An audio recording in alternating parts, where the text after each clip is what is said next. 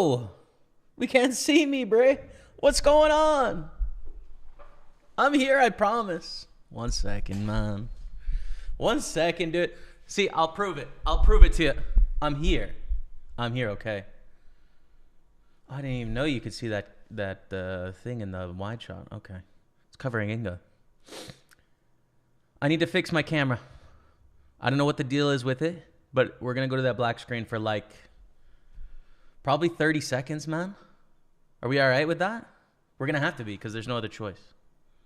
Maybe I should just leave it here. How about that? Let's do that. Okay, I'll be right back.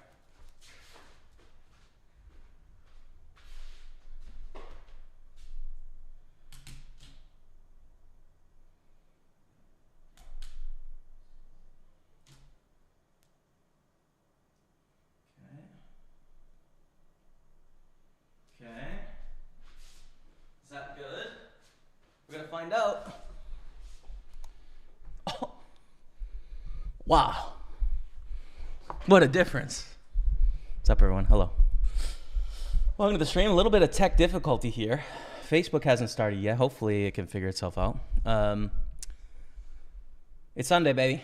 It's Sunday. We're here for poker, here for vibes. We're here to win. We're here to print. Everything about it is vibes, vibes, vibes. That's what's up. So today we're going to play the 215 Big Sunday. 320 Super, 215 Super, Super 55, 55 Masters, bunch of 55, 109, and 215s as well. That's the plan. J27, the true OD. Dropping the 94-month resub. Thank you, Jay. Appreciate you. Thank you very much. I'm just waiting on Facebook to connect because it wasn't connecting. We'll see if it does, hopefully. Fingers crossed. Yeah. So that's the plan. Very excited to play poker today. This week, I didn't play any poker except for the home game on Friday. So this is my first day sort of back since last Sunday and feeling fresh and sharp. Did some good work on mathematics of poker this week. Very challenging book. Super, super dense, super difficult. At least for me as like a non-math major. I think if you have experience in math, it's probably a lot easier to just dive in. If you don't, I mean, it's just algebra, right? Like you're... a grade 9 or a grade 10 student would do better at this book than I have, but it's been, 15 years since I was doing algebra. 15, 16, 17 years maybe. So yeah, it's challenging. My plan actually with the book, I think, is I'm going to continue going through the book and finish this first read through, but I'm going to go back after this month, I think in March, and maybe do some tutoring or something like that to really get solid all of the possible, doing all the possible calculations because they're just hard. They're difficult. So, okay, Facebook is connected now. Let's go, dude. Let's absolutely go. Okay, poker. Let's first of all register the 215 Big Sunday. And I almost nailed the positioning, which is really sweet. I had to eyeball it. 215 Big Sunday right there. We got another sub coming in. Let's put these on so I can hear that. Pick a McButt. 35 months. 35 month means you'll profit 3.5K today. Take that to the bank. Let's go. That's a lot of bands, dude. That's an art score potential. I'll tell you that. Okay. The microphone positioning is slightly different as well today. Let's see how it goes. So 215 is in on table 4. Beautiful stuff. We got the buy-in right.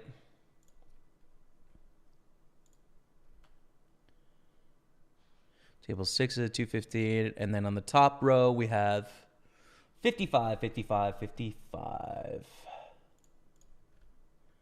Cool. And kind of interesting on 8931 club. We can get some bets in here, but we can also check. I don't mind betting with this hand. There's a lot of good turns and rivers, right? Like Jack is good, club is good, 10 is good, queen is good. And we're targeting bluffing out some ace highs and king highs here with this hand.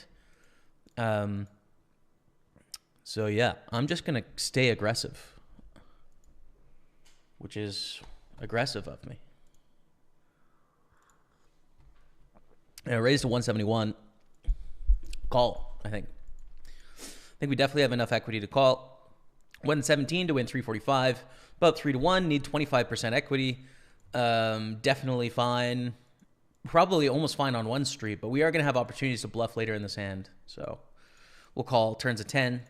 Good turn for our hand. Our opponent has a few hands that beat us here that can value bet, right? 8-9 suited, set of 8s, set of 9s, set of 3s. 7-6 suited just made a straight, and if Queen Jack suited decided to raise, it now just made a straight as well. But I think it's unlikely on the flop. Goes check, check. River's a queen of hearts. Do we want to bet or check?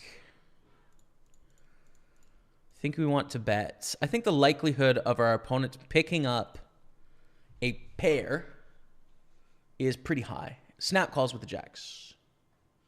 Unlucky. Unfortunate, I think. Unfortunate. Down to 561. I can live with that, though. So here's the brand new 320.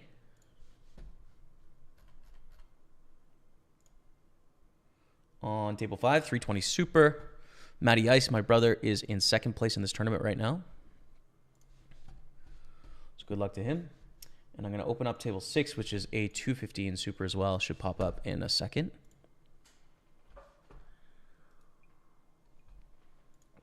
There we are. First 3 tables. Okay.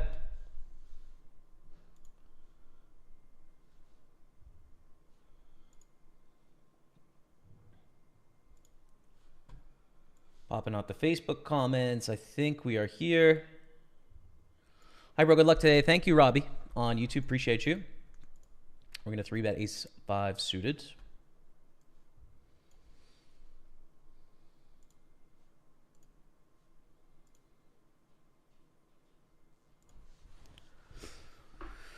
All right, and let's get the 355s along the top.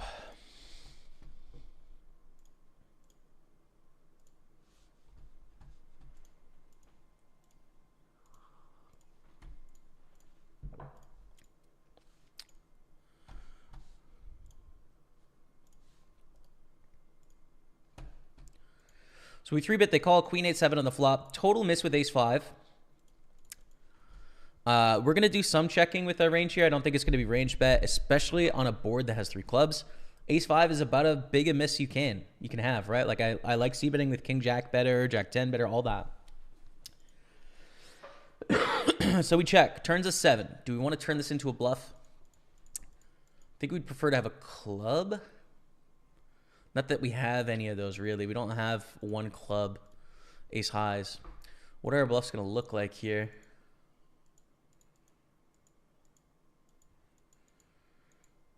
We'll check again. I'm really not sure if I want to bluff this hand or not. I don't know. I'm undecided. We might win a showdown now with the 5. We do against 4-5 suited.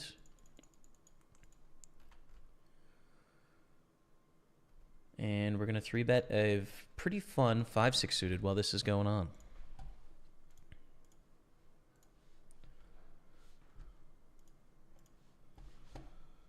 Oh, I know what's going on. I'm streaming on my first personal Facebook. I see. That's what happened. Okay. I was doing it to my personal Facebook instead of my Facebook page. I can fix that now. That is funny.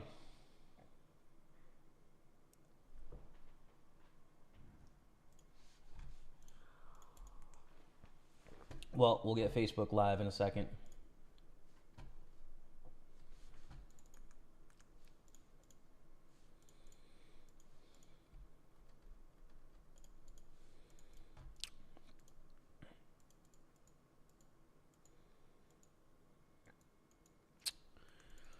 I think we peel here.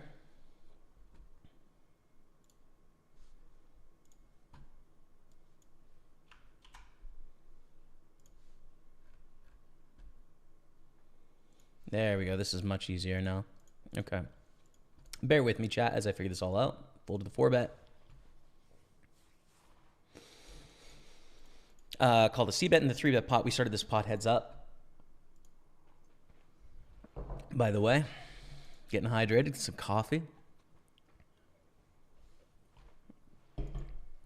Some Diet Cola to chase it.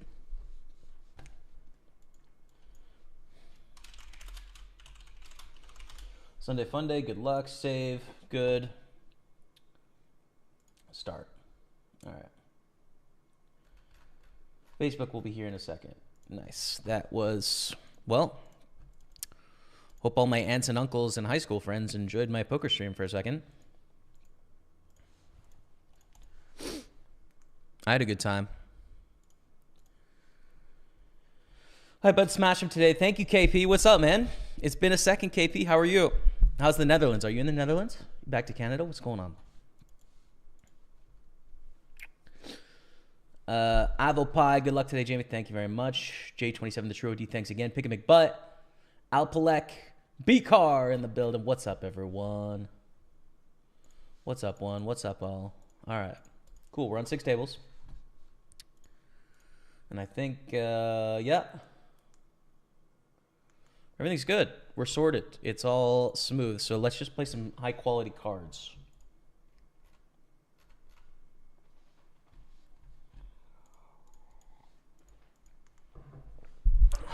Last Christian raises, we call.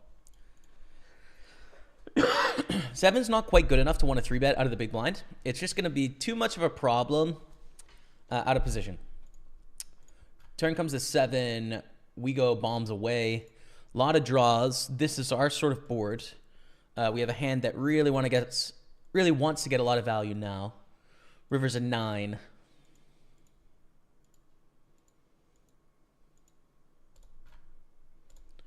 Pot-ish. Pot-ish. Take it down. Okay. Okay. All right. Okay. All right.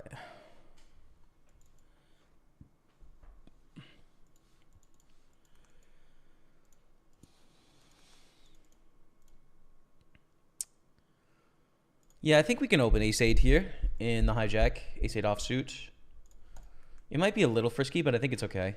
I think it's fine.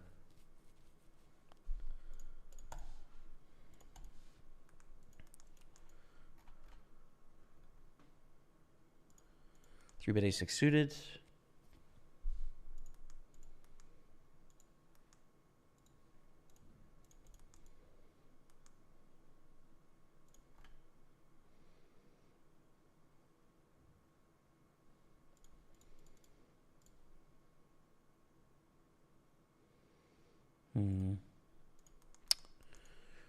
I think we c-bet here. 3 to a straight. Not a great ace. Ace-6. So we're going to put some pressure on some better aces here. A lot of good turns. We take it down, and our ace-8 c-bet takes it down. There we go. And the 55s, easy. We're winning pots. We just need to win pots now in the 200s and 300s.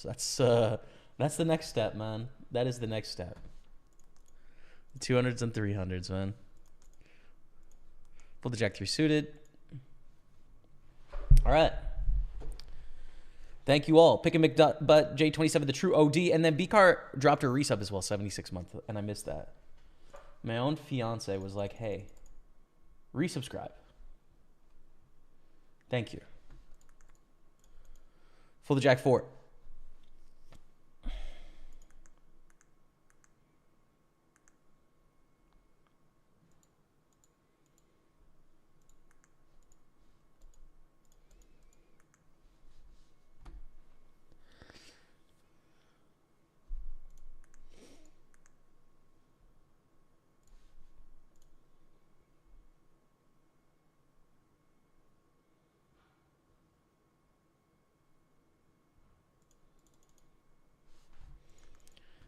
Ten-8 on the button is whatever. Queens is better than whatever, though. We get a raise in early position. Let's 3-bet 5,500, I think. 2.7x, good to me. What's up, Daniel Sorolla? Hi, Jamie. Or good evening, Jamie. How's life? Yeah, great, man. Great. Everything's going really well at the moment, actually. So happy, I guess. We got sub hype coming in. Abinat Solis dropping the 19-month resub like a legend. Thank you, Abinat Solis. Appreciate you. Gets the love of the chat for that subscription, 19 months. And we just got a 5-pack from Cody Kenneth. Cody, brother. Thank you for the 5-pack of subs. Welcome to the team. Hilaire, Sabs 2Key, Cloner, Hortons Who 23, and Manila Turf.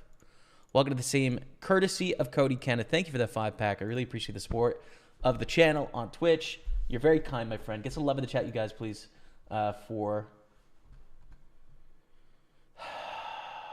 Cody Kenneth, man.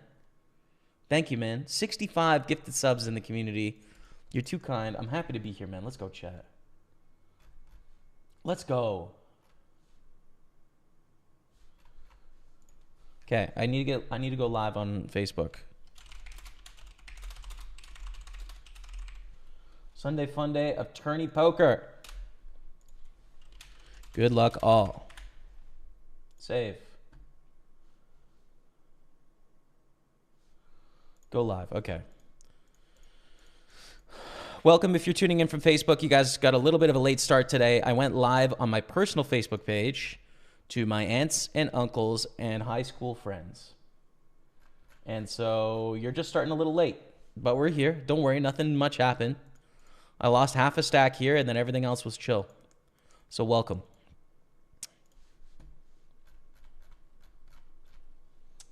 Welcome one, welcome all. Let me pop out that chat. I had to reset my camera as well. That was a thing that happened. We got another sub hype coming in. Josh Rutan, the legend, dropping the 43 months. Welcome back to the team, Josh Rutan. Thank you very much, man. Go get it. Giving you my run good. Cool Hand Poker, 23 months as well. Guys, I've never had this many subs in like years. What's going on? Just an early little 10-pack coming in from the chat. Thank you. You're very kind, all of you. I appreciate you. Thank you so much. Cool Hand Poker, Josh Rutan, the 5-pack coming in from Cody Kenneth, Abinat Solis, Spick and McButt. Thank you, guys. Welcome, everyone. Yeah, it's been a great week, dude. It's been a really good week. Enjoying. We check back once here. I think we want to call at least one lead. Enjoying the mathematics of poker, but it's challenging, dude. It is a challenging book. It's like definitely the densest poker book. I assume. Like maybe there's more, but I would wager money that it's dude, it's hard. It's a hard book. I'm on a chapter right now where we're finding optimal strategies for full street games, including bet sizings and, just like so many formulas. And the formulas aren't solving out to a number.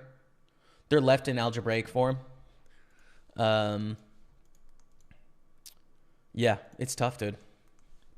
But, I'm really committed to, like, seeing this book through to its conclusion for me. And putting in the work until I've cracked it, so to speak, you know what I mean? And I can really do what it says on command. So, yeah. Do you want to bet here or check? I don't mind check back on Queen 7-3. Another sub coming in, yo. Risque7 dropping the sub. Gets a love in the chat for Risque. Thank you. Dropping that prime sub. Dude, we got 12 subs. We just started. Thank you, guys. Hell yeah. Let's go. We're going to call here. Thank you, Risque. Welcome to the team. Everyone on Facebook, hello, bro. Hello. Good luck. What site is this? This is PartyPoker. What's up, Zach? Nikki Blake, good luck. Thank you. Michael Hazelton. Yo, what's up, man? We're doing it. We're out here. We're live. Check. We're not going to bluff ace 10. Just show down. Hopefully we beat a bluff. We do. King 8 of hearts. Sharanan Suhi, hello, bro. What's up on Facebook? Philip J. What's up, Philip J. Cock? Hello, man. Welcome. Coco Boyka. Zach Pololiri. Hello, everyone. Welcome. We're on a little delay, by the way. 10-9 suited. 3-better call. And flat here. Don't mind it. Like covering these opponents if they decide to go to the flop as well. What's up, Kevin Martins? How are you? Cody Hunt, what's up, dude? Hi, French. Bonjour. Fly higher. Ça va? We're going to pull the 10-9 of clubs. Hello, I'm French, and I love your way to play. Merci beaucoup, mon ami. Bienvenue. J'étudie français maintenant. Mon français est petit. Je parle petit peu. Donc, I try and learn in the chat. I learn some stuff in the chat most days. So, you know how coffee is like a dehydrator? This is my second cup of coffee. I haven't had any other liquid. I've got like a Diet Cola here. This is the only water I've had since I've woken up. That seems like a mistake, dude. I think you do need water with your coffee. That's just like my opinion on it. We're going to raise up jacks in the Super 215.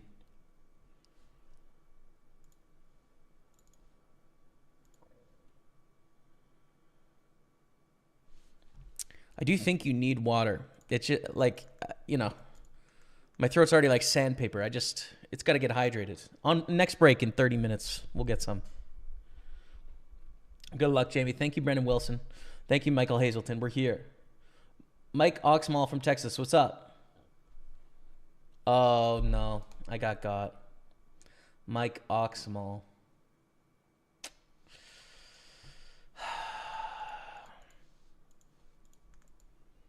That's rough. That is rough, dude. Honestly. I got. It's Sunday afternoon. Who would do such a thing? And honestly, that's so Texas coded. Can I just say, please? That is so Texas coded. Moving on.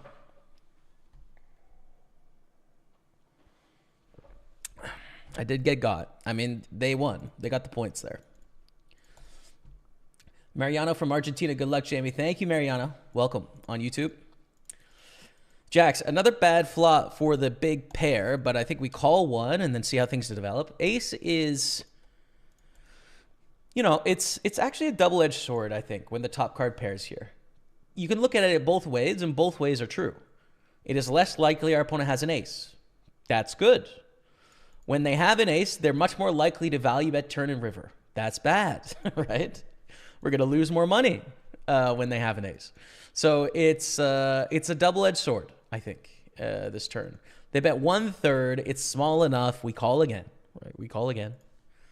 Just with the bet sizing. If they bet like 2/3, there's no way we continue. But it's small enough there. We continue.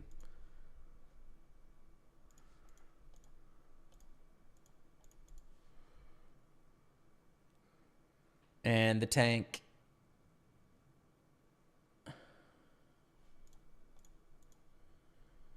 If they jam, I think we fold is pretty clear. Oof. We call. I don't know. This doesn't make any sense. We call, dude. He's king. Okay. Well, they did get the maximum against our hand, and fair play to them for that. Right. Fair play.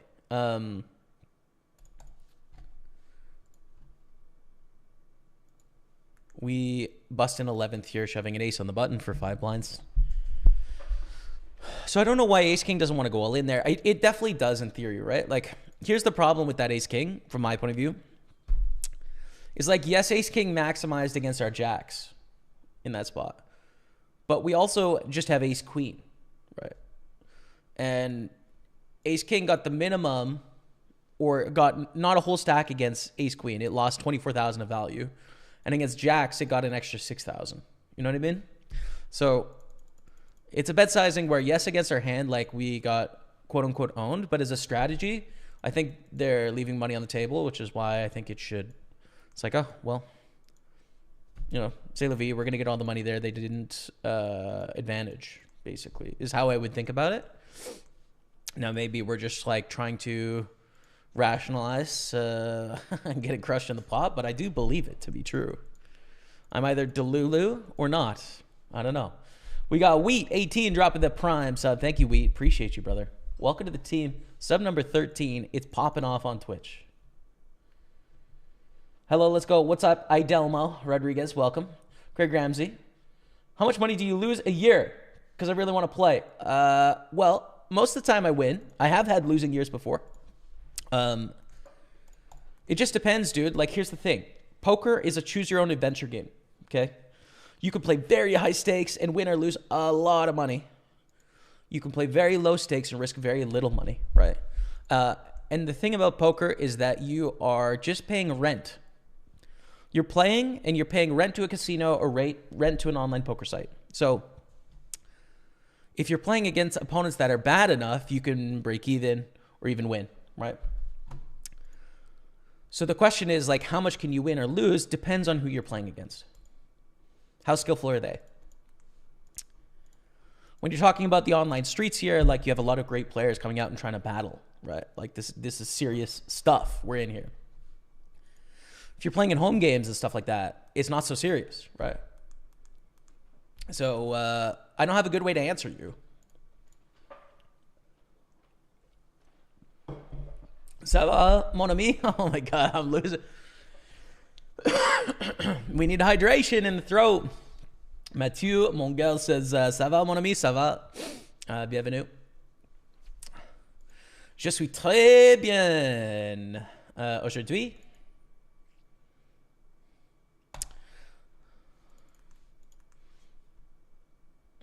What about some Spanish sentences, says Mariano Castro? Not much. I spent some time in Costa Rica. I don't know much, though. Café con leche. Por favor. Gracias. Not much, dude. Let's start with the French, you know? Let's start with the French. Languages are tough. I'm interested in your hybrid poker. Do you play tournament-style events or is it hand-by-hand scenario? So hybrid poker is modeled on 100 blinds deep, okay? So it's 100 blinds deep with no antes. But it's not like it's not a tool where you're like, oh, we're going to study this one spot. You are playing against a machine that has the answers solved to a very high specificity. And what's special about hybrid poker is that you're playing, right? And you're choosing what your strategy is going to be in a spot, right? Like what you're going to do with your range in a spot. And the machine on your account is learning about you. That's what makes it really special, right? Like, there's the answers of what hands do I raise on the button in theory, you know, in a GTO sense, what hands do I raise on the button in a cash game? Well, you can find that answer, right? Like, you could look it up on various different sources. But what hybrid is special about is you enter it, it learns, and it picks up where you're making mistakes, and then it forces you to work on your mistakes. So it's specific to you as a player. That's the thing that's really special about it. So it's a very powerful tool. When I was using it a lot, I haven't used it for a while, but I should get back in there and make some content and show you guys, because it's pretty dope. I was improving really quickly, right? Like, you just start to pick it up. So yeah, I would recommend checking it out. I think it's good.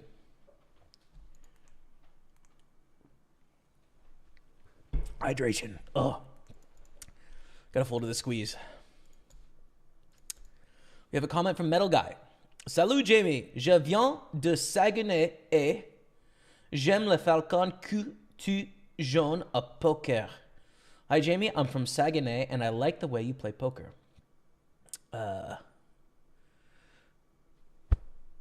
Merci mon ami Metal Guy. Je joue au poker. Comme ci, comme ça. I need to, how do I say I try in French? I need to learn that.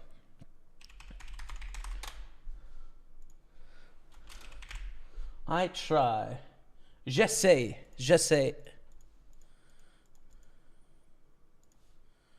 I try a lot. Beaucoup. J'essaie beaucoup. J'essaie beaucoup. Merci pour... thank you for the compliment. Thank you for the compliment. Merci pour le compliment. Merci pour le compliment, mon ami, et bienvenue. Okay. Merci pour le compliment. Queen 5 of spades. So compliment is a French word. Didn't know that. Can we open Queen 5 suited here? No. We're covered for bounties and stuff, which is not so good. Jamie, have you decided you're going to play back on GG? Fedor to the new head of security? No. I like Fedor quite a bit. I think Fedor is great. I think he is a great role model in poker. He seems to do all the right things. I've had the opportunity to meet him once, and very favorable. Like the guy. Still don't really love the direction GG's going in. Don't like a lot of the things they're doing. And I'm a party poker pro, man. I'm going to play on party poker as much as I can. So, yeah. Good luck on Deep Sunday runs. Thank you, Sherlock Romes. Thank you, brother. Welcome. Welcome, welcome, welcome. Aces, dude. The best hand in poker. Do you have a big delay on your video? Yeah, 4.5 minutes, Ollie Parsonage. Need water on a consistent basis. It'll help you a lot in different ways. Yeah, word. I drink enough usually. I just, I can't get it right now. But I will on break. How long will you stay live? As long as the tournaments run. So probably 6 hours usually. 6-7 hours, something like that, typically.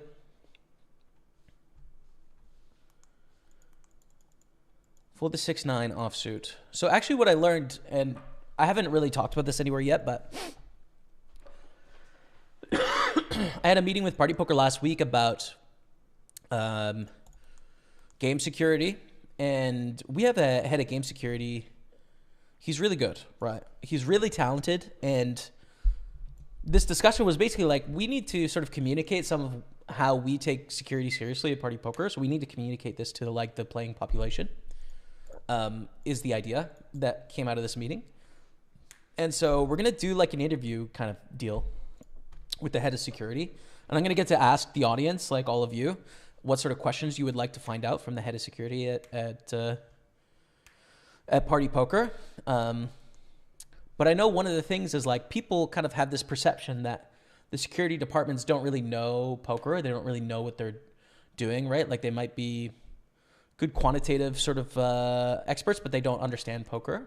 The thing is like we have in our security department, like it's almost all ex-players, right? Where they're all guys that have played like, some of them that have played hundreds of thousands of sit and goes, or spins. Like they are very high level at what they do. They totally understand, right? So yeah, I'm really excited to take that on, and should be coming to fruition over the next month or something like that, where we'll get some sort of interview out, and I will turn to all of you on Twitch, YouTube, and Facebook and ask your guys, questions if you have any questions for our game integrity team, because, it's very important to Party Poker. I think one of our strongest attributes as a poker site is that Party Poker has always done things the right way, right? Like from the very beginning, one of the first companies to pull out of the US like 25 years ago, right? Always has operated in a very sort of above board white hat way. And so security is no exception, I think if you take the amount of people on our security team and divide it by our players, we would probably have the highest security oversight of any of the real money poker sites out there. I would wager, So there you are, So I'm excited about that.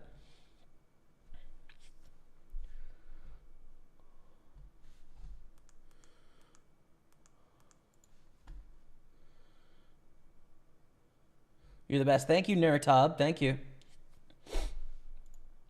Thank you. Welcome.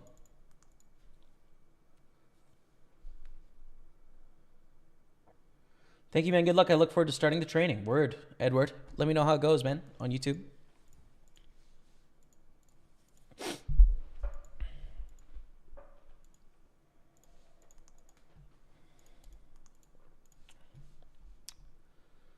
Do you only play on Party Poker? I play the mass majority here. I have accounts on all the other sites, and I fill in some if I need. But today, I think it'll just be Party Poker. Yep.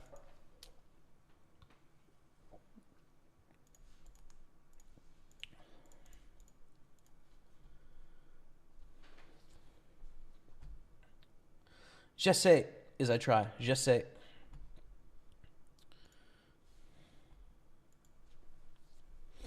J'essaie beaucoup.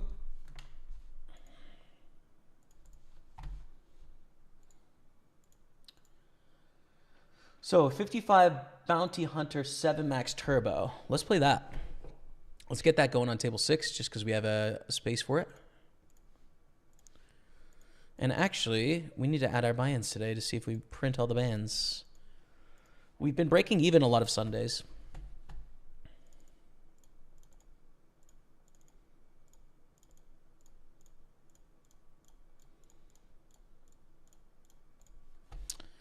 Hopefully today we break that pattern. Here's the brand new 215. 7 Max Turbo.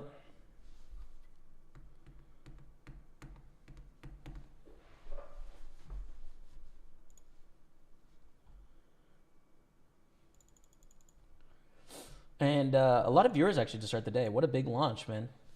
165 on Facebook, 150 on Twitch, and 100 on YouTube. It's a quick launch to 400. Usually, I mean, I don't know. To get to 400 used to take me a lot longer than that. So exciting times for the stream. Thank you all so much.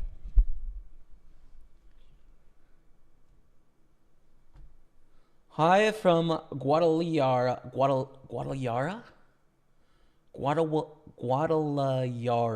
Mexico. Guadalajara. It's a tough word. Je fais de mon mieux. Try my best. Je fais de mon mieux. Okay. I'm going to see if I can remember. I probably like that. Probably can't remember that. I'm going to try. Eventually I'll remember it, of course. I'm going to know it all. Je fais de mon mieux. Mieux. Mieux. Okay. But if I said je sais beaucoup, you would understand what I meant. But it's probably just not like the right way to say it, right? Okay. I'm going to assume. I'm going to assume that. And we're going to keep working. Good luck from Israel, Tel Aviv. What's up, Nir Tab? Welcome to the stream, my friend. Welcome. Gonna raise. Excuse me. Not 3-bet, just raise here. King Jack suited. Wow, what a turn. Let's just keep shoveling the money in here. Doesn't have to be big. Like, we have enough equity to call off. Small is fine. Very bad river. We should not bluff here. Makes it less likely we have the full houses. Like, they're going to bluff catch on this card. The diamond's missed, so you just can't. Could have bluffed that hand, but it's not super likely, again, having the king of diamonds and the jack of diamonds. Like, it's just much more likely they have a strong hand there. So, we give up. How often do you play? It sort of depends on the week, Matthew. Good child. This week I played twice, Sunday and Friday. Some weeks we play more. I'm playing online every day, but I feel like I need to take breaks from time to time to reset thoughts. Yeah, for sure, man. I think that's totally fine, right? Like, I think listening to yourself, what you experience, what it is you're trying to do. When I first started playing online poker, like the first couple of years, I would play pretty much every day, right? Like at least 6 out of 7 days. But, there's a burnout from that, right? Like that's a lot of playing poker. It's a bit intense. And so I've known professionals that have done the like, I'm going to take a couple months off and come back to it fresh, that are just like, okay, I'm going to play 2 days a week, or are going to play all the time, still play 5 days a week, 10 years on. I don't think there's a right answer. They're just going to solve for different things depending on your goals. So I'd say don't beat yourself up for taking breaks. And then, there's nothing wrong with trying to forge ahead either. Both. That's my view on it. What do you think, chats? What do I think about the possibilities of people using AI to play online poker? I used to play when I was in college. Not sure I'd go back to playing small money tournaments and stuff. Yeah, so I think, as technology continues to evolve and grow, and our answers as to what good poker strategy looks like continues to improve, it's a greater and greater threat to our existence, right? Like there's definitely people today that are trying to cheat, and some of them will succeed in like being able to look up the answers in real time and then deploy them. And so, you know, let's say someone is able to look up like an optimal strategy by using real-time assistance or something like that. You're going to lose a couple percent to them, right? It's not like they're going to take all your money out of your pocket, but it's like if we're playing in a $20 tournament, they might steal 5 cents from you, right? Which is a problem and it's not fair, but it doesn't, you know, it's not necessarily like the end of our playing ability, right? In the tournament or in the games or in the game as a whole. And like I said, like game integrity, you know, you have several people where their full-time job is to come up with strategies to catch people that are cheating. One of the things that is, you know, sort of public knowledge in general, and I know there's multiple sites that deploy the strategy, we do as well, is that we can sort of measure players, not sort of, we can measure players' actions against theoretically optimal, right? The same way that like you could measure a chess player's movements as theoretically optimal or not, right? So we can measure players, and if they get too close to theoretically optimal, then we can investigate, right? We can use all the other tools that we have. So we're going to catch players that are playing too close to like our best knowledge of the answers at this point. And that's really useful to narrow down from the hundreds of thousands to millions of poker players down to the ones that we really have to pay a lot of attention to. And so that's a strategy that's really useful, right? There's a lot of complex ways that things happen. You know, there's even one that like, I remember having a meeting with PartyPoker, and I don't even want to say it because I would have never suspected this is something they would do, right? Like really amazing, where I'm like, whoa, dude. Whoa, like what are you doing? That's insane, you know? So yeah, I mean, yes, it is a threat. Yes, it'll continue to be a threat, but yes, people are on it and take it seriously, I would say.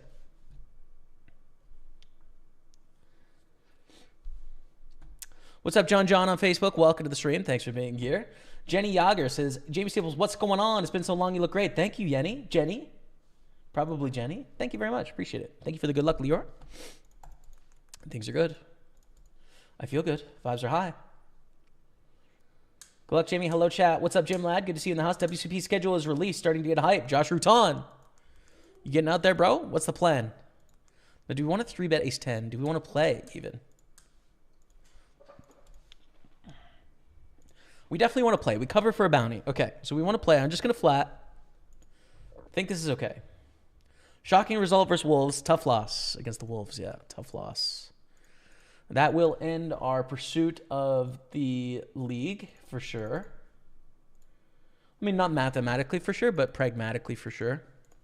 So now it's all about getting into the Champions League for next year, getting some positive results, etc. But yeah, like really disappointing result for sure. Tough. Against Wolves and Brighton, didn't go well against either squad, and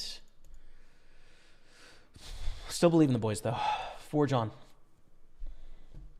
Good luck, Jamie. Thank you, Dishad Azadov. Thank you very much on Facebook. Welcome. Ace-10 against Jacks. Jacks take it down. Ace-3 is going to be folds.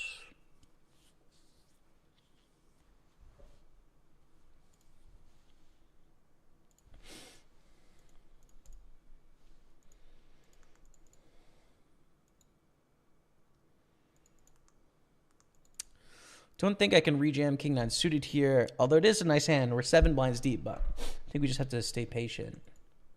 Queen 5 suited, 7-handed. Yep, we raise.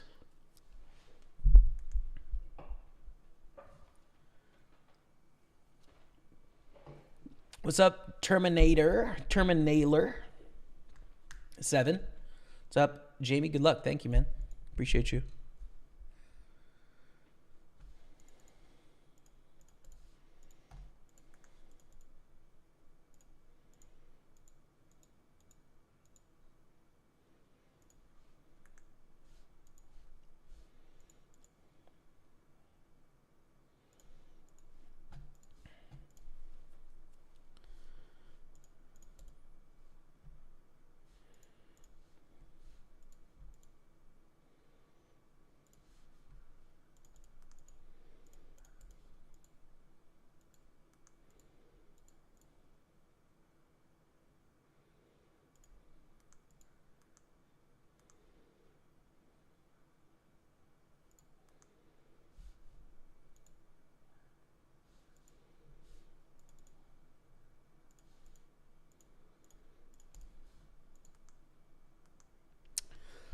Looking good to get up to 663,000.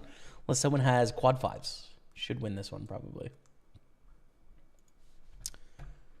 So when we go on break in 2 minutes, I have some highlights that we released this week. I'm going to play for 5 minutes on break. You can check those out. But yeah, we are here for the long haul, trying to win some tournaments here, trying to make some money, fingers crossed. I'm optimistic. Let's do it. I mean, just focus today. Ready to play some good poker, I think.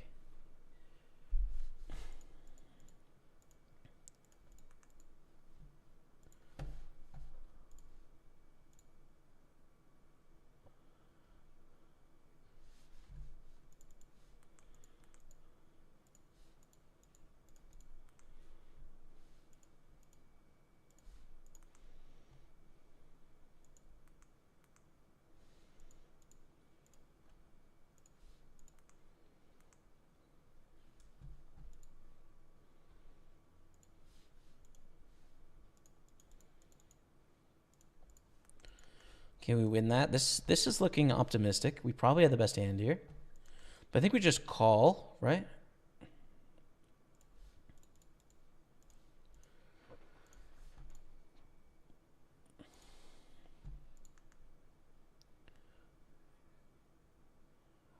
Against a small bet, we raise, and against a big bet, we call, probably. I don't even think we should raise. Are we ever going to get called by worse than a 10 by raising? I don't think so. I don't think like nines is going to call us.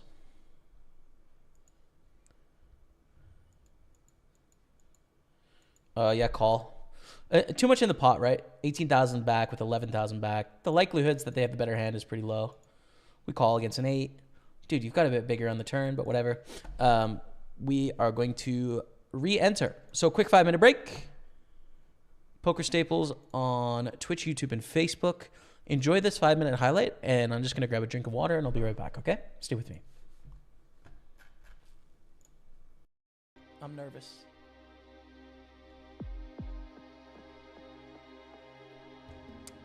Ace. Spade! Spade! Call with queen 10 in position. King 7 deuce. Board is boring. Do we want to continue here? So, yes. Theoretically, yes, we do with queen 10. We're going to choose all of our backdoor flush draws, ace highs, our queen jack, queen 10, jack 10, 10 9 backdoor flush draw, 9 8 backdoor flush draw, all of that. You got to think like we're getting 4-1 in position, right? That's significant. We're talking blind versus blind ranges. The ranges are wide. So we don't want to fold very much of our range at all. Probably the bottom 25% for that sizing, 20%. Is queen 10 in the bottom 20% of a blind versus blind range? Absolutely not, right?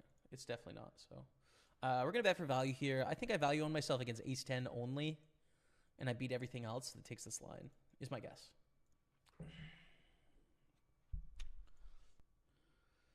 A6, cool. And 7's in position on the button. So I think call is the answer. We definitely don't want to jam. It's too many blinds, right? It's 41. But we can call in position, hopefully see a flop. The thing that sucks about this is they could squeeze behind us, which makes our hands not very fun. But that doesn't happen, thankfully. We see a 10-10-4 flop. Pretty good flop for 7s, right? We're happy with this. If it checks to us, I think the default is a small bet. And if they bet small, we just call and see a turn. And good. Okay, turn is a 9. Another overcard to our pair of 7s, but not a super likely card. They check. I think you could do both here, but I'm going to check. There's benefits to both, right? Like betting folds out some hands that have equity, like a king-queen, you know. Might get value from a few ace-highs. And they bet block on the river. I think we call here, right? Getting 4-1 odds. We need to have the best hand 20% of the time. I think they can block bet worse hands here. Even ace-4, ace-3 sometimes. Yeah, I think it's a call. Jacks. Fair. Fair enough. Raise, call, squeeze. Now this is it. This is our moment, right? This is everything. This is where we figure out if we're going all the way or if we're going out. Big pot. We're all in.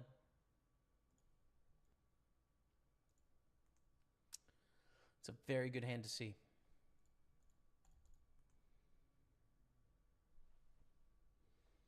Come on, chat. 1.3 million, baby. Let's go. 1.3 million, baby. We're going the distance. Let's do it. Call.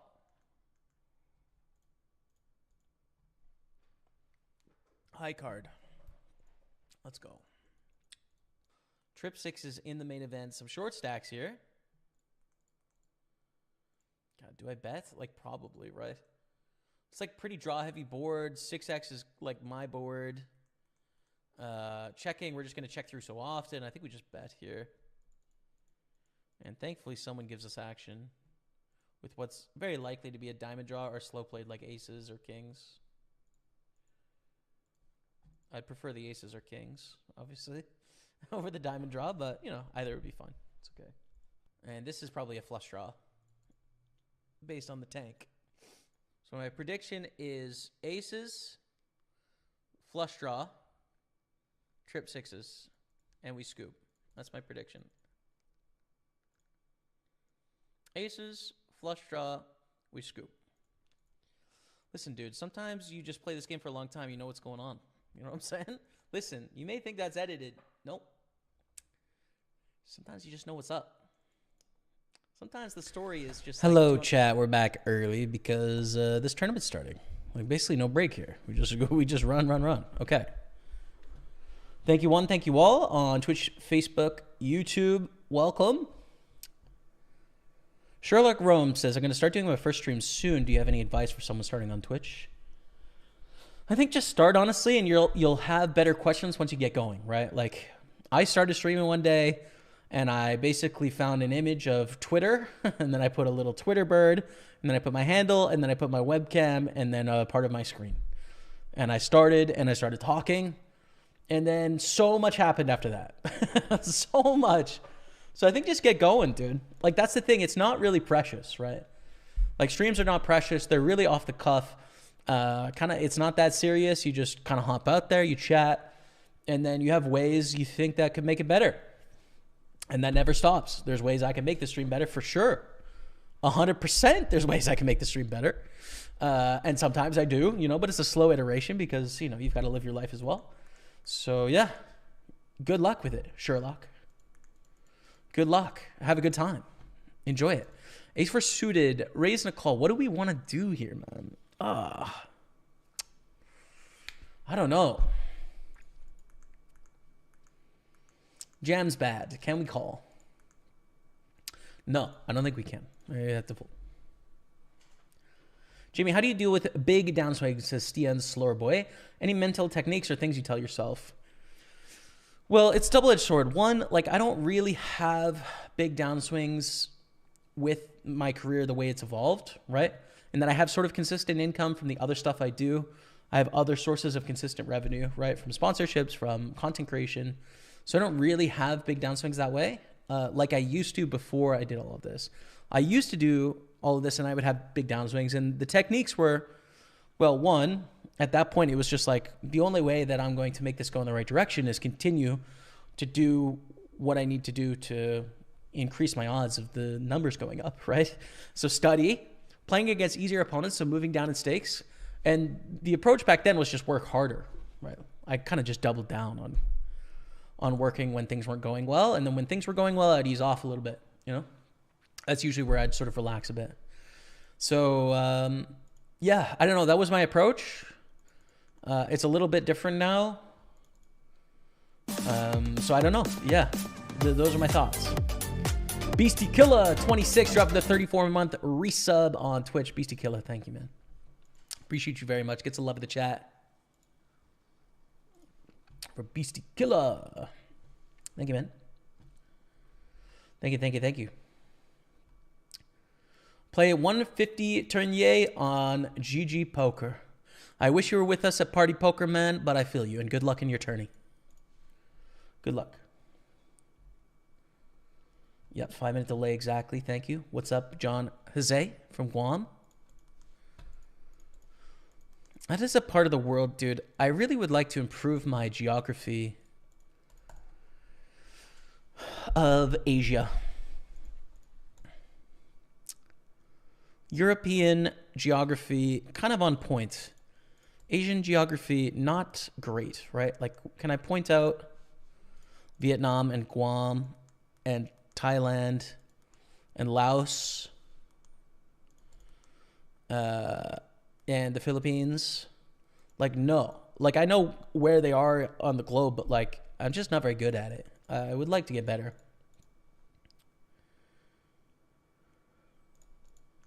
It's just like one of those things that like doesn't matter, but it'd be kind of nice to know, you know? It feels almost respectful in a way of like, hey, this is, you know, we are humans and it's useful to know some things about other humans, especially kind of important things like that. Non-important, important things. Hello, Balloon. Welcome. Welcome, welcome. I think that was the break highlight that was low volume, but thank you. Bet, Sullivan, bet. I kind of regret checking here, actually. I think we're going to see a lot of checkbacks. Yeah, dang it. I like a small lead with our ace-10 there. But we did get the max against ace-9, so that's fine. It worked out. What's up, Philip Hart? Wish you a good run. Greets from Germany. Thanks, man. When was the last time you misclicked and accidentally jammed? I don't know. Maybe a couple months ago. It doesn't happen often. Doesn't happen often. All right, sweet. Thank you all for being here, man. Exciting starts. I love starting with over 400 viewers within an hour. It's a lot of fun. 3-bet, get a call. King high flop. We do have top set, but I'm just going to go for a small bet anyways. Want to get value from our hand. Want to get paid. They're not going to fold a pair, probably, for this bet sizing. We're going to go small again on the turn here. I don't think we would actually have to go this big for bluffs when you look at the stack sizes. So we're just going to keep betting.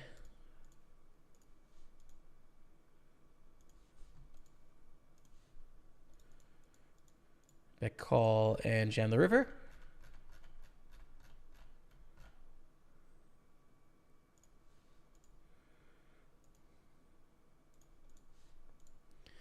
And a fold. Okay. But nice chip up at the Super 215 to 87,000 there. Good stuff. Do sevens a fold in the big blind. Fold the 5-9. 4-3 suited. Ooh, I think a fold.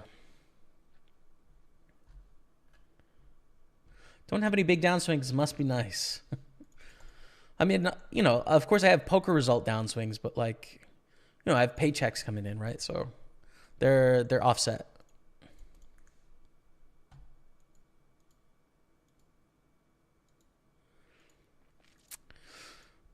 You know, but if my career was to change, then, you know, I would have big downswings once again. So I'm not immune to them, and I've had them plenty before.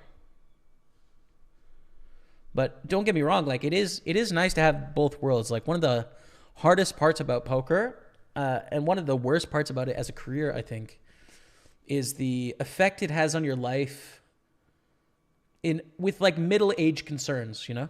I'm 32, is that middle age? I don't know. Like, I don't really care either. But when you start to think about things like mortgages, owning a home, retirement planning, you know, like career planning of like, what am I going to be doing when I'm 40, when I'm 50? It doesn't really matter when you're 22 because you can just do whatever the hell you want indefinitely. And that's also true at 32 for what it's worth. But you start to like want to, you start to want to like secure some aspects of your life so that if things don't go well, you have relief, you know? If you're tired, you have a solution, right? Like you have a way to solve for those problems because, you know, you probably have felt pain or something like that by the time you're 32. I have. And so poker's really bad for that, for those questions, right? It's not very good. So it's one of the best parts about like participating in the industry of poker is that there's other income outside of just the game that allows a little bit of like planning for the future, a little bit of structure, not a lot, you know, I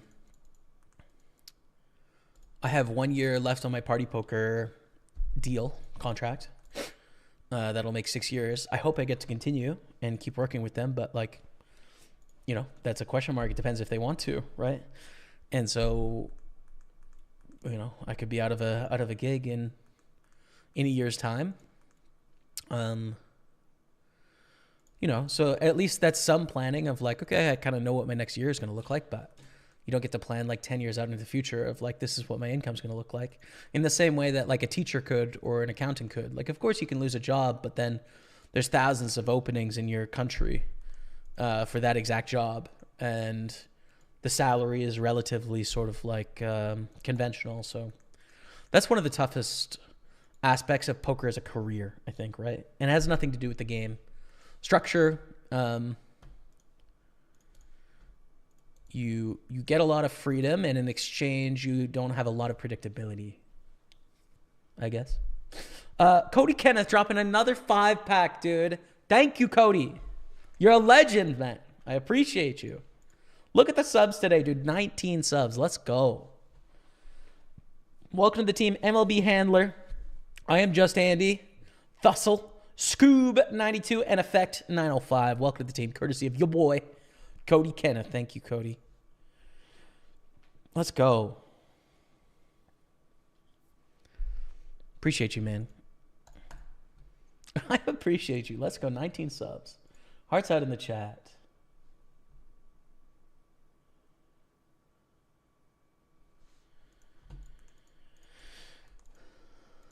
Okay, full the 9-3 clubs there. So we're chilling. We got some good stacks. This is a nice chip up. This is a nice chip up.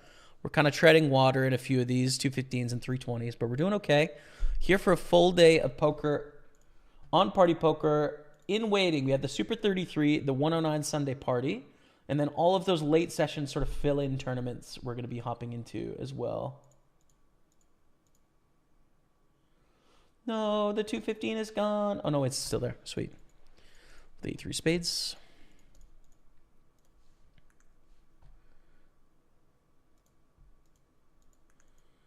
They do not jam when they play poker in England. They marmalade. I'm pretty sure jam and marmalade are different things. Like there's a technical difference between them. Let me look it up. Jam and marmalade difference. I don't think it's just speech. I think they're technically different. Jams are made from one type of fruit or vegetables, whereas marmalades must use a citrus fruit in its preparation. There you go. Okay. There it is.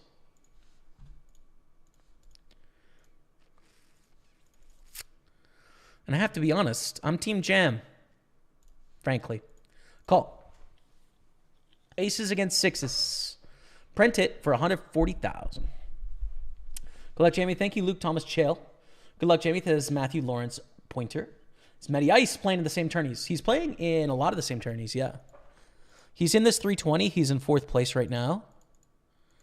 We're probably in all the same tournaments right now, but I can't see him. He's not on any of my tables currently. But welcome, Matthew Lawrence Poker. My only option is playing on GG Poker for sure. Yeah, there's a lot of countries where that's your only choice. And I get it. I get it, man. Argentina. Bienvenue. Welcome. Spanish in Argentina, right? I think. Welcome, welcome, welcome.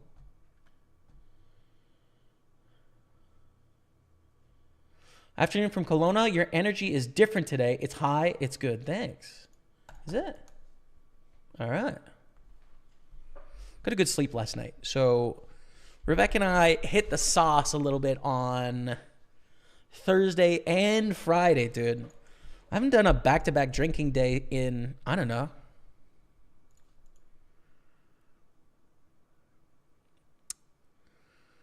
maybe like 6 or 7 years. Like a long time, dude. A long time. I think that's true. So anyways, yeah. We hit the sauce a little bit back-to-back days. And so last night I had a great sleep, basically. You know, I think I caught up on some of the missing sleep. I was in bed by about 12:30. And I woke up at noon, dude. 12 hours. Maybe 11. So yeah, I slept hard and heavy, and I feel fresh, man. I don't know. The other thing is, man, and this always has an impact for me personally. Can we triple barrel for the bounty here? I mean, ace deuce is so trash. Probably not. When you have stuff like piling up in your life and stuff to do, it, I think, can affect your focus and how present you are in other aspects, right? And so stuff was piling up a little bit for me in a few respects. Just had some things to do, you know? A lot of learning pursuits this month. You know, I'm reading 6 books this month for various book clubs and stuff. Making some Instagrams and some TikToks about the experience. Had some tax stuff I had to do. And I just cleared out most of that this week, which allows me to be a bit more free and present today. So that makes a difference too, man. I think.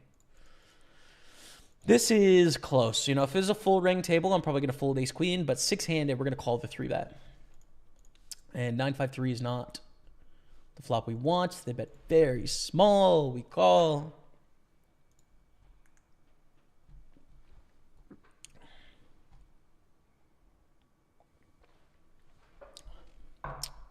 Thank you, Andrew Tappy. Good luck, my boy. I love the stream, Brody. Thank you, man. Thomas Aro, thanks for the have a nice session. In progress. Just check here. I think if we want to bluff hands, it's going to be sort of king, queen with a club, king, jack with a club, queen, jack with a club kind of stuff. Although we don't have very many offsuit. Like, we don't have any offsuit queen, jack, or king, jack. We have king, queen offsuit for what it's worth. But, yeah, and we'll value bet the river.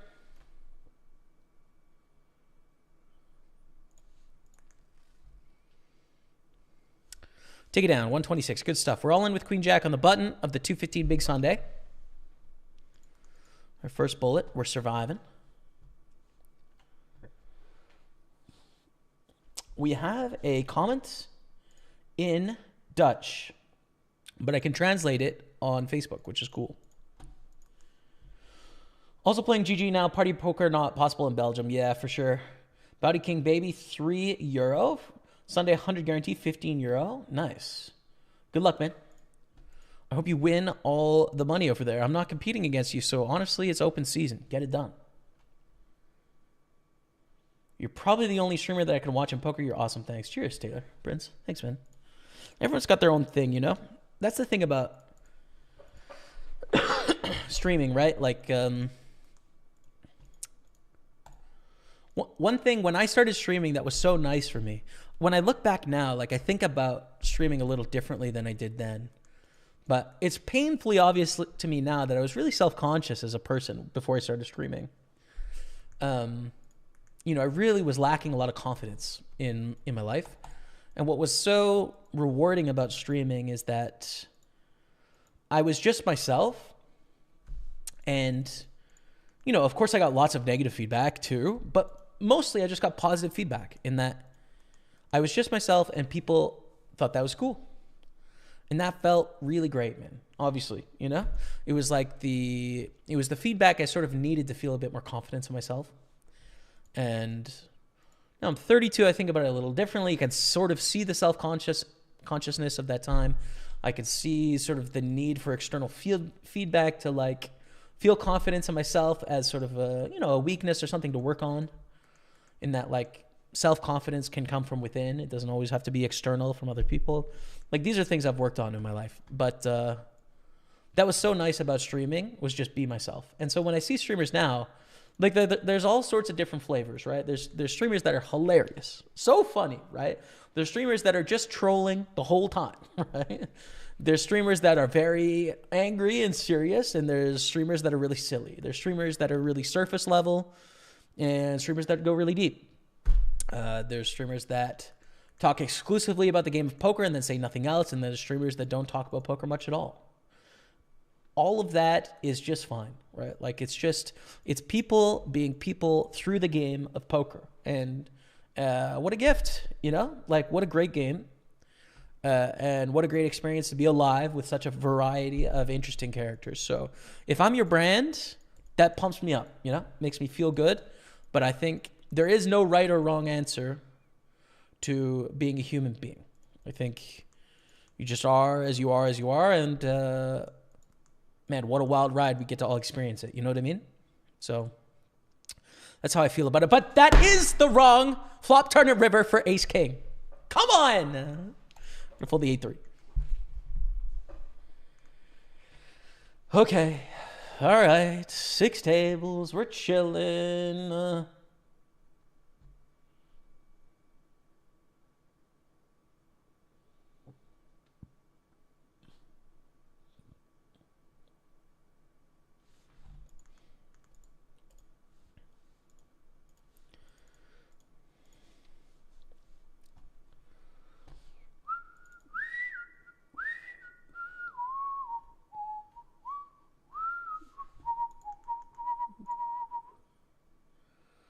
So this is a good flop. We can actually choose to lead with our hand sometimes.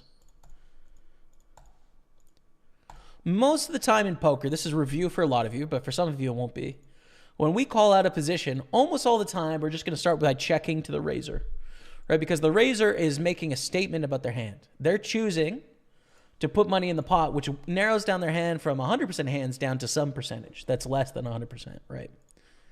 And us calling, we're getting odds in the big blind, right? So when we're in the big blind, we already have a blind in. We get to call with a bunch of junky hands because we're getting a good price. We get a discount, basically. It's on sale, you know, this opportunity to play flops and win the pot. And the blinds is the reason we're playing anything at all. If there was no blinds, the GTO solution would be aces only. Everyone would only play aces, right? These blinds and these antes are the reasons that we're playing hands that are not aces. And risking, right? So yeah, when we go to a flop, it makes sense when the flop is king 7 deuce. There's no reason for us to lead out, right? We have a hand like queen 4 suited, right? Or we have a hand like 5-4 offsuit that the raiser does not. We have all of these bad hands that the raiser doesn't have because they're not going to raise with those hands theoretically, right? So why lead? Doesn't make any sense in theory. But there's a few boards, there's a few flops where the flop hits those junky hands and there's enough of those junky hands that we actually gain the advantage. And 5, 6, 7 is one of those flops where sometimes we're actually going to bet out. It's one of the rare scenarios. So if you're kind of newer to the game or you're trying to develop a strategy, starting from the position of when I call in the big blind, I'm always going to check to the raiser is a decent place to start. Once you want to add a bit of complexity to that strategy, you can start to learn some of the flops where you might be able to lead out and get some value from your good hands and then also semi-bluff sometimes, right? Thank you for attending my masterclass. A7 suited. 15. Yeah. All right. We're going to go for it. Good luck. Drink of choice, alcohol, that is. At the moment, Vino Rouge, red wine. Also like gin tonic. But red wine at the moment, yeah. No HUD, Jamie. No HUDs work on PartyPoker International. Yeah, no HUDs on PartyPoker International. There's no immediate hand history, so they don't work, right?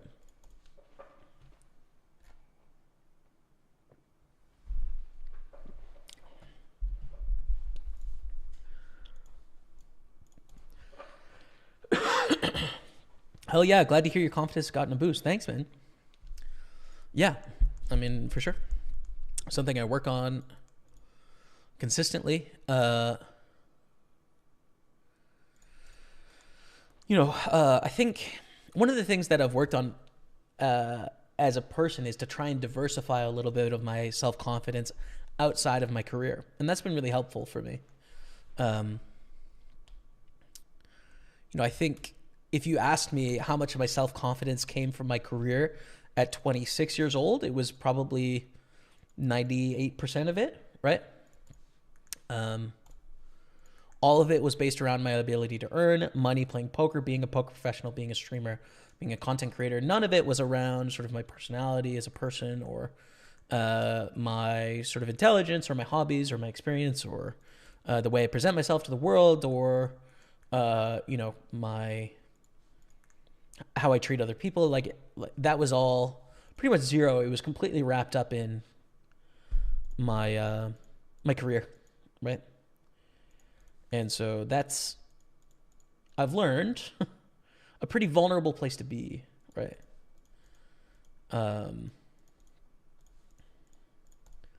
So I've really worked on diversifying my self-confidence out of just that one realm, and it's been really helpful to, I don't know, feeling more like a person as opposed to an idea, I guess. This is a big bet, 80%. We river top, any 10, any 5, but a lot of missed draws. It's a decent bluff catcher, no? It is a decent bluff catcher.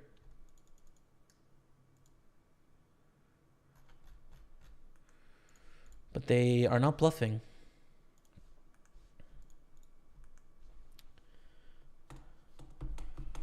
Racy, JC, good evening, everyone. Haven't been on in a while. Just wanted to pop in and say hi. What's up, dude? Welcome. Jam the 3s for 23 blinds. Probably the best action, though, with the bounty tournament as well. Yeah, welcome, man. Good to see you in the house. 3s against A-Shack. We got to flip for a bounty. This is great news for us, right? Like, we love getting it all in 50-50. Slightly better than 50%, I think, to start. With $28 on top. It's like a good, good lineup, and we take it down. So $46 in bounties. We're in second place in the tournament right now. First place will be like, $700 probably with bounties, something like that.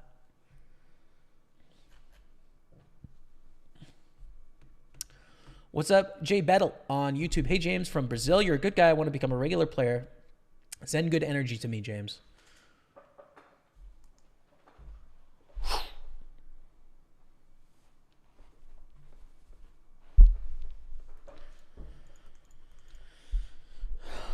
Where do I email the invoice?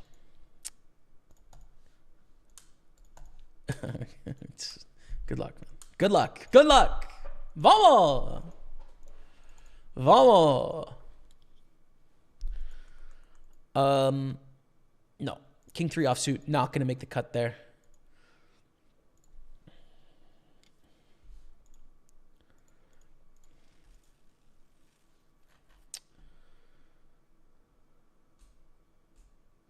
What's up? Oh, so is me. Love the stream. I've learned a lot from you. Thanks. Welcome. Welcome, my friend. King Jack offsuit. Folding. It's call or fold. I think Jam loses money against this stack. King 8 suited is going to be all in for 4.5 blinds. Need to fight back a little bit here.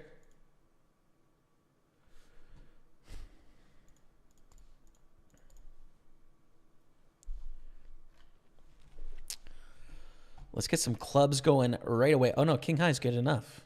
It's the best hand. Let's go. Don't even need clubs, dude. Keep them. Keep them for later.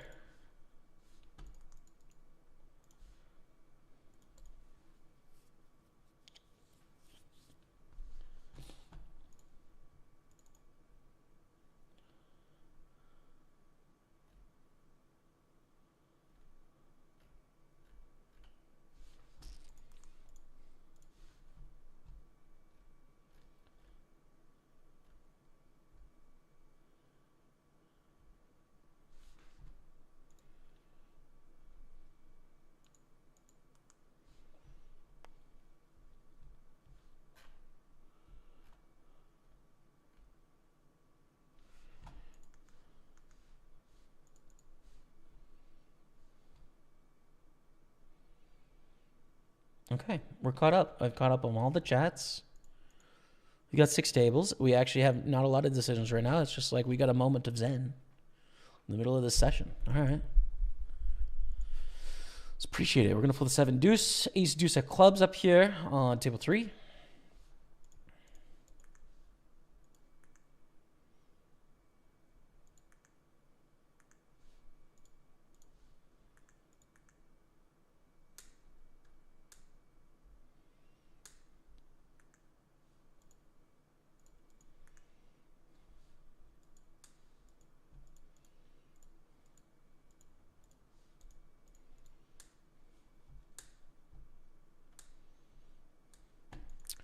King 9. We cover, we shove. We're all in here with the King 9.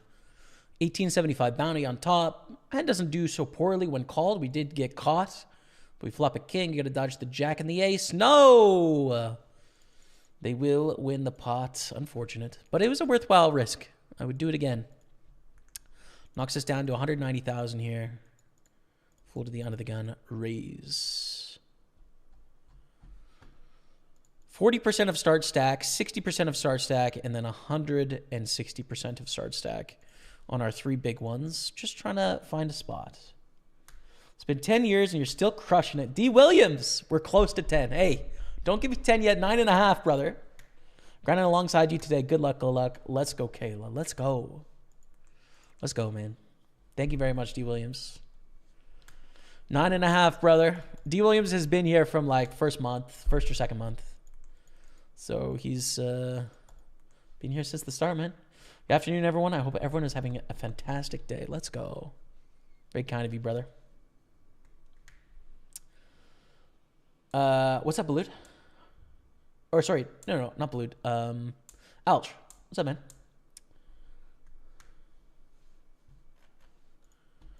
Good to see you in the house. Are we still neighbors, Alch? Are you looking forward to winter ending? It's a little cold. We got a 2-week stretch here of pretty colds in Montreal, and it's depressing. But the thing is, like, we're almost over the hump, right? Like, what will be the 18th today? Like, when you get to the back end of February, there's like hope. And like, yes, every day is so annoying where it's just like, God, give me just an ounce of sun. But there's real hope of like, it's coming, dude. It's coming. We've got months of joy coming. It's almost here. Here we go. We're going to jam with the ace-8 here. It's for 8 blinds. We get a limp in middle position. I think it's fine. Get in against king-jack. Very profitable. That's a terrible flop. We are going to re-enter right now. Another $215 taken from my account into the prize pool. We try again. Say Livy.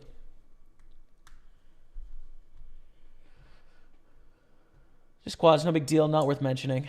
Did I have quads? Or did they have quads? I don't know. What's up, Tyler Sign on YouTube? Or on Facebook, excuse me. What's up? Check on the flop 8 of the turn. I still think we have value here. We have second pair and a flush draw. So let's bet and try and get some money.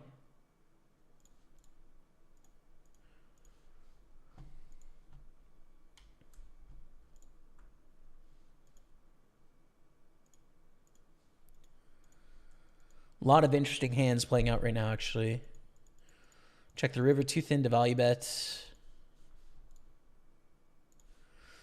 We just are having a flurry of activity here.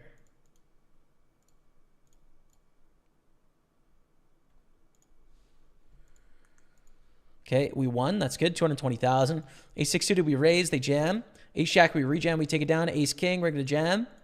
And we flop the nuts here in a 3-way pot. Stacks are short enough. We can get all the money in on the turn and river. So we're just starting with a check on the flop. Okay, and we'll just bet now.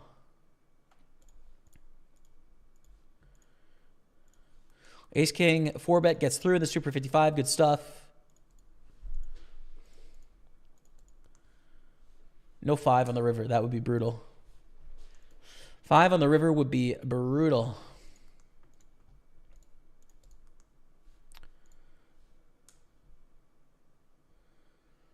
Hey, Brendan Lewin. Thanks, man. Thank you for the kind words, brother, and welcome back anytime you'd like.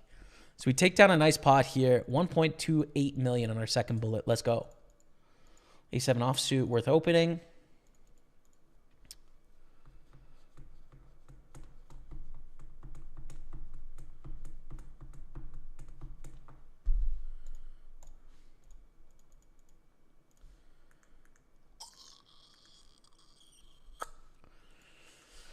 Check call turn, check fold river. Sad vibes.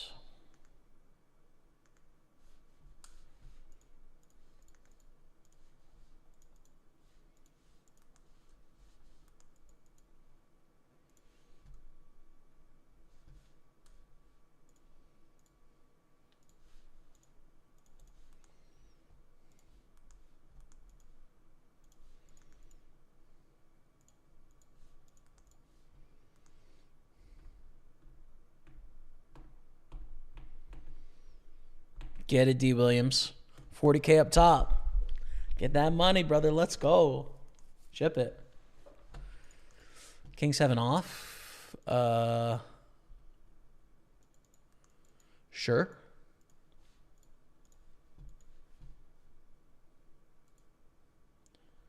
Be good to do like a little pre-flop review this coming week.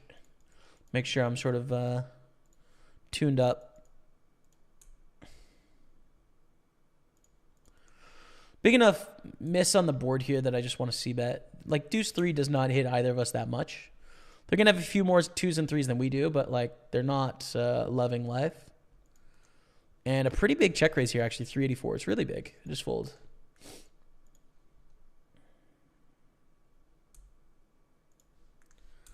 Up to the 55 with a fun flop. Very fun. Evening bro from the UK. What's up, Paigey? How are you?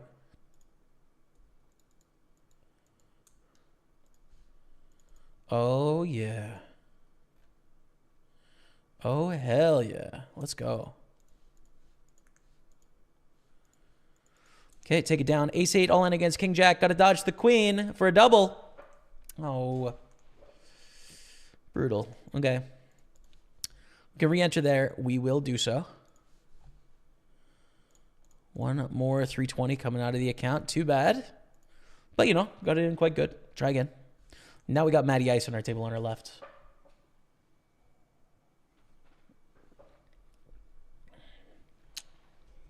Now we got the Matty Bands. So many nicknames for Matt. Matty Ice, Matty Bands, Matty Beans.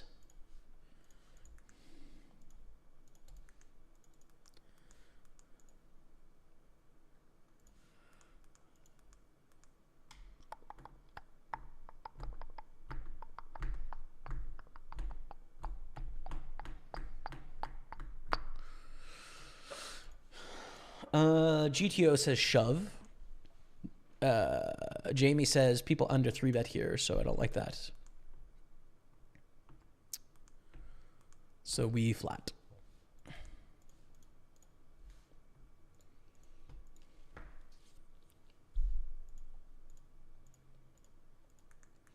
Let's go up to the ace queen. 3 of 9, 6 pay.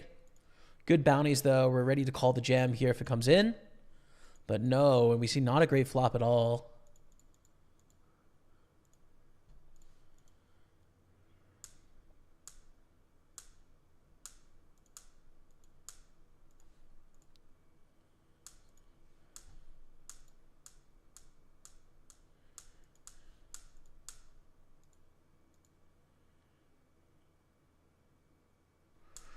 Ooh, very small bet.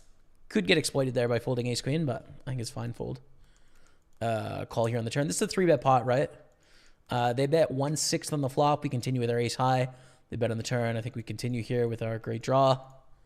And now we check fold at bottom of our range, right? We called a 3-bet. Ace 5 suited is literally the worst hand we're going to have here. Yeah, we just give up. Okay.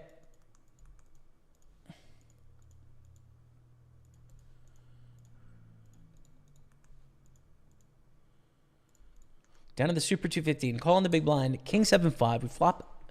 Second pair. Nut kicker. Great. Good stuff.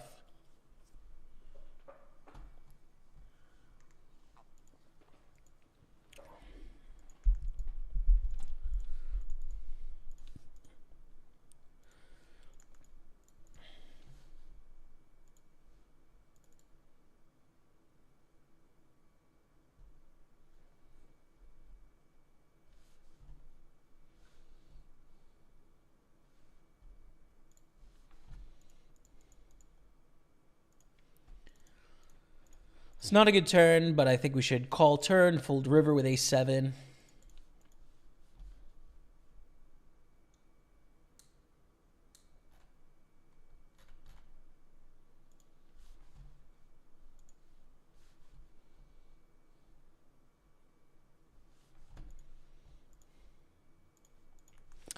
Tens against aces. Oh, that's a set. No jack, no ace. Let's go. All right, so we suck out once today. Let's go, man. Let's go, let's go, let's go. We defend in the big blind with queen 5 offsuit, and we flop top pair of queens on this short of a stack, right? We don't have a lot of chips. We feel pretty good about our hand. I don't think we need to check raise with the 5 of spades. That is one of the worst turns in the deck, but still, even on one of the worst turns in the deck, ace would be worse for what it's worth. We still have a plenty good hand, right? Oh yeah, 2 pair. Let's go. Can't jam. I think jam is too much.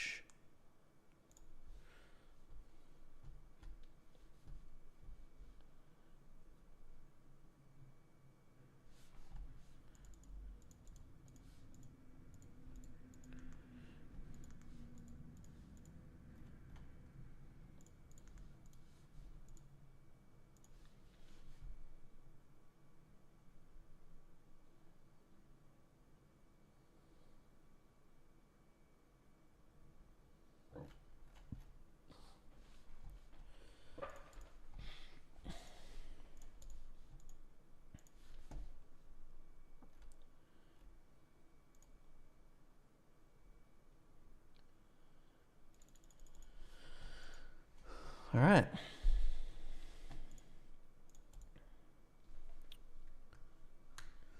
Hey, Jamie, what are the things around middling suited connectors? I feel like overplay these hands far too often.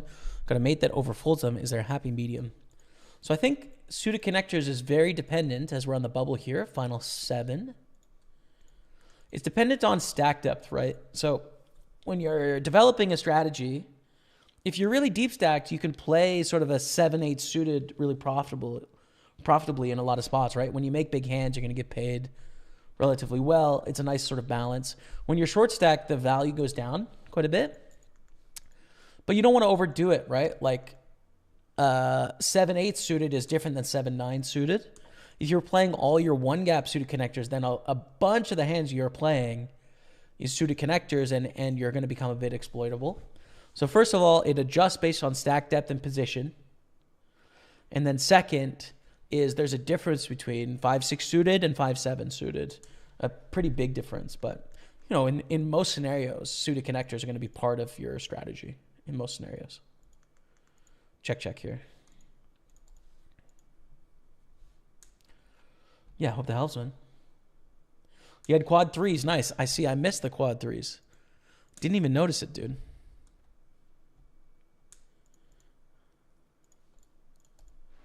Didn't even notice it. Too thin, right?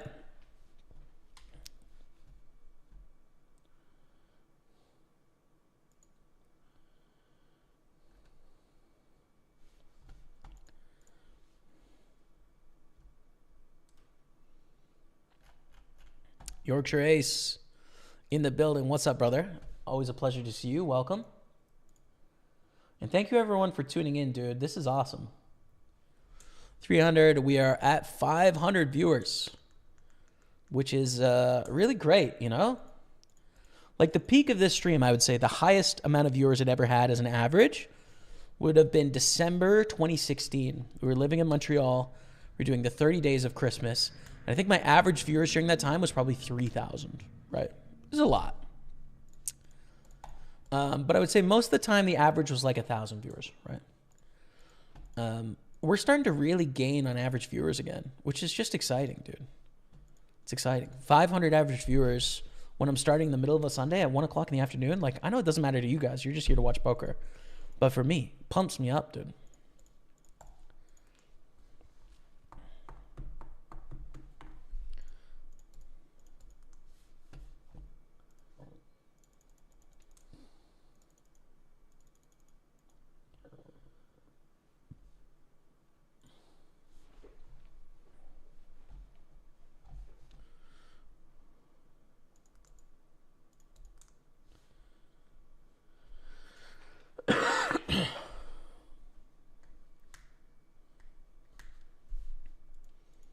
Merci pour le mot gentil.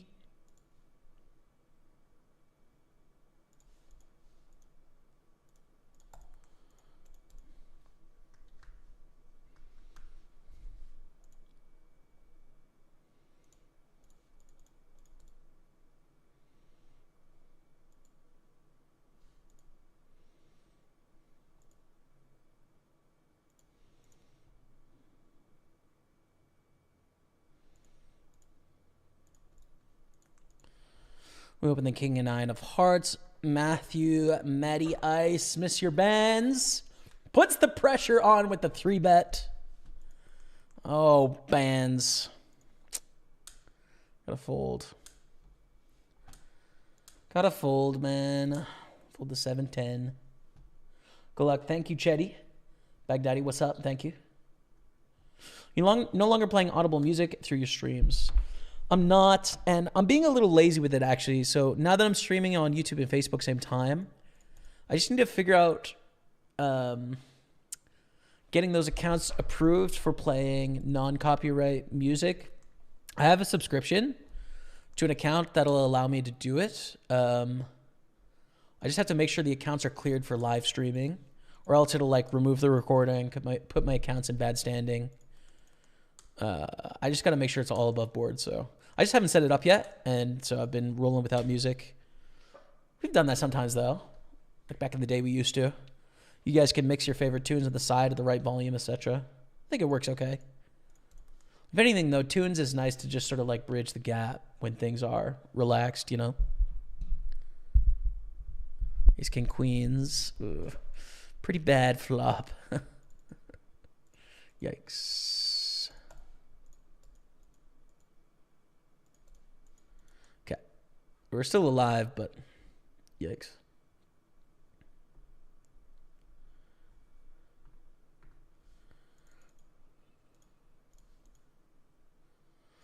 Oh, D. Williams, you could have kept the sword, dude. Do you remember the early days when I just like modded basically everyone? We had like 250 mods.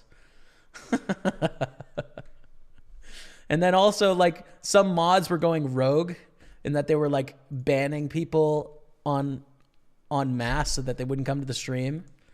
So I had to go back through my banned users and unban them. And yeah, that was a mess. That was such a mess, dude. Namaste. Day, Jamie, you rock, stay strong. Thank you, Speedfix. What's up, yo? Thanks, man. 7s, 10s. Ooh, quads. Quads will knock us out of the tournament. Rip City. Okay. I think next tournament is 109 Sunday Party in my head. I think it's the next most important one. Would love to play the day 2 tomorrow. That would be dope. We're in the money chat. Redfell type confirmed. We've cashed the tournament. So now can we win it? Nice to get a cash on the board. And here's the 109 Sunday Party on table 1. Change the buy-in in the live hand viewer. Okay. Add the buy-ins to the total. We're up to 1,800 in buy-ins today.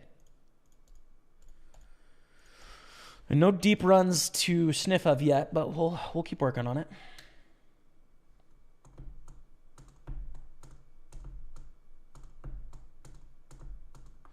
When are you coming back to Playground for more meetup games? Jerbear 12171. I was just thinking, dude, you know, I'd like to play a live tournament one of these days, man. Be good. Let's see what the schedule looks like. Poker tournaments. I haven't checked out the new room either, so I know WSPC is coming.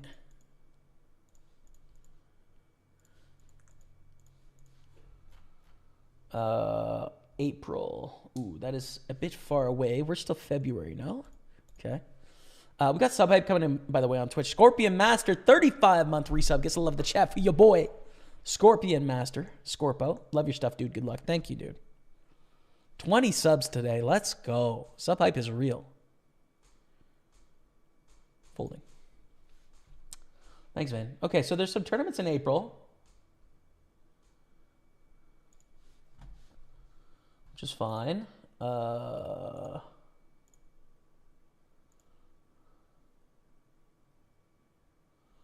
There's qualifiers for the Irish Open, but I'm not going to Ireland at the moment.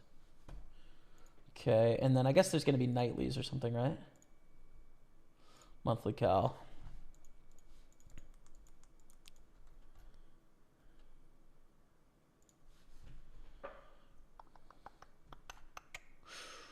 It is the 18th today.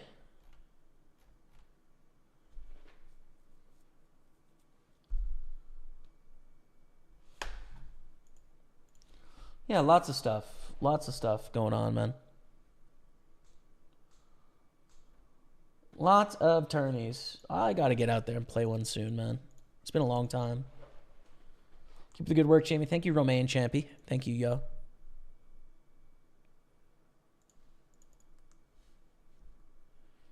Luke Sparks, thanks, man. Welcome. New poker room is finally open. Yeah. It's exciting, man. I'd love to check it out and just feel out the vibes, you know? I'm really excited to see it. Someone was saying you got to go... It's on the 3rd floor, so you got to go up escalators twice, I think, right? Is that the story? What are your feelings on the new room? How do you like it? Aces, we raise.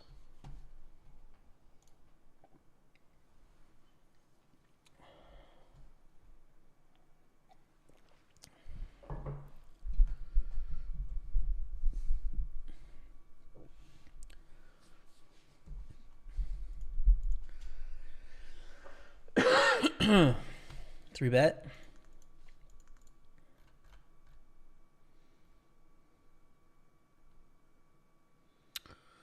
Four bets. Voice cracks.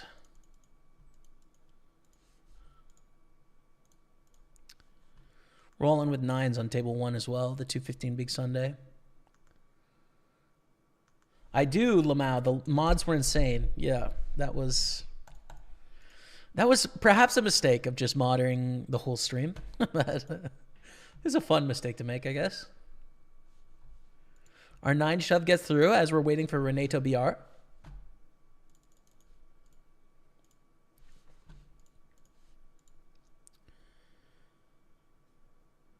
I also remember the OS mods a burrito.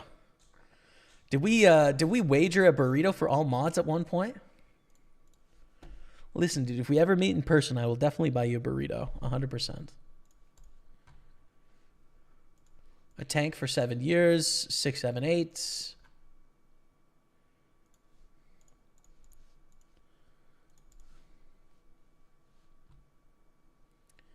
Playground WCP schedule just got released. Are you going to play any events? Yeah, so I'll have to take a closer look at it, Mirage Island, and see what events to play. I still don't want to like miss Sunday streaming, which might be an issue, but you know, we'll see how it looks. Could we raise this 8-7 suited? 8-7 suited. Probably not. I'm just gonna say no on that. Fold that. Call this though. King Queen against Queen 10. Dodge the 10, Dottie. Dodge the 10. We can. 130,000. Just had our WPT event. Yeah, I got to meet up with Ape Styles and Xuan Liu very briefly in town, which was pretty cool. Didn't get to play any poker or anything, but yeah. I think we're all in here, right, with King Queen. 7 blinds deep. Oh. Thinking of bounty especially, we do want to give ourselves a chance of capturing bounties here. So it seems like a pretty close ICM spot, but with the bounties, we're going to go for it here.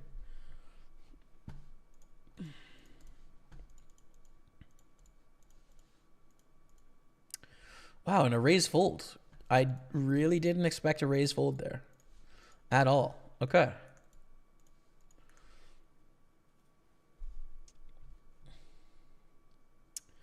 Bro, are you the real brother of Matthew? I am. Yep, we are brothers.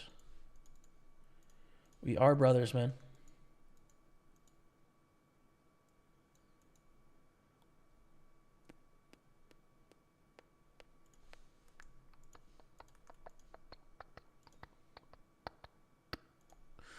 Better check, I think, is fine. Both of these here, we're value betting. Quick call, ace on the turn. I think probably can find ourselves all in here profitably by the river.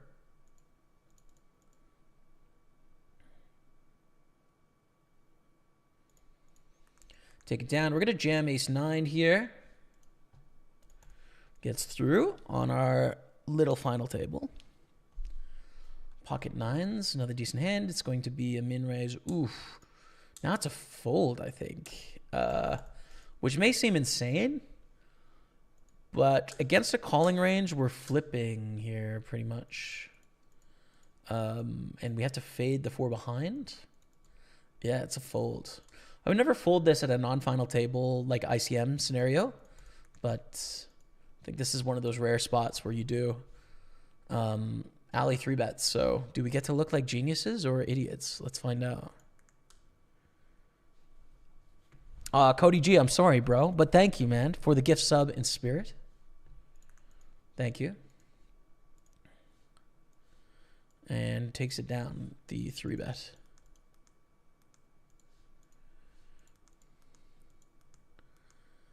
I'm going to flat here.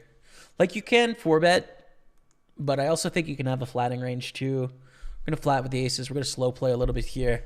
A bet of 8,200. We're going to call on the flop. There's 50,000 in the middle, 63,000 back. Easy to wager all the chips at some point. But I think do some calling in position. Let them do their thing.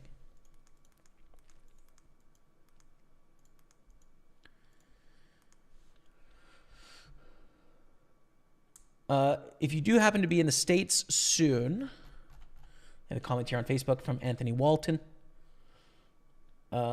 We take it down, no call, right? 133,000.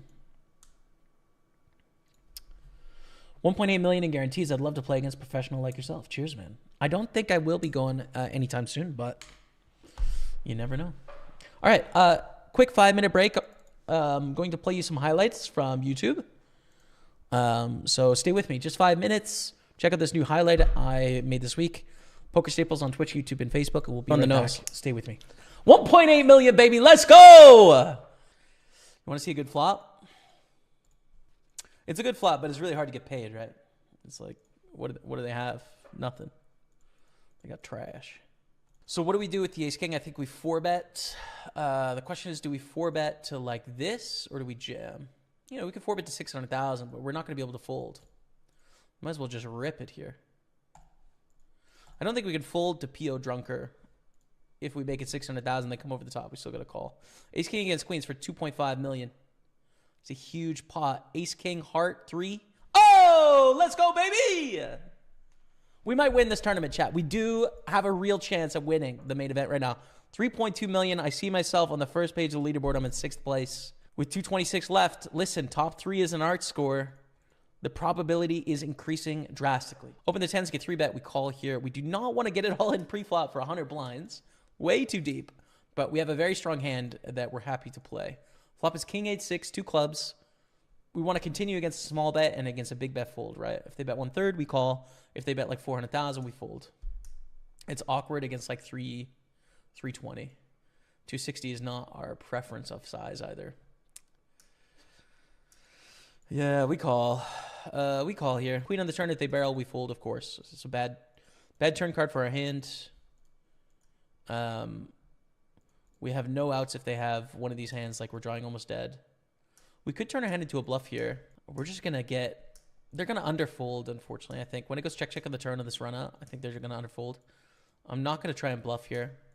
I expect to lose this pot, but like I'm just not going to bluff. I'm choosing to not bluff at frequency. I think this is a bluffing hand, in theory. We win. What? How? From what? He's 5 of diamonds. We call here, right? Like 9s is a great hand. They jam for a lot, but 9s is pretty good. So big flip for 3 million chips. Oof. Oh! Come on, let's go. We win the flip the fun way, baby. Come on. Are we in the lead of the tournament? We must be close. 9s is great. So we're going to raise and basically not fold. 2 off the money here. In our main event, we have 10s as well. Wow. Big pots. Okay, first of all, call 9s against king, queen, 2 off the money. Big flip. Keep it real low. Lower than that. Pair the board. Dang it. Straight's good. All right, the 10s in the main event. Huge pot here as well. 10s against ace, queen for 2 million. Keep it low. Come on, let's go. That's a big pot. 2 million. $2 million coming our way. Very good news there. 6.1 million. We're in the lead. We are first place in the main event. Let's go. We're in the money. Redfeld hype confirmed. King 7 is not a hand we need to bluff, by the way. Just check back. So 240 min cash. First place is 900. Can we spin up a little stack? Would be kind of nice. Obviously, call here with the king high with the nut flush draw. We river a king in a blind versus blind spot. The money bubble has burst. Do we want to hero call here or not? I don't know. Probably, right? Blind versus blind. Ranges are wide. I think so. It's possible they have an ace, but like, you know, it's a pretty decent hand. Shorter stack as well. Call. Let's go. Catch the bluff, Dottie. Catch the bluff, Dottie. Let's go. Tied for the lead. I think I have the coolest piece of poker.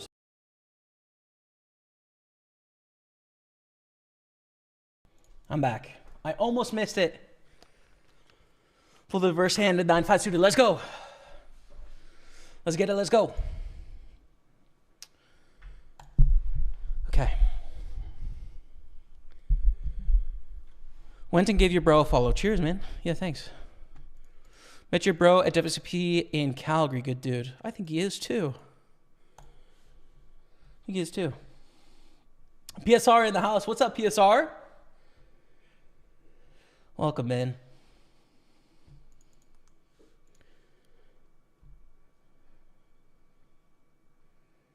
Need to go up escalators twice or elevator to the third floor. Word. Okay.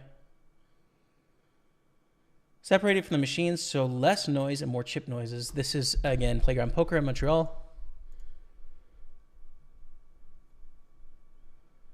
Okay. Hey, man, watch all your videos all the time. Good to catch you live. What's up, James Walker New? Welcome, man. Thanks for tuning in to the stream, to the live version of it. A little different, right? We got a delay. We got a 5-minute break, etc. But, you know, it's a thing. Welcome.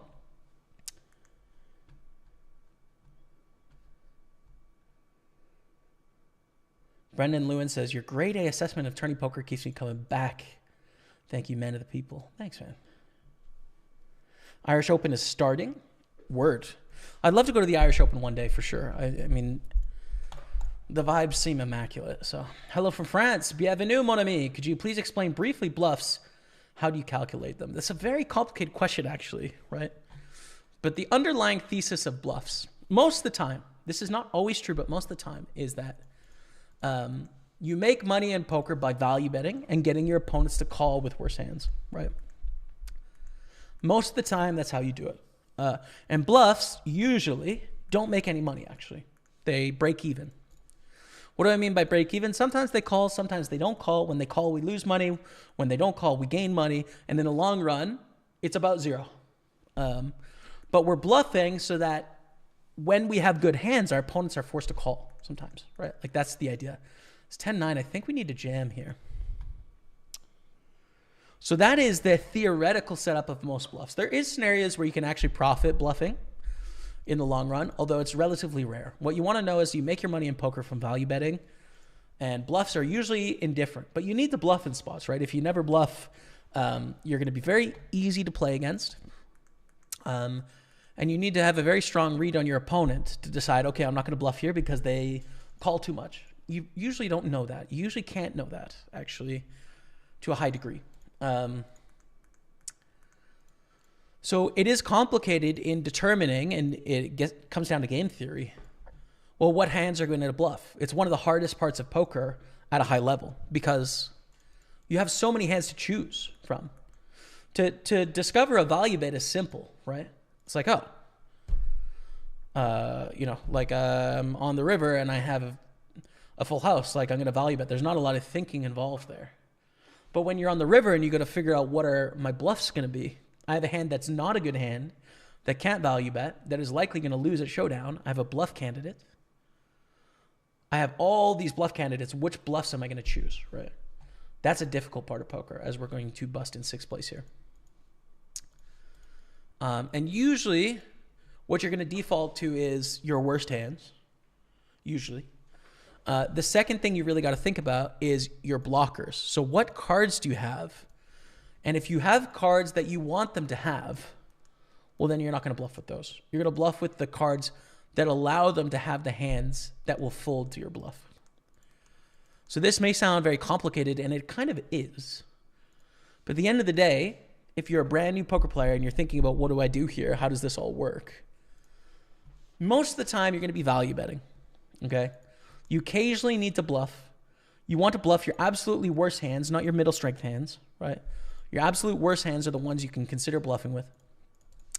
But most of your money in poker comes from value betting, from making the best hand and getting your opponents to pay you off with worse hands.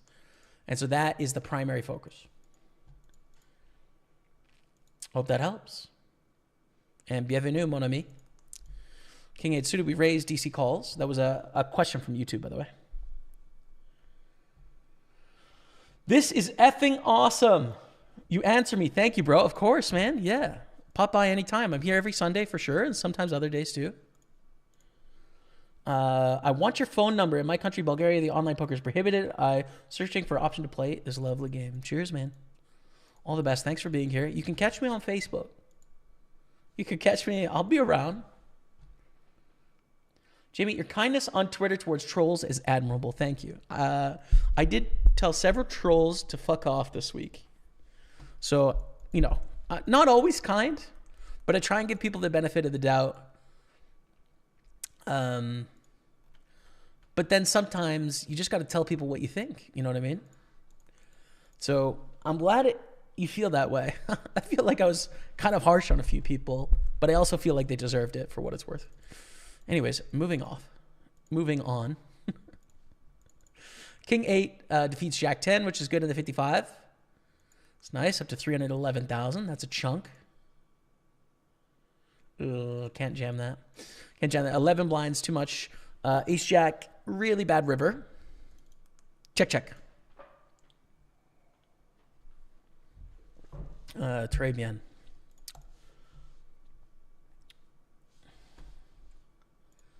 Okay. We can play now a 109 Bounty Hunter 7 max. I'm going to put that on table 6 as a replacement. Matthew Ice is in this tournament. There's only 10 of us in the tournament right now, so pretty decent chance we'll be playing with my brother.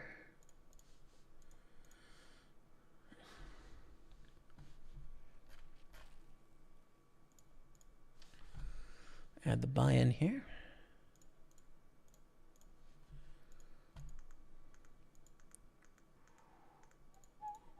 In a non-bounty, I'd fold here. Covering for a $100 bounty, I think is worth calling, but ace-queen offsuit is a tricky hand, and to play it profitably, you need to depend on your opponent's 3-bet bluffing adequately, which a lot will not. So it's kind of an edge case hand. You're never playing ace-jack. And here's the brand new 109. It's a bounty. Put it in green. Got the payouts up there. Small field, right? It's 2,000 guarantee, so 20 person guarantee. See how we can get on. Hey, boss. Good day for a day. How about a deep run for the fans? Braden Engel. In progress, my friend. On the way. You hydrated now? Pretty decently. Pretty decently, yeah. Cody. It's still a little bit of rasp. Force in the, the voice and the volume sometimes, but it's natural. I think when you're streaming, you speak a little louder than is normal. Like I could pull the microphone closer and focus on speaking quieter. But then the thing is, you might hear my breath a little bit, which is, it's a double-edged sword because if you speak loud, you'll naturally hear the breath more as the voice gets fatigued. If you speak quieter, you got to have the mic closer and you hear more breath. So I don't know. It's a mix, man. You know what I mean? It's a mix. You win some, you lose some.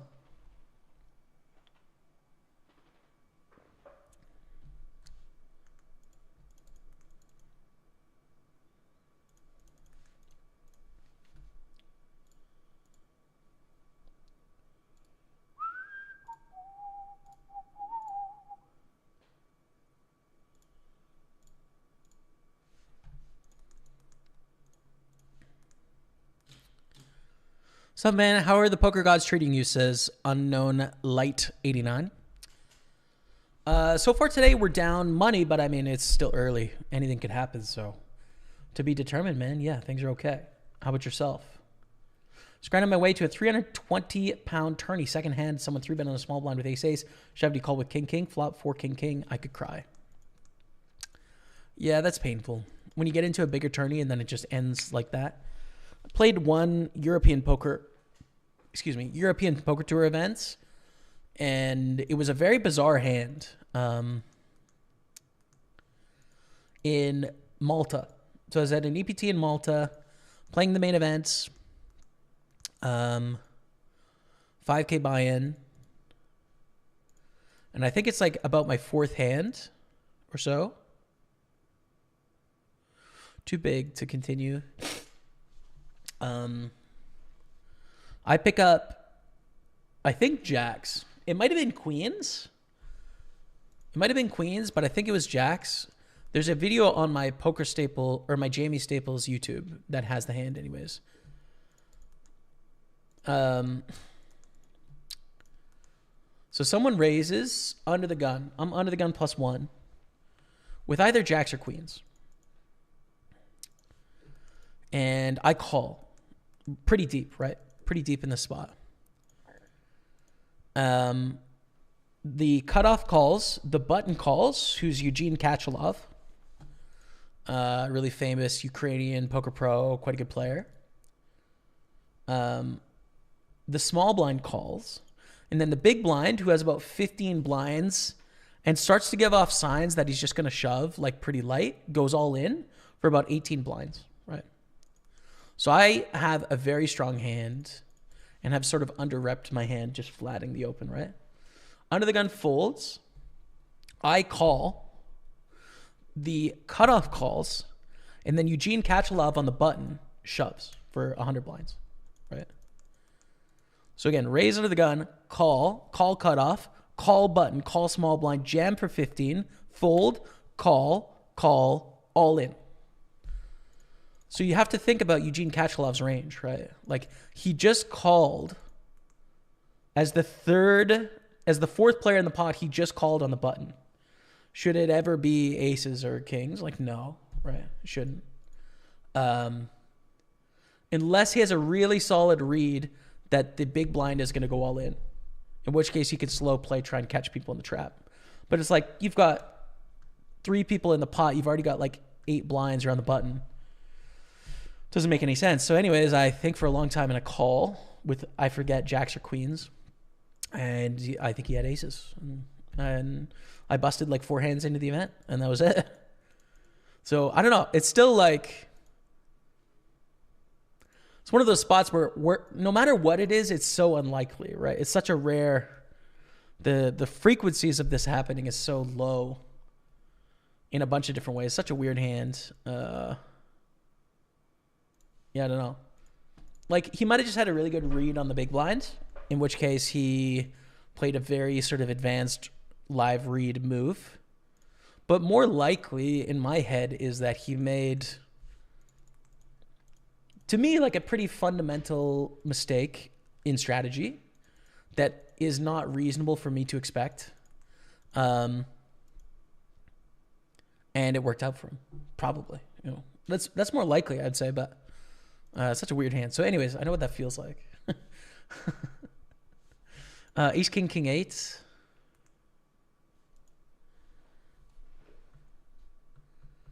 Are you going to play the WSP circuit events in Montreal this April? Not sure. Probably play something.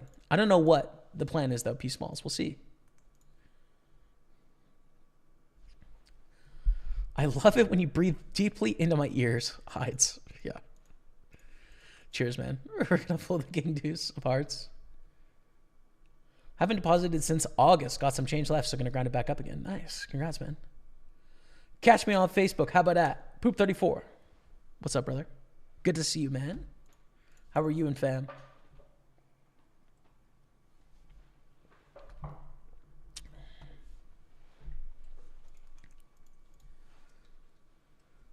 We want to hear you breathing. It's soothing. I'm glad it's soothing to you, not to me. But I'm looking forward to it getting warmer so that I can work on some cardiovascular capacity, let's say. When it's a little warmer outside. I look forward to some canal walks, some bikes around the city. Just went Yorkshire for a moment. Would you be open to posting a tutorial on how you set up your stream on OBS? Probably not. There's so many great tutorials on YouTube that honestly it's like so much easier to just go to the experts at making tech tutorials. I could make one, but it would be worse than theirs. So I would just recommend, like how do you set up an OBS stream? Search it on YouTube and you will find so many answers. But how do you make it look clean? Graphic design. So go to a site like Fiverr or Upwork and find a graphic designer that will make you an overlay. Send in a brief of your description, pay some money, and then they'll have an image for you, and then you slot the image on top, and then you put the assets underneath, and boom. You have a thing that looks like a cohesive thing, but really it's just like a floating image with a bunch of little videos underneath is essentially what it is. But that's also like what newscasts are too, right? Like their bumpers and stuff are just like live animations that are being put on top. Like TV is just complicated versions of this with most of it animated and someone on the switches like pulling in all of the assets from live feeds. So yeah, man, that's part of the fun of streaming is like you just figure all this stuff out. Like it's all just a big learning curve. But I guess with streaming, instead of going to journalism school, you just kind of start and iterate on it, right? Like it's a waterfall effect of iteration of just like, we'll start and get better and get better and get better, as opposed to the like, we're going to create something perfect and start from there. Although some streamers do that. Like I think Jason Somerville is a guy that starts from we're going to make things perfect and we're going to launch that way. Has some benefits, right? Like some corporate benefits in that people will pay you more money off the start, but then yeah, it's just a different process of innovation, I think. You see it more often from big companies and stuff.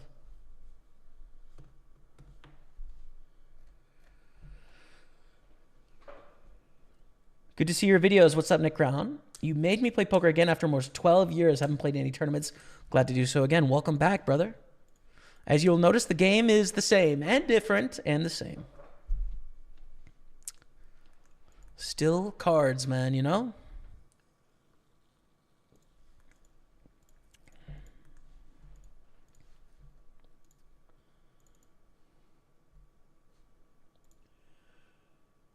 Awesome stream today. We are up to 550 viewers. Thank you all so much across the 3 streams.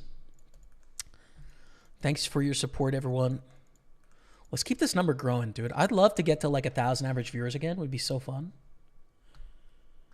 I'm going to have to put in some streams and some time to make it happen, but why not?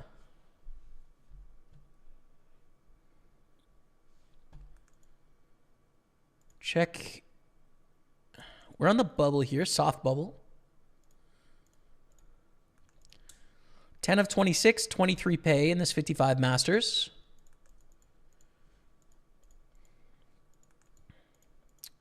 Oh, by the way, the big quarter, the $11 big quarter, we need to play our day 1 here.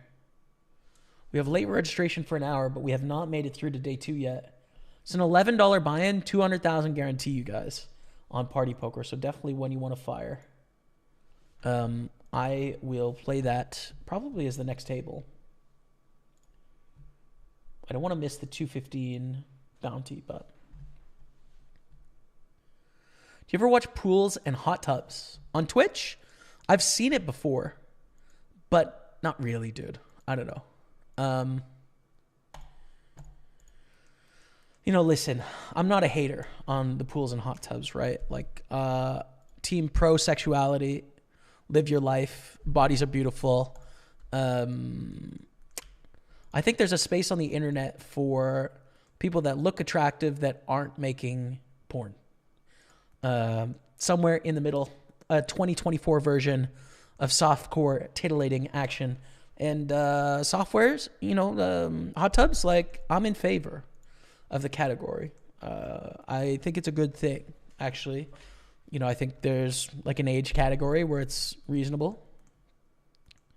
But beyond that, live your best life. Free the nipple, freedom and sexual liberty for all, etc., dude. 100%. 100%. I'm about it.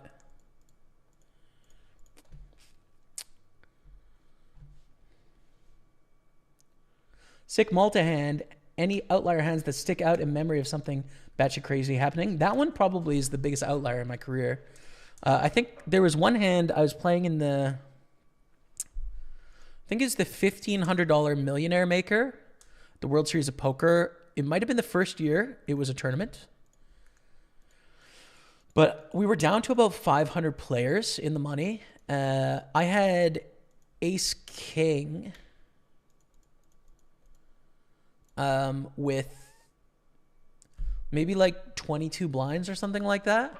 We're combining tables. Someone raises under the gun, an aggressive sort of like reg, I would say. And then an older gentleman, let's say like 55, 60, moves in from another table. He has 20 blinds, and he's literally unracking his chips. He looks down at his hand, and he 3-bets to about like 8 blinds, right? Like he can't fold. I actually think he had me slightly covered. So like, let's say I have 20 blinds and he has 22. He 3-bets a middle position while he's unracking, moving from another table as an older gentleman. Very strong move, right? Like very, very strong move.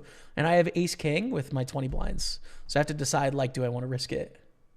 Like, I think I do, but just the live situation is screaming super strong hand. So anyways, I get it all in for my 20 blinds. Gets back to him, and he's just like, oh, I was making a move. I really, I thought it was going to be a perfect scenario to like try and pick up some chips. He had Queen Jack, but he was priced into call, and then he won by hitting a Queen or Jack, and I was out of the tournament. So like, I went with sort of the math and what was reasonable. It ended up being the right decision, and I busted, but another like super weird hand. I think that's my only World Series of Poker cash, I think, in like an actual bracelet event. I've played like maybe 7. No, I've cashed 2. I cashed the $600 Colossus as well. So I've cashed 2 times. I've played probably, I don't know, 7 or 8, something like that. Maybe 10.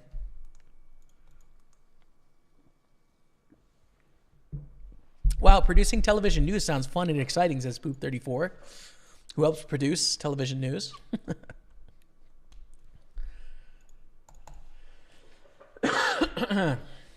Ace-3 suited. We get a raise in the cutoff. I think rejam here. Yeah. Stacks are good for it. We have some fold equity here. It's a hand that, when called, does pretty well. Right? It has decent equity. When they have the kings and the queens, like, we're doing okay with 35% or whatever. So, yeah. But they fold, which is what we want. King, queen on the bubble, jam and a rejam. We fold here. Mrs. Poop took the little poops to Florida, so I'm going to play a 215 on Party Poker New Jersey later. I've had a ticket for 8 years when I was playing more regularly. Nice, man. Good luck, bro, on that 215. I hope you win it and enjoy the day of peace and serenity, I imagine. It's got to be so quiet. Enjoy it, man.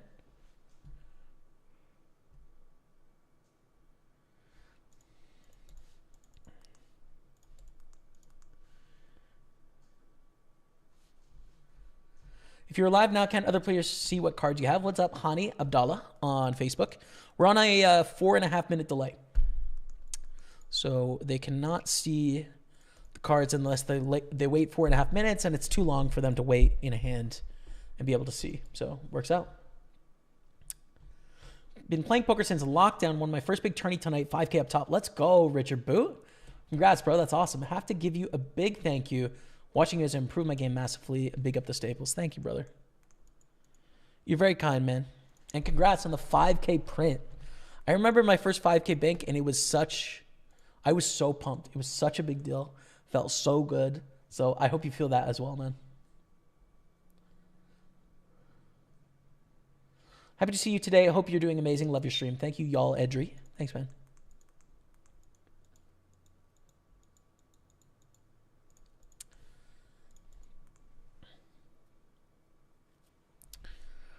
Check call, check raise is the plan with A7.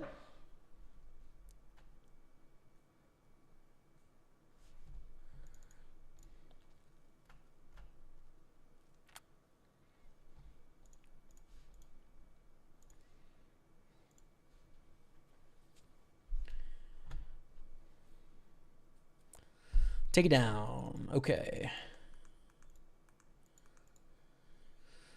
And on the pure bubble, I recognize this photo. Someone I've been playing with for a lot of years on Party Poker. So we'll put it in red. Do you have any funny tilt stories? Any broken mouses or TVs?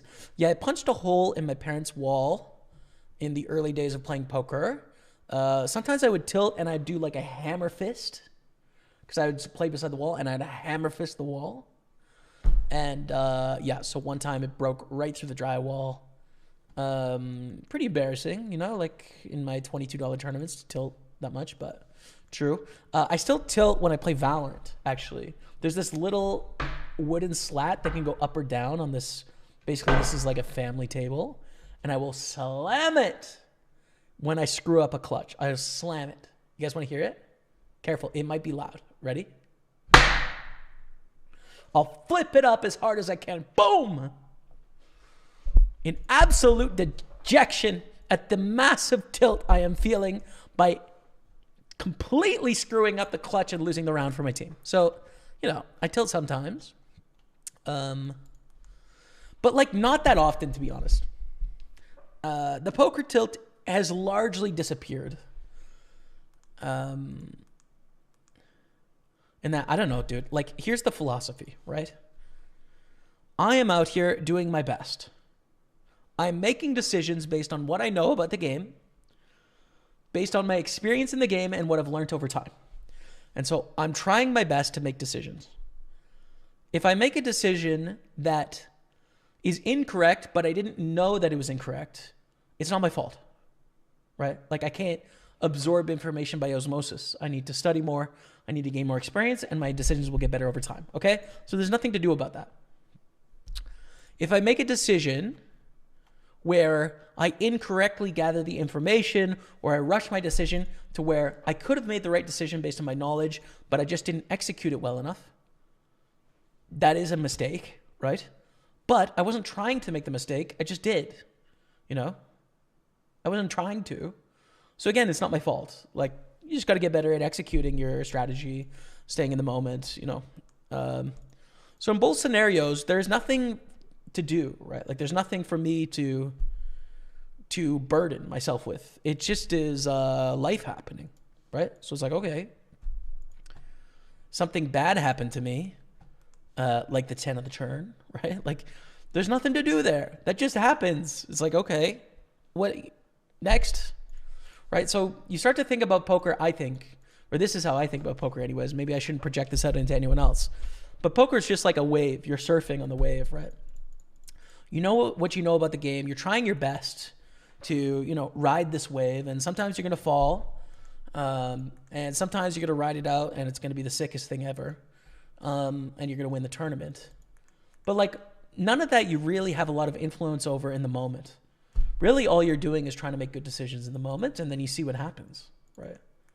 So talking to the hybrid poker guys, they actually had a great way of talking about this. It was like, once you get really good, poker is happening to you, in a sense, right?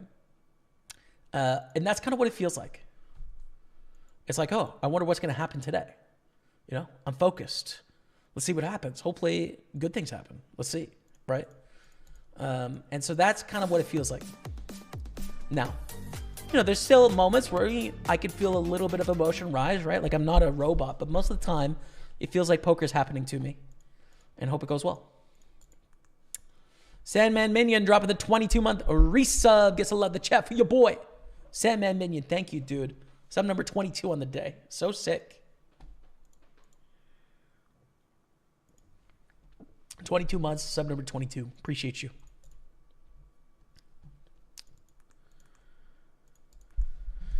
Open the 10s. Binkus Maximus goes all in. It's a Doug Polk reference with aces.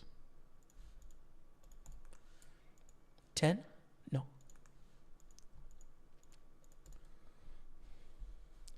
I've only played 3 live MPTs. My hands are shaking every time. Yeah, that's okay. That'll go away. I mean, you'll still have a threshold where your hands will shake. It's just higher. You know, it just means a higher buy-in tournament or whatever. It's just experience, man. Raise 3-bet. We're going to fold. 17 blinds. Oof. Covering for a bounty, though, on a 200k stack. Maybe we do rumble here. Re-enter if we fail. It's a little too wide in theory, but I'm just assuming this is a rumbler, so.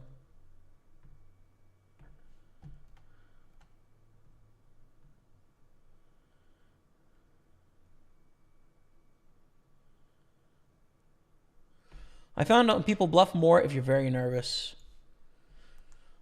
They probably do a little bit, but here's the thing that's worth thinking about in live poker.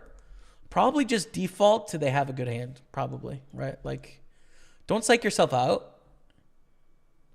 Don't think that people are bluffing you all the time, because the leak for the mass majority of people is assuming that people are messing with you way more than they are. Like, way more than they are. It's not, am I getting bluffed here ever? It's, am I getting bluffed here enough of the time to make this profitable? And so often it's no, dude. So often you just stay straightforward.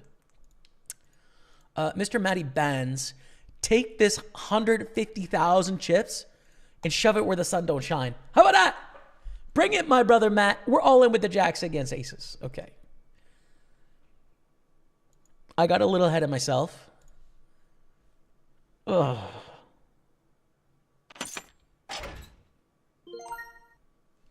Ouch.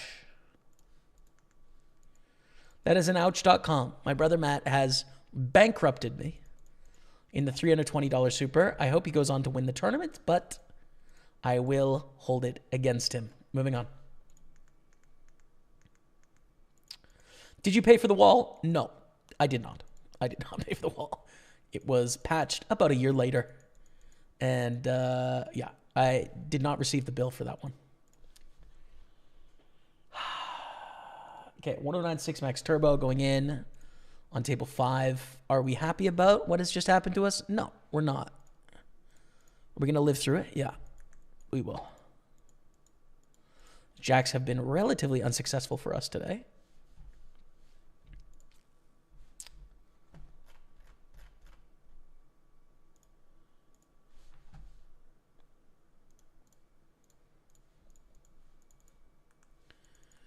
E6 suited 10. Yeah, we're in there. Good luck. What's the most tilted you've ever been?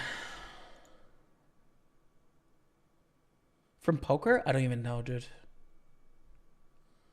I mean, I've been sad before. I've been really sad. Like, almost broke when I was like 19, 20 from playing poker. Was like very sad and down.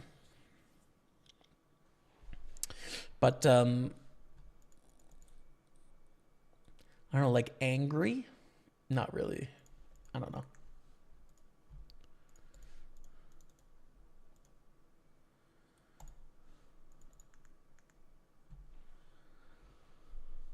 Um, 37, I put a hole in the wall after losing a big hand about a year ago. Happens to the best of us. Yeah, man, I mean, sometimes you're just mad, and it's okay. I've totally done a 180 on that, by the way, right? Like, I think a lot of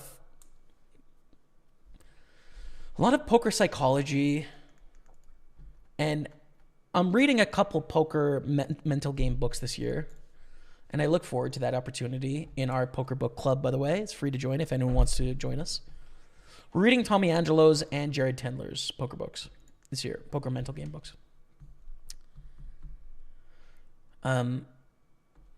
This may not be their philosophy, but a lot of mindset stuff in poker is essentially like, it is a waste of your time to think about things that aren't going to benefit you in the game, which is true from a high performance sense, right? Like losing all ins, you lose money, like being sad about it just doesn't matter. It doesn't help you. It doesn't improve your opportunity in the game. So thinking about it like a warrior, where it's like, well, whatever, I forge ahead, right, is practical in this game. It'll help you make more money, but you will create problems downstream. In the game of poker and outside of poker, in that it's not a practical or very good way to approach living broadly. And it can pile up to where if you're doing it too much, essentially what you're doing is like you're suppressing emotions and or telling yourself they're not important, right? So your natural feelings that you're feeling, you're dismissing as irrelevant. And if you go on a really bad downswing and you keep telling yourself that it's not important, you're sort of not recognizing how you're feeling about it, right? And I think that's a big mistake. It certainly has been a mistake in various aspects of my life, not really poker related, but otherwise that has backfired.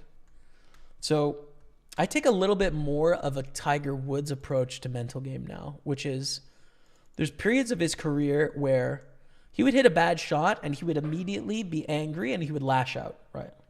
Like he would slam his club. He would do whatever he needed to do where he was pissed. And that's how I feel about poker now. Is if I am pissed off about whatever, I'm not going to pretend I'm not pissed off, right? Like I'm not going to tell myself, oh, just don't be pissed off because that's easier or that's more helpful or that'll get you. I don't care what it'll get me. I'm pissed off, right? So I feel that, I am that, whatever. And then if I want to get back to performing well, I'll get back to performing well. I think that's much better to feel the thing, to be the thing, and move on when you can, right? You can always make the choice to like, oh, I'm going to deal with that feeling later, right? You can always do that. But I feel the feeling a lot more than I used to. And I think it's so helpful. So yeah, like, listen, if you want to slam your desk, go ahead and slam your desk. Go for it. Like what, what's the worst case? It's embarrassing. Like who cares? If you're pissed off, be pissed off. It's fine. It doesn't matter. That's a bit of a change of perspective and a change in personality from me, to be honest. But it makes a lot more sense to me, actually.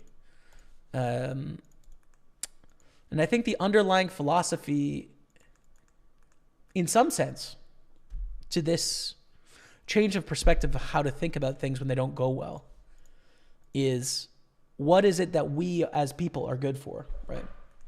And if our usefulness as people is as a vessel to achieve goals, well, then it's completely useless to honor or give credence to one's individual experience. Like it doesn't make any sense, right? Like if your goal is to become the greatest poker player of all time, and that is who you are as a person, is this idea or this goal or this objective, well, then your feelings are irrelevant to that, right? So that is sort of like, I would argue, a little bit more of a capitalist, mission-based identity as a person, which is fine. You can choose to have that. But there is the element of like being a person, right? Like your experience as an individual outside of what you could become in society or to other people, but you as a person, right? And none of that has to do with success or failure. It doesn't matter, right? Like pretend you're the only person on the planet that's left. Like whether you achieve a goal or not is irrelevant to how you feel about a certain scenario, right?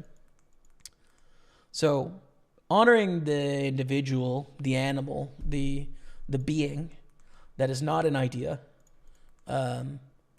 if they're pissed off, it doesn't matter about the game or performance or outcomes or any of that. It's just true. And so I've shifted from like living most of my life as an idea of trying to become X or Y or Z in society, performance, to still wanting to do some of that stuff, but trying to live my life as a person. And I think if being a person is what you want to do, then you should feel deeply as you can, even when that's negative. I don't think it matters. I think being outrageously emotional is admirable and bold. So yeah, that's like definitely what I strive for in the mental game of poker now. and in my own life. Batista 2592 drop of the sub. Gets a love of the chat for your boy Batista. Thank you, Batista. Appreciate you. Welcome to the team. Hearts up.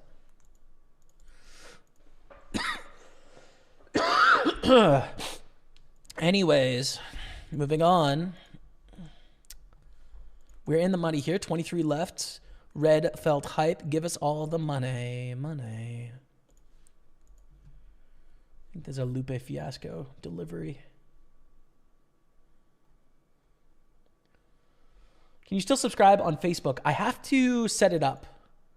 There will be a way to subscribe on Facebook in the future. I haven't done it yet.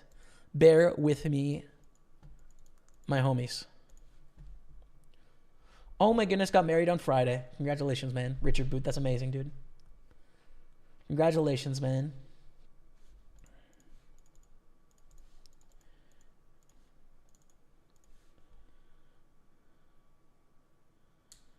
Till when one outers hit or runners come, like poker gods are trying to, are just trying with my emotions. Word, yeah. I don't even think poker gods know you exist, brother. Just randomness happens.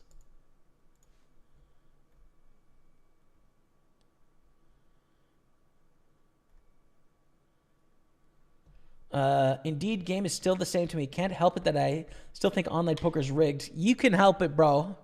Listen, take some accountability for this randomness, brother.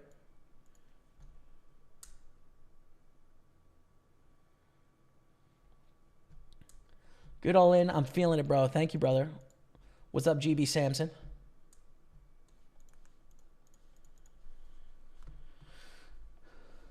No good way to play jacks. Yeah, tough one from Matty Bands. Walked away from my PC to feed my dog, missed one hand, and auto-folded kings. Yeah, that's... you're going to have to bill the dog on that one, I think. That's the way it is.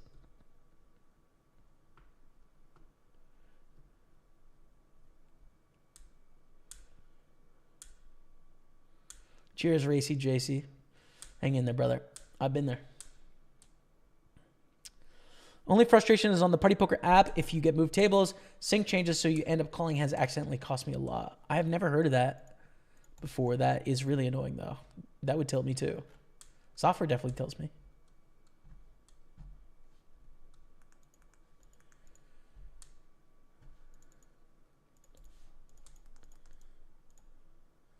Rolling with ace-jack here. 6 off the money, but ace-jack's a pretty strong hand. Fed up recently, most times I bust over 70%. Hang in there, tell him.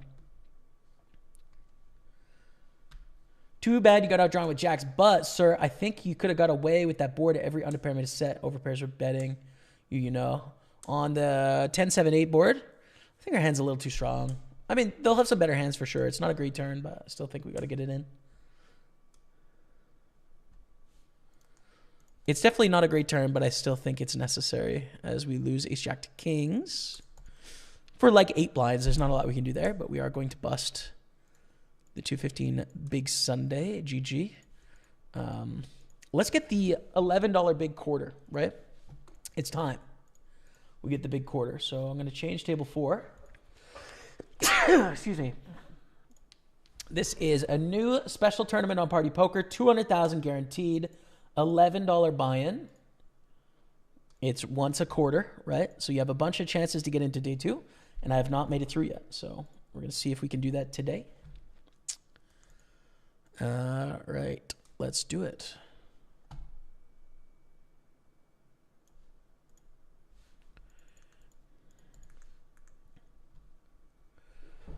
True definition of stoicism. Yeah, like I think that's an interesting one because I associate a lot of stoicism with actually harmful ideas in like the modern context of stoicism. Like the people that espouse it sort of use it as a way to perform highly by like essentially convincing themselves that stuff doesn't matter, right? Which to me is like playing life on like maximum defense, essentially, of like I'm going to control my emotions to the degree where I don't feel them most of the time. That may not be the true definition of stoicism, but I think that's how it manifests itself in a lot of people's takeaways and learnings from it. And like, basically I'm trying to live the exact opposite of that, which is crying over spilt milk, right? And loving deeply and feeling joy, you know, deeper than I have ever had, etc. So like much more fluctuations away from the median of life, right? Like the sort of true neutral. My current philosophy is that the area away from the mean is the sum total of meaning in life. And Stoicism seems to try and avoid the area at all by keeping the swings small, which is the opposite of what I'm trying to do. But, you know, there's probably some good counter arguments to that. You're describing DNAG's attitude towards getting upset over poker. I like it a lot. Is that true? Cool.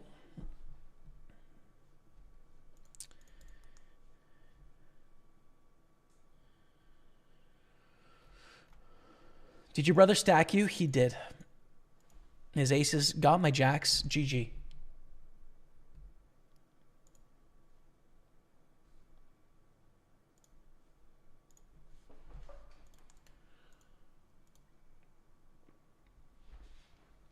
We're all in the squeeze pot for a pot-sized bet.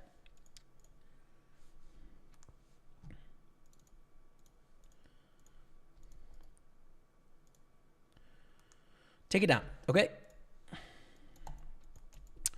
So here's the big quarter.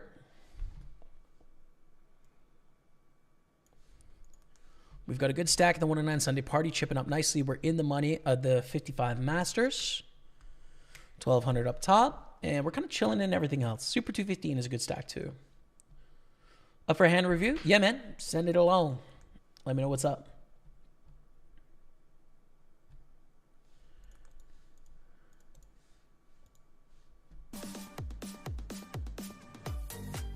We got sub hype coming in. Oh, it's the Shabanimal. It's the legend, Mr. Arlie Shaban.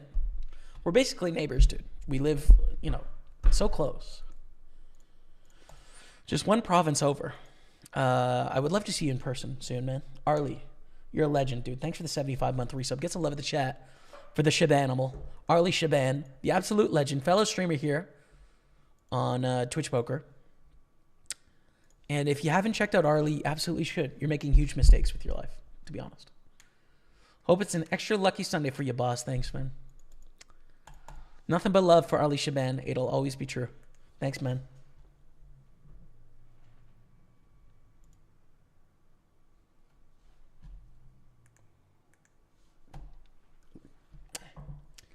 These are some real Canadian thoughts. You think so, Steven? Oh, the voice. It's just going.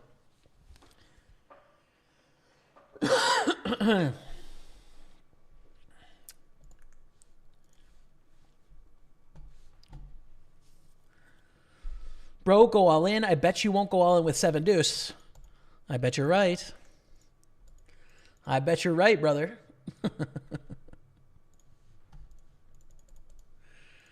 Oh. No, man. I'm trying to win these tournaments, dude.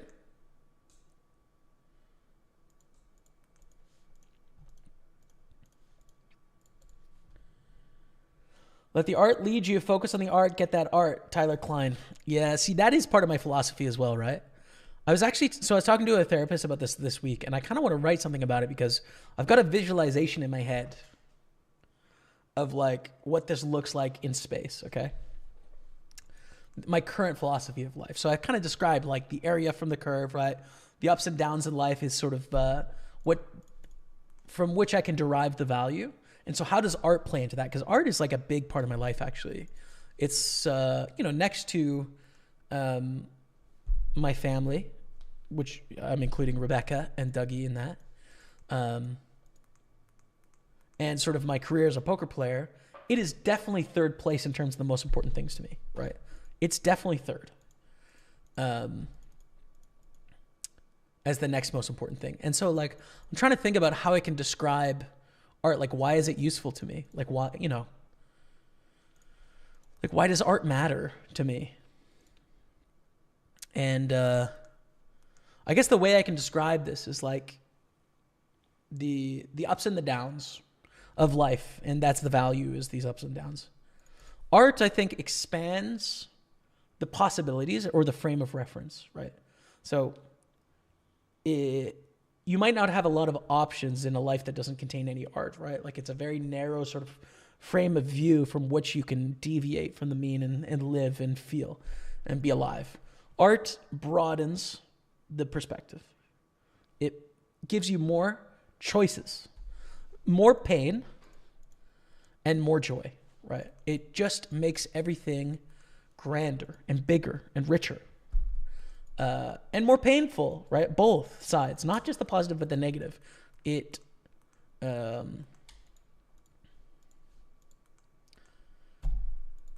yeah. It can make the mundane, you know, a la David Foster Wallace, "This is Water" commencement speech, right? It can take the mundane and make it beautiful, right? And that is the good stuff. So, yeah, art's really important to me. I love art, and I am not being facetious. I really do. I think it's great.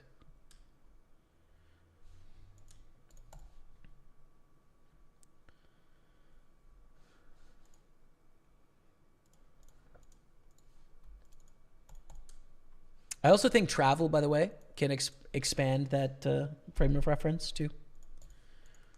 Like, just more experience in physical space.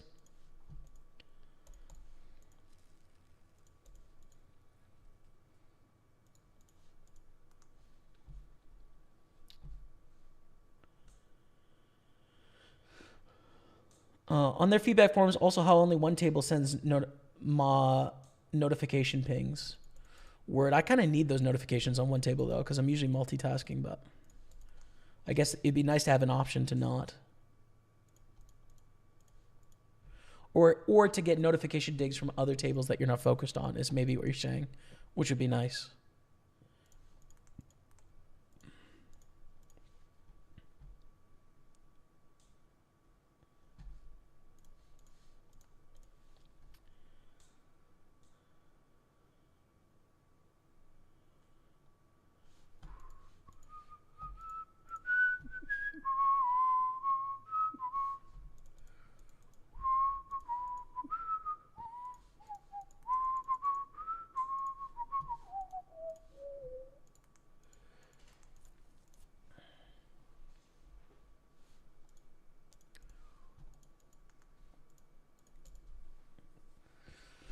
Are you familiar with acceptance and commitment therapy? Very much incline with what you're saying.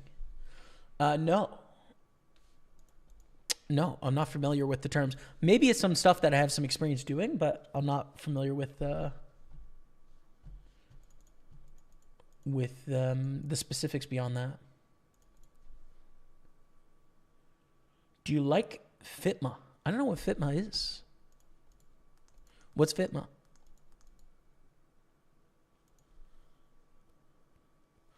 I'm in Canada. FFG sounds. In Canada. Although I look forward to a period of life in the UK again. I really miss it. I like the UK a lot. I love Canada too, but spending times in both countries have been really valuable. I felt really comfortable in the UK, actually. I'd love to go to London again.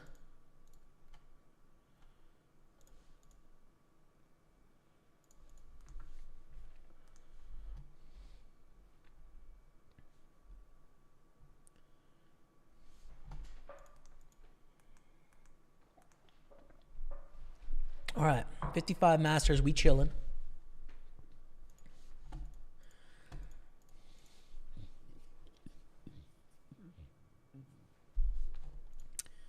Excuse me. I think I should have lunch on this break, actually. I have some leftover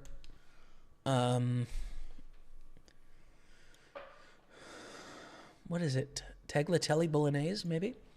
Which I'm going to heat up on break. So going on break in 1 minute. I'm going to play you 5 minutes of highlights of a video I released this week. When I come back, I'm just going to eat a little bit, and then we're going to be back onto the grind. In the money of the 55 Masters, down to the final 17. 109 Bounty Hunter above starting stack. 109 Sunday Party, almost a double starting stack here as well. $11 big quarter we've shipped up to a little bit. 109 6 Max Turbo, we have double stack. And 215 Super, we have double stack. Probably our main bay at the moment in terms of hype. So those are our options. I'm going to play this table before I leave you for a few minutes. And we should bluff here. It's a good bluffing spot. Bro, this is his brother. It's absolutely correct to communicate with the nearest human in the game. No. Communicating with my brother and telling him what I have is cheating. I don't cheat at poker. It's unacceptable. So, yeah. No, I would not do that. Okay. 5-minute break. I'll be right back. Same with me. Software you've ever seen today. It is called Hybrid Poker. Brand new piece of poker learning software where you test your score against myself, against Daniel Negreanu, against Bill Perkins, and see how you score against the three of us, as well as other poker players as well. But Hybrid Poker learns about you, the player, this is really cool. As Hybrid Poker gets to know you, it's going to tell you what to work on. There's a link to the IQ test down below. Try it for free. I think you'll like it. So try it out. We're opening Queen 9 suited in our main event, 3 of 137. Check raise was pretty nice for us with Queen 9 with diamonds, you know. There could be a little bit of reverse implied odds here if it's flush over flush, but not very likely. I think the clear answer is to call a turn bet, call a river bet, and if they check at any point, just bet. Because we've made a flush, and hopefully we don't get coolered by the ace high flush or king high flush. We have 570. Again, it's going to be a call. Don't have this nut flush. Do not have this nut flush. Great river. It's a brick. We just don't really want to pair the board or see another diamond, right? Good luck. Come on, let's go. Huge pot and a big chip lead now. 8.7 million. We've got a big chip lead in the main event. Oh, we're in it to win it, Dottie. Settle in, chat. Okay, now let's go back to this four-handed. And rejam, I think ace queen's good enough against the shortest stack. There is some ICM here, but like ace queen's a really good hand. So go for it. Expect to see a ton of broadways dominate. I don't think I would rejam ace 10 because of the ICM, but ace queen we can definitely rejam. We're up against that ace 10. Just got to dodge it, and we're Gucci. All right, we are in the lead. We are down to 340 cashed with a lead and a stack that can put some pressure on both opponents as well. Queen jack, a nice hand to put pressure on here. Although against the limp, I don't think we want to jam. That's a lie. We want to jam. I mean, because like they don't want to limp call off with a bunch of stuff that is better than us here. Do not expect that with very many hands. Very dry board against small blinds. Going to go for a small bet. Their range is like just default stronger than ours, flatting in the small blind. But on this drive of board, I think we want to go for it. They lead on the turn. We call. We have the right odds to make a flush, and then we can also bluff on the river sometimes. Yeah, I think we have to go for a big bet. I don't want to go for the over bet. I don't think the difference between their folding frequency is going to be much different between a 240 and a 140 here. But we need to bluff, right? Like we're the chip leader. We have a hand that is not going to win a showdown. We kind of have to bluff there. Call by king 10. Pair 10's fair. Call. Very lucky for us with kings against ace 4. We've still got to dodge it, though. We do. Okay. Heads up, chat. Slightly behind. We're in second place, but we have cashed for 520, and we're playing a $380 heads up. Tie game for 380 bucks. Let's see if we can win this thing. Two pair is good.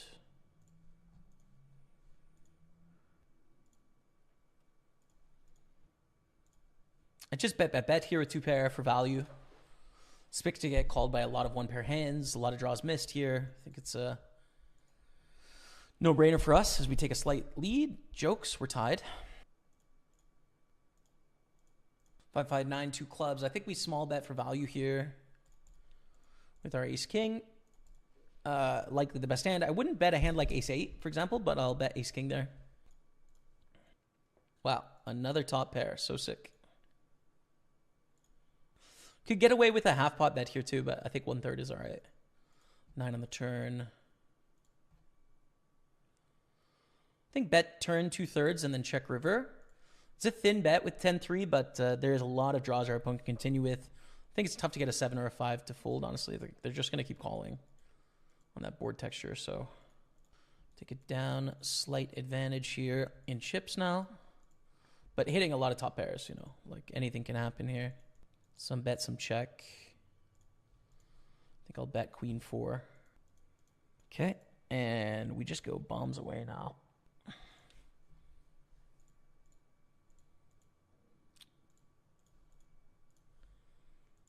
They fold, good fold, good fold.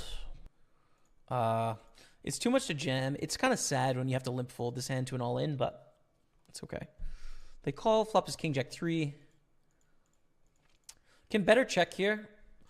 The only reason for betting is like denying equity and building a pot when we hit a 9 or an ace. We're not really getting better hands to fold. But it's also not a disaster when we get raised either.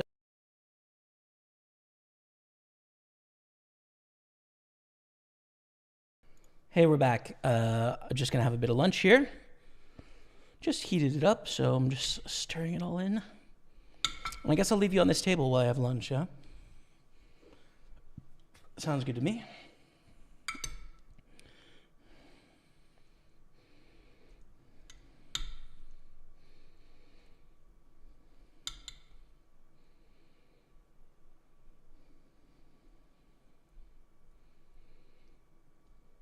Oh, nice. Interesting.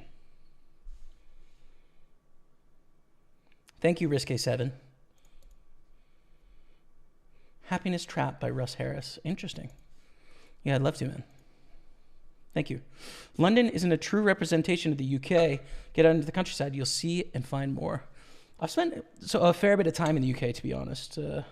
Racy JC. I know it's not a representative of the UK, but I lived in Harrogate for 4.5 months. Yorkshire.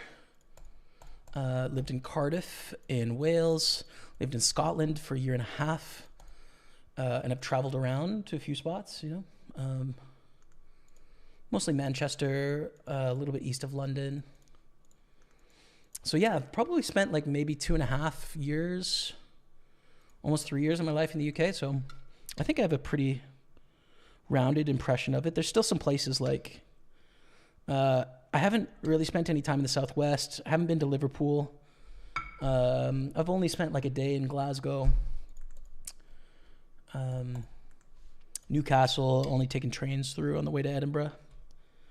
So there's definitely some missing sort of perspective. The Midlands. Oh, I've been to Birmingham, you know, maybe 3 or 4 times, but I think I have a reasonable view of it.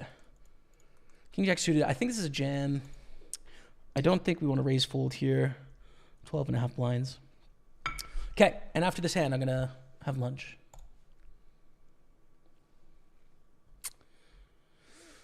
Might be switching the table up here if we bust. Hopefully not. We're in the money. $103 cashed. Flipping. Up top. Let's just win a flip, dude. Rip. GG. 103 cash. Second small cash of the day. All right. And I'll leave you on this table. It's the 215 super, 16 to 33, 15 pay. First place will be 3 to 4,500, 3K to 4,500, somewhere in there. As we thought we had King Jack for some reason in my head. I was like, oh damn, we hit it. No, but we'll bet.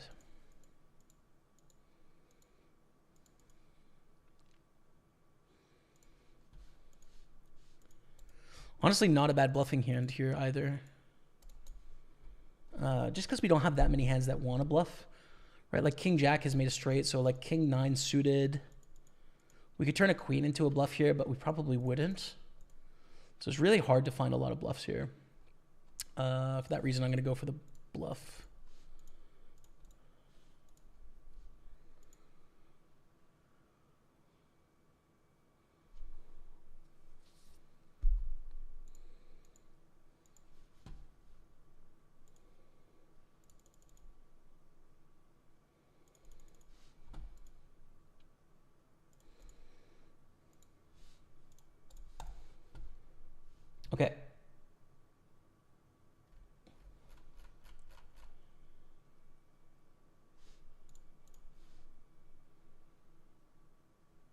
Tank is on. Okay, I'm going to take off the face cam here.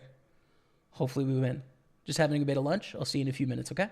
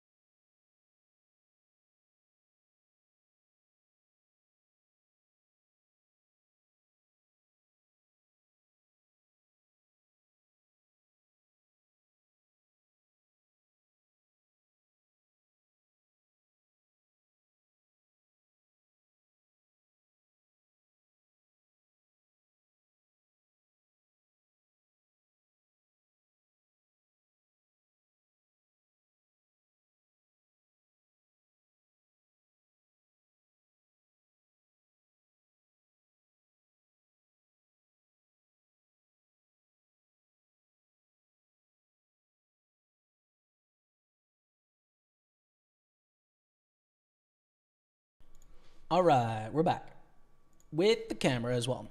3-bet pot against Roliero. We bet with our ace 10. It's a pretty good hand, even against, like, you know, queens, kings. We're doing fine. Not great against jacks, but okay. Not great against aces, but take one down. Ooh. I think it's Rip City here with the ace 10 suited. Rip City in the 109 bounty. We have room for one table as well, so let's get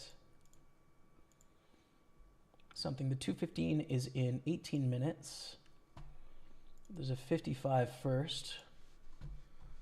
This ace 10 is going to print against Roliero. We get the 25 bounty, which is sweet. Nice to get a bounty on the board.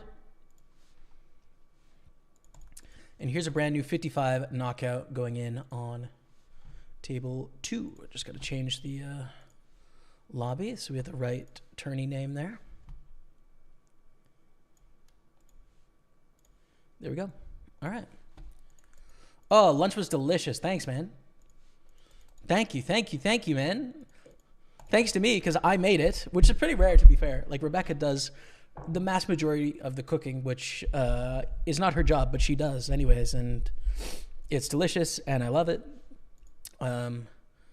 But yesterday night, I made that pasta and ground beef and tomato sauce. Very simple. A little salt, a little pepper is fine. I had it for dinner last night. And for lunch today, man, delicious. Delicious stuff. Do gotta love it. Do you ever show your bluff when they fold? Sometimes, but like online, not really, no. But live, for sure. Sometimes you want to create a bit of a vibe. Let them know that you got some bluffs with you, for sure. Bon appetit. Merci beaucoup.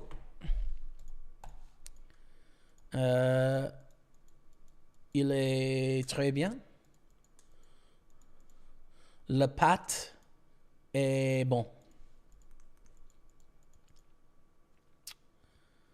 Pâte et tomate est très bon.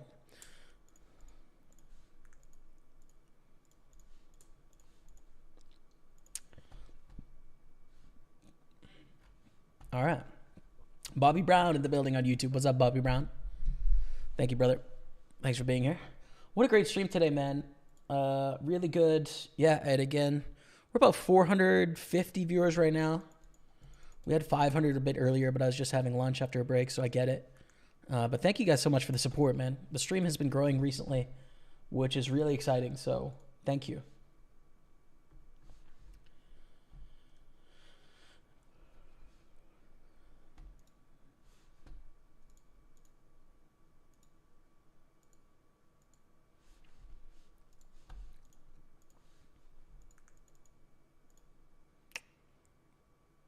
Is it too thin here against the big blind?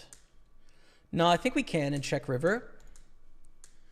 There's an argument for checking too with 10-9, but I think there's some value to get still against 3x, 4x, the straight draws. We're going to lose at least a bet from a jack anyway, so I don't think it changes too much against a jack. But when they just call flop, more likely they have worse than a jack. So I'm going to value bet for that reason. You say, as well as other poker pros as well, and your hybrid poker plug, with the grammar please, but always notice that it feels like I've heard it a billion times as I love your content. Yeah, I need to make a new one, dude. It's been a year. So I should make a new readout for that. I'm going to add it to the list of things to do, Chris. Thank you.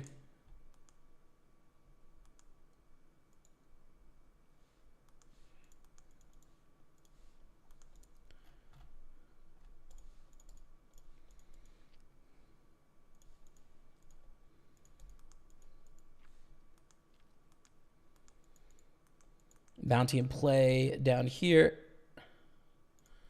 We flop an open ender. Not the nut though, but it is an open ender. The jack, ace king against jack 10. The Sunday party for 37.50 bounty, but no. Running a bit cold in a few spots in my view. They go all in. We can't gamble for it here. They flopped the straight. Oh my goodness. Yorkshire ace with the running full house. So sick. Nice hand, dude. That's actually so sick. Wow. $100 bounty and the chips. What a crazy hand, dude.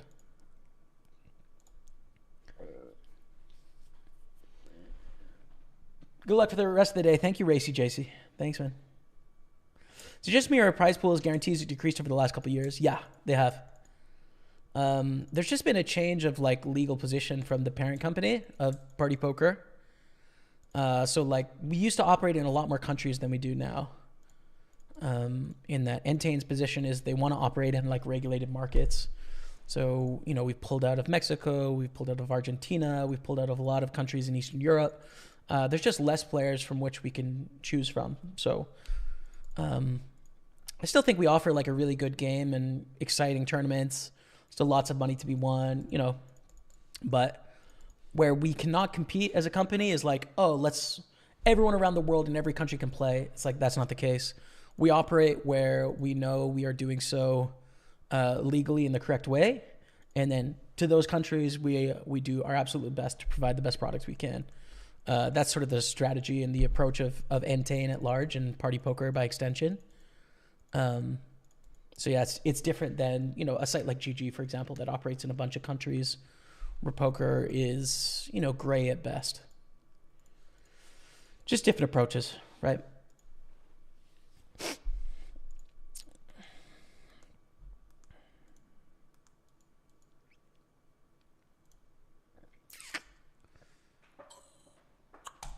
think we need to raise over the min bet here with top pair. I love pasta, easiest thing to do. It really is, isn't it?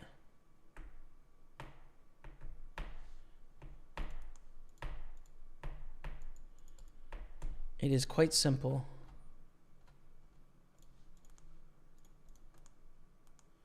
Straight, but any spade will beat us. Whoa, the 2x pot.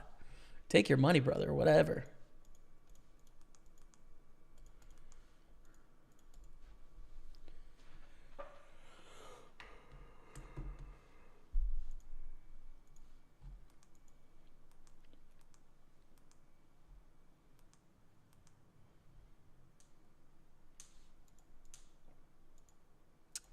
Wow. Okay. Gets the chips.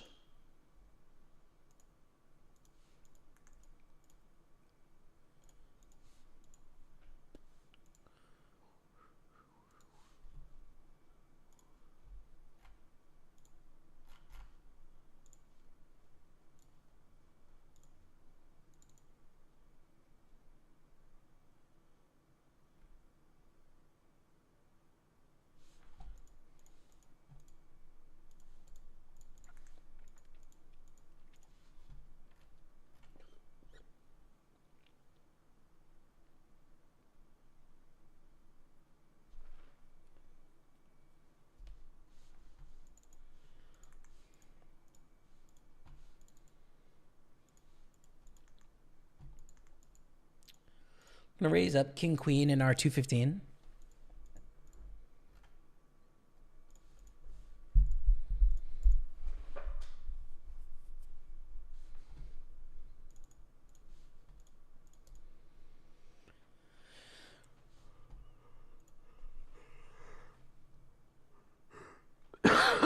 Excuse me.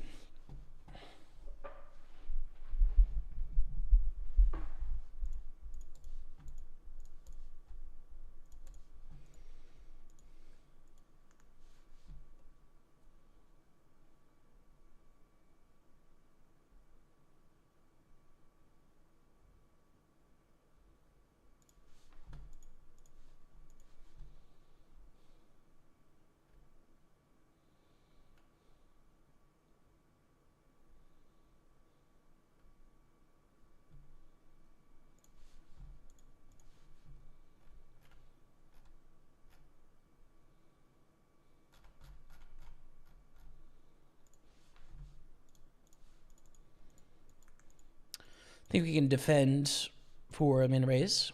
Tough hand to play post flop through is, but couldn't believe it was 150 bucks. Took both of them out. Let's go, dude. So sick, Yorkshire ace.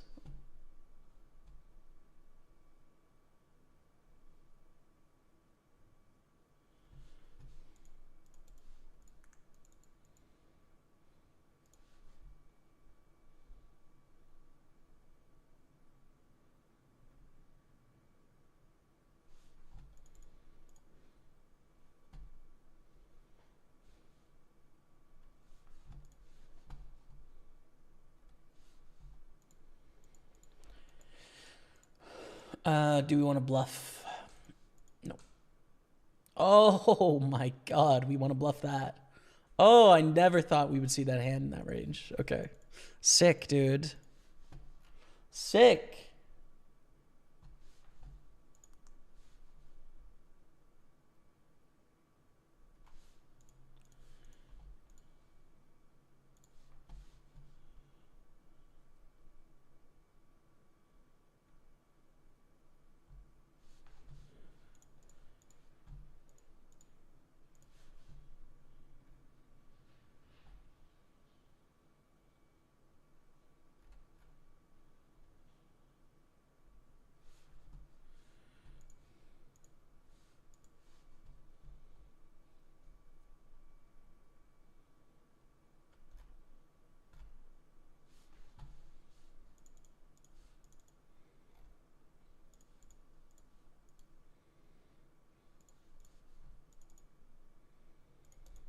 Check down with ace queen. We win. The kings, we're going to ISO.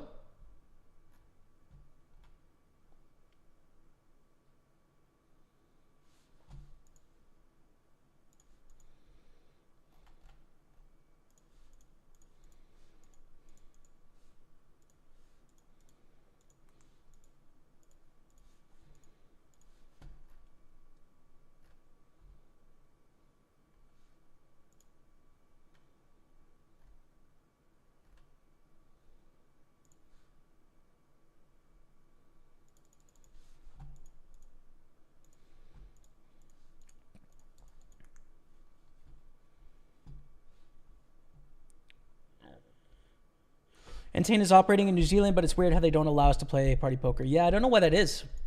But yeah, we pulled out of New Zealand for a while. I don't know what the reason for that. Not sure. I'm not sure.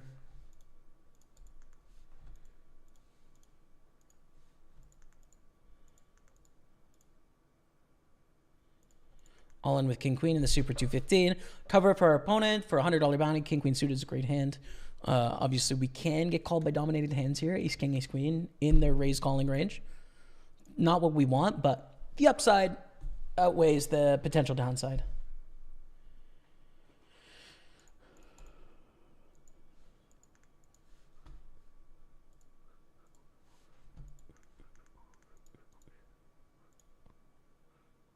And 4-bet here, I think, is fine. With queens, I would be in a tough spot with jacks here. But with queens, it's not difficult. It's just an all-in moment. Just had an awful spot, says Richard Boot. Queens against ace queen. 1 second, Richard. 215,000 in the middle. 187 bounty. Who covers who? They cover us. Dang. It would have been really nice to win that 187. But it's, oh, it's still not gettable. Okay. All right. We'll fold. So let me get to your hand, Richard. 1 sec.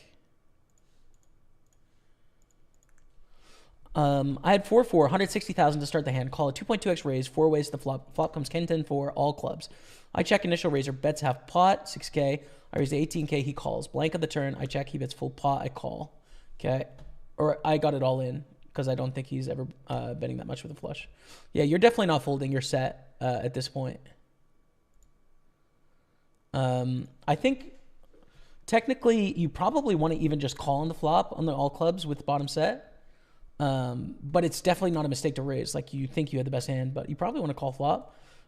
You're not folding at any point in this hand. Snaps with the naked ace of clubs and then hits it. Yeah, so I'd probably call flop, but like it's mostly you're calling on flop so that you have some strong hands in your calling range is theoretically why you're doing that. Check, check, give up with ace 8 against 8-6. This is why I have this person tagged pink. So sick. My goodness. 3-bet ace queen of clubs. Yeah, just unlucky, man. It's a cooler bottom set against a flush draw that hit. Like, nothing to really learn from that spot, I think. You just move on. How old are you? 32.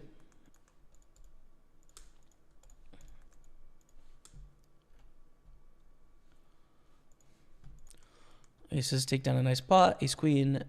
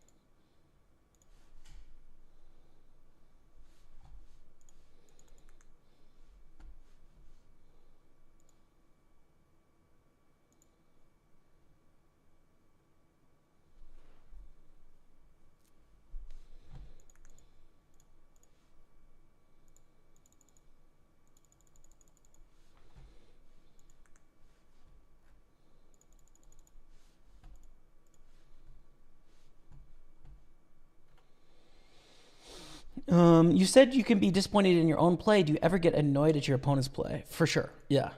It's definitely times where it's very frustrating, the actions my opponents take. I mean, not frustrating to the point of like anger. It's more just like, I wish you would have played this hand normally because I would have won the pot, you know? Of course, like as your whole game plan makes money, but especially in satellites, there's times where your opponents can make plays that cost both of you money significantly. So that's frustrating, right? For sure. One of the most frustrating aspects of poker. You know, when you shove in the small blind and they call with a hand they shouldn't call, which loses them money, it loses you money, and then everyone else in the prize pool gains money. It's frustrating that they don't happen to know that, right? But, you know, c'est la vie. We call ace jack against ace deuce here.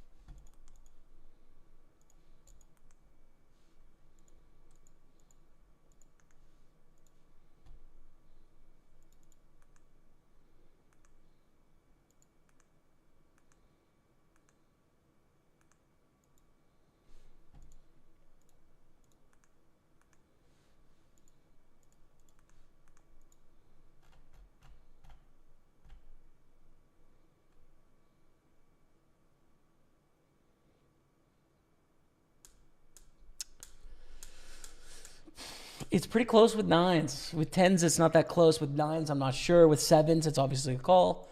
I think, in theory, this spot is going to be some percentage of the time you raise with eights, sometimes with nines. Most of the time with tens, and then always with jacks is going to be like the breakdown, theoretically. I'm going to go for the raise this time.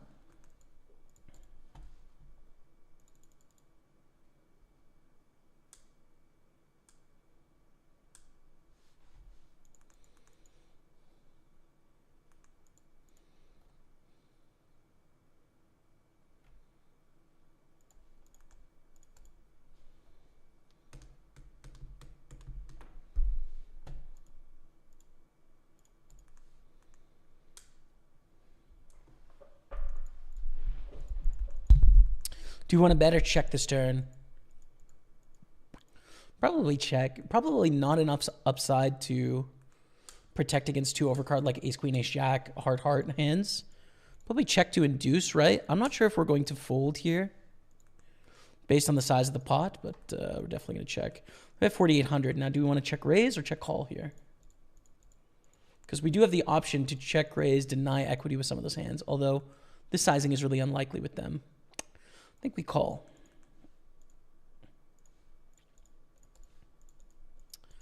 It's also an interesting sizing too, because like what sort of hand is not worried about giving a heart draw, you know, like 8-1.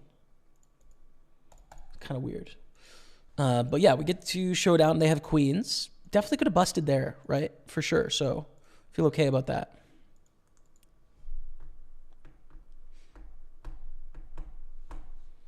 Very nice. I accept. I accept the good fortune in our $11 big quarter.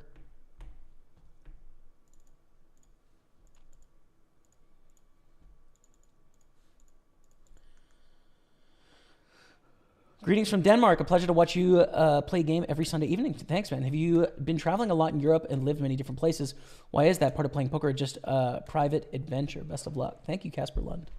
So I haven't for quite a few years, but before the last maybe 5 or 6 years, I did travel quite a bit, lived in different places. It was mostly because I was able to with my job, so I could work online from different spots and without needing sort of a visa because I didn't need employment. So it's, you know, ask at the border, you're traveling, right? Like I have an online business, but I'm traveling. So yeah, quite a few spots. Not anything in Northern Europe though. The trip I spent about on average 3 months in all these places. So I started in Vienna. I'm not going to count like 1 week trips for poker tournaments or anything. Just like where we lived, so to speak. Sort of Vienna, Austria, and then Split, Croatia, Bucharest, Romania, Cardiff, Wales. Costa Rica, Tamarindo, Costa Rica primarily, Malta, London, Yorkshire, like Harrogate specifically, Berlin, and Scotland, Edinburgh, Scotland. And I was in Scotland for 1.5 years, and then I've been in Montreal for 3.5 years now. So that was the travel experience. Still lots of places I'd love to go. A lot of countries I didn't get to spend a lot of time in. France, Spain, Portugal, Italy. I visited all of those except for Portugal, but I couldn't play online with my account, so they weren't options. And then Denmark, Sweden, Finland, Norway, Estonia, Latvia, Lithuania, still to be experienced. Poland, Hungary, Switzerland, Belgium. Really enjoyed Southeast Europe. Loved Croatia. Would love to do Bosnia, Bulgaria, Albania, Macedonia, Bosnia and Herzegovina, right? What am I missing? Montenegro, Greece. There's so much I want to do, man, but like I can't do that with my current job. We also have a dog that is too old to fly under the plane, so it's not really an option at this point in life, but again in the future I hope. Excuse me. Donations. Whoa. Gifts. We got a dono, dude. What? Been watching on YouTube the past few weeks. Glad to be back watching on your home turf. Yo. Keep killing it, brother. Thank you so much for the dono. It didn't pop up for me. I'm going to have to... I'm going to reload it. I'm going to find out right now. Yo, thank you so much, yo. Appreciate that dono. I'm going to find out who it's from.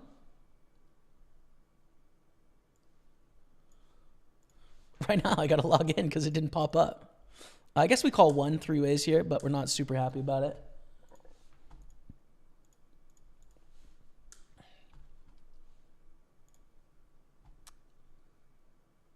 Whoa, $50 dono from Jim C. Brother, thank you, Jim C. I appreciate you, man. Thanks for stopping in the home turf of Twitch. Thank you for the $50 dono. Has been dropping super chats. Drops of $50 on Twitch. Thank you so much, dude. Gets to love of the chat, you guys, for Jim C with a big donation. Big time support of the channel, man. I appreciate you. Thanks. Thanks, Jim C. Appreciate you, brother. Get some love of the chat for Jim C, you guys, please. Pot, we peel. It's kind of running out of time, so I'm gonna jam for too many chips, but like we'll jam, Gulp Ace Gang, fine. Ooh, club, free roll. Okay, chop it up.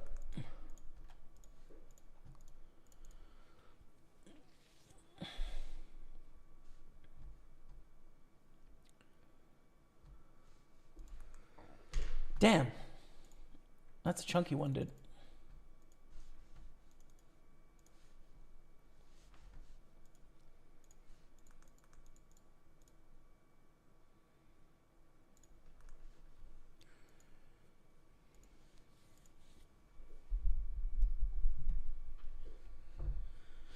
Would you jam the turn? That's what I'm wondering. It's better to call than I could fold the river. You're not folding. I mean, you could fold when it's a 4 club of the river, but not like you want to get it all in. You likely had the best hand, Richard Boot. Just unlucky, man. Definitely no mistakes there.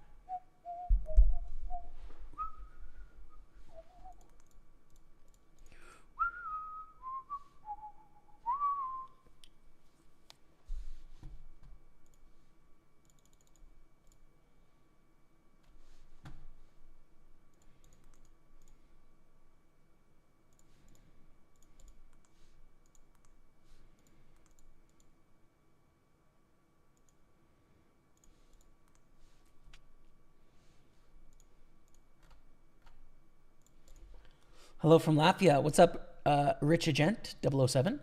Reed, you haven't been here yet. It's true. Hopefully someday you'll fix it. Good luck today. Thank you. Yes. Very much would like it to happen. My thesis, this is an ignorant thesis, but it's true. See, I think I have a piece of art from Latvia. Industrial art. Let me see. Pretty sure I do.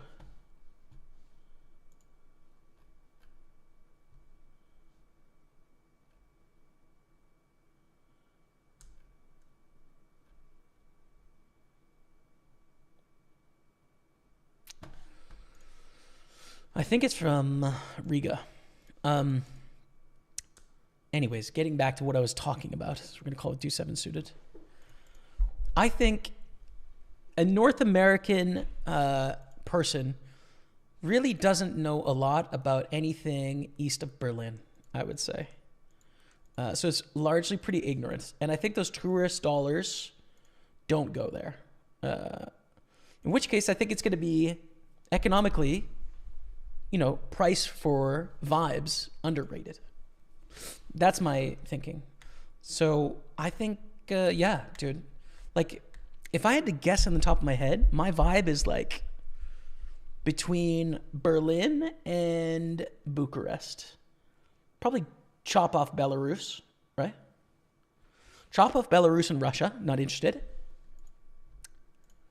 But next to that, Central Europe, North and South, I think is my vibe. I think that's what I'm into. I think that's my preference. Don't get me wrong. Like, I love Barcelona, one of my favorite European cities. Paris is so romantic. It's incredible. I'm into art, dude, and it's Paris. Like, what else, If you're into art, you're going to like Paris. You're going to like Rome. You're going to like France. You're going to like Italy. But for, like, just day-to-day vibing, dude, Estonia, Latvia, Lithuania, Denmark, Sweden, Norway, Finland, Poland, Austria, all the way down to the south as well. I'm into it. That it's just, I don't know, chat. I think underrated. That's my thesis. I've never even been there. I think it's underrated. You think I'm right? I don't know. If you lived in Montreal, is that where you learn your French? Exactement. Je visite le cours français à la YMCA.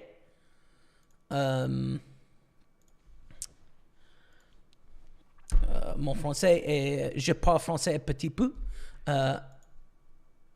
Mais je regarde français aujourd'hui, chaque jour. Je écoute français chaque jour. J'habite à Saint-Henri, dans le sud-ouest. Donc, I try. Forget what I try is again, but yeah. Still a long way to go. Still definitely not conversational. But I am better than I was. I think I'll need to take like another, if I had to guess, like probably 2 classes, maybe 3 till I can get to the level where I can watch movies and TV shows. And probably it'll be a lot easier to make gains from that point on, my guess. Good luck, Jamie. Thank you, Nick Vashne. Thanks. What'd you get up to on Valentine's Day this year? We postponed it to the day after, and we played video games and vibed. I bought a bottle of wine and some flowers and chocolate. And Rebecca made me this super cool scarf. It's super cool. She also got me 2 books, which was very nice of her. And then some nice food as well. So yeah, very vibe. We had a great day. It was super chill.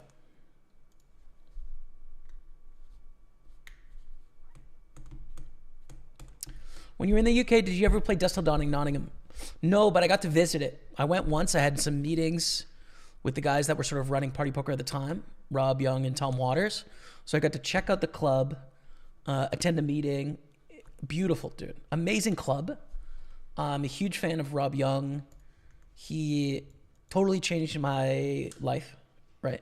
Trajectory of my life, bringing me in and on board here at Party Poker. And although he doesn't work directly with Party Poker anymore, they still collaborate in some sense, but I just learned so much about how to be a better business person, how to be effective from working with him. And he really took a shot on me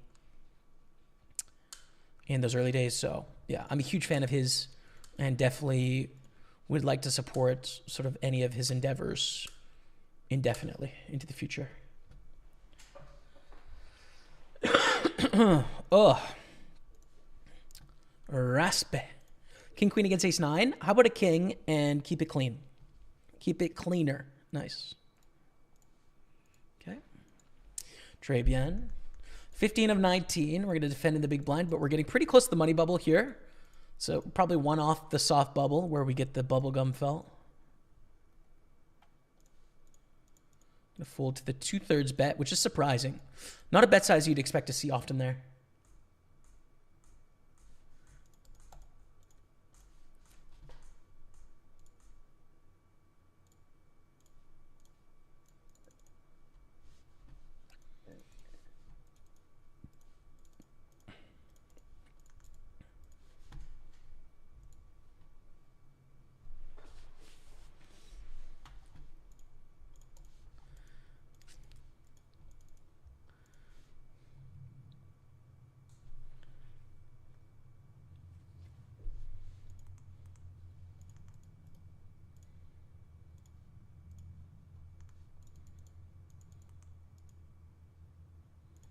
I think rejam here with the fives. We could also call and fold, actually. Let's do that. If they rejam, we can find a way to get away and just avoid the cooler when they pick up aces or whatever. But we're behind anyways. 5. 9.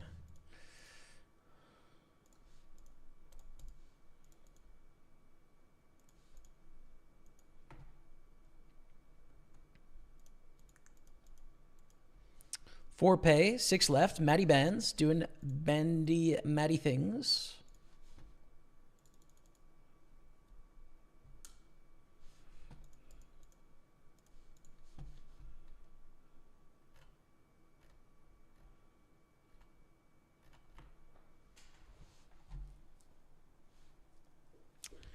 Well, yikes. Ace King O.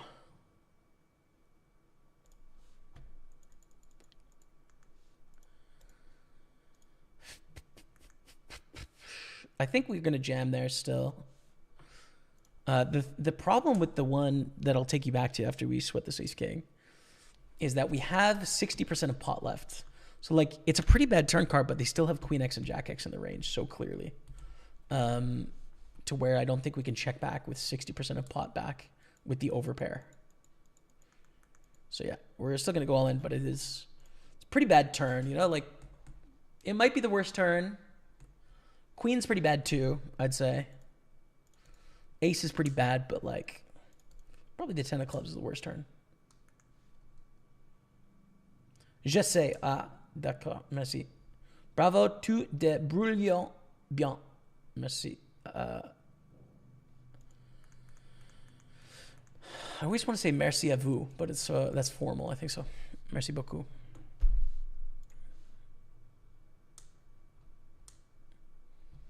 I love books. Oh, dude.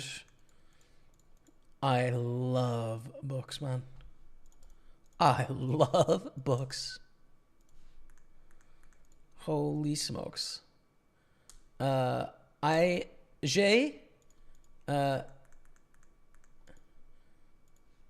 Nous, votre bibliothèque... Non. Nous avons bibliothèque dans notre maison.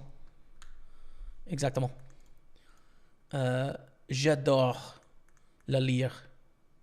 Non, livre. J'adore le livre.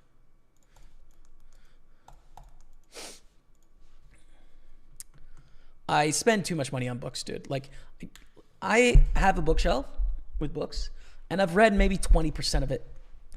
Granted, that's a lot of books still. Like, I've read, I don't know, I've probably read about 150 books in the last 5 years, which is a decent amount, right? Like, there's some people that read 100 books a year and they go crazy. Most people read, you know, like an average of 5 books a year, probably. I'm content with reading 35 books a year for the rest of my life. That's a decent pace for me. But I've definitely bought books in advance of books I know I want to read in the future. Like, you know, I could read books on my shelf for the next 10 years and I'd probably just then like complete the shelf in some sense. So yeah, it's true degeneracy, but I did have this big bookshelf as like the main feature of our sitting room upstairs. And so, you know, I've kind of filled it up now to where it looks better and I'm content, you know, it's like hobby spending for me, but yeah, I definitely have a huge amount of like big books that are just sitting up there waiting to be read. And they're just contributing to my angst of like, oh God, I need to read Moby Dick. I got to read War and Peace. Got to read Anna Karenina. And they're all unread. Brothers Karamazov unread. Gravity's Rainbow by Pynchon. I'm actually reading a Pynchon book right now. Thomas Pynchon, my first ever. The Crying of Lot 49. And it's very disorienting. But I have 30 pages left. I'll be finishing it tonight. Yeah, super dense, super like paranoid in a sense. Pretty interesting. Challenging, but interesting. Come visit Sweden. We get you a room in our house. In return, you can help me win a tournament for 200K. Sounds like a great deal for you, frankly. I rent a room and you get 200K. Seems like a good deal. Call the 8s against an all-in from 10s. This is too bad. Listen, I'd love to visit Sweden. I really would.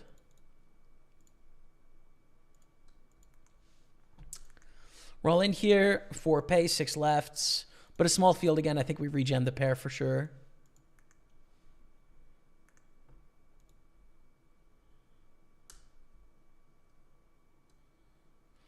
I can give you free accommodation in northern Romania too. Just give me a shout. Chat, I think we're just going on a Euro trip. I'm not paying for anything. I'm just going to sleep in your guys' couch. As long as Rebecca's cool with this, like she's coming obviously. So we're both going to be sleeping on the couch. If that's vibes with you, I mean, let's hit the road.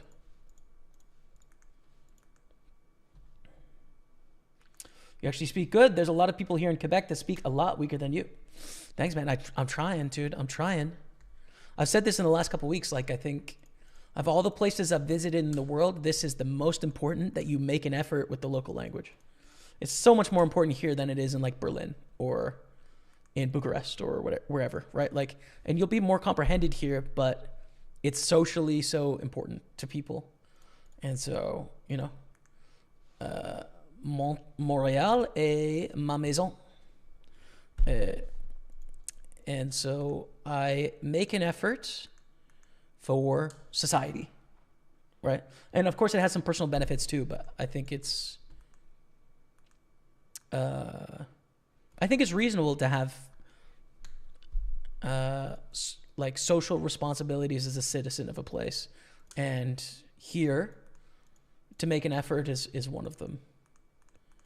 I don't even think being proficient is a requirement. Making an effort is a requirement, I think. So I do that. Ace Jack against Kings. Dude, can I get a hand like in where I have the best hand? That would be so nice as we suck out once again. Let's go. How about the 6s here? We call. Covering for a bounty, no brainer. Oh my goodness. Oh, that's tough. We're going to lose this pot and probably bubble. We doubled up here. We're on the bubble of this one, though. That's brutal, man. That's painful because we're probably going to bubble this tournament now. We have been the stone bubbler for a while. Speaking of 16 to 17, 6 of 8, 5 of 6. I mean, we are pays 4, pays 7, pure bubble, pays 15, 2 off the bubble. We've got sick bubble times right now. Sick.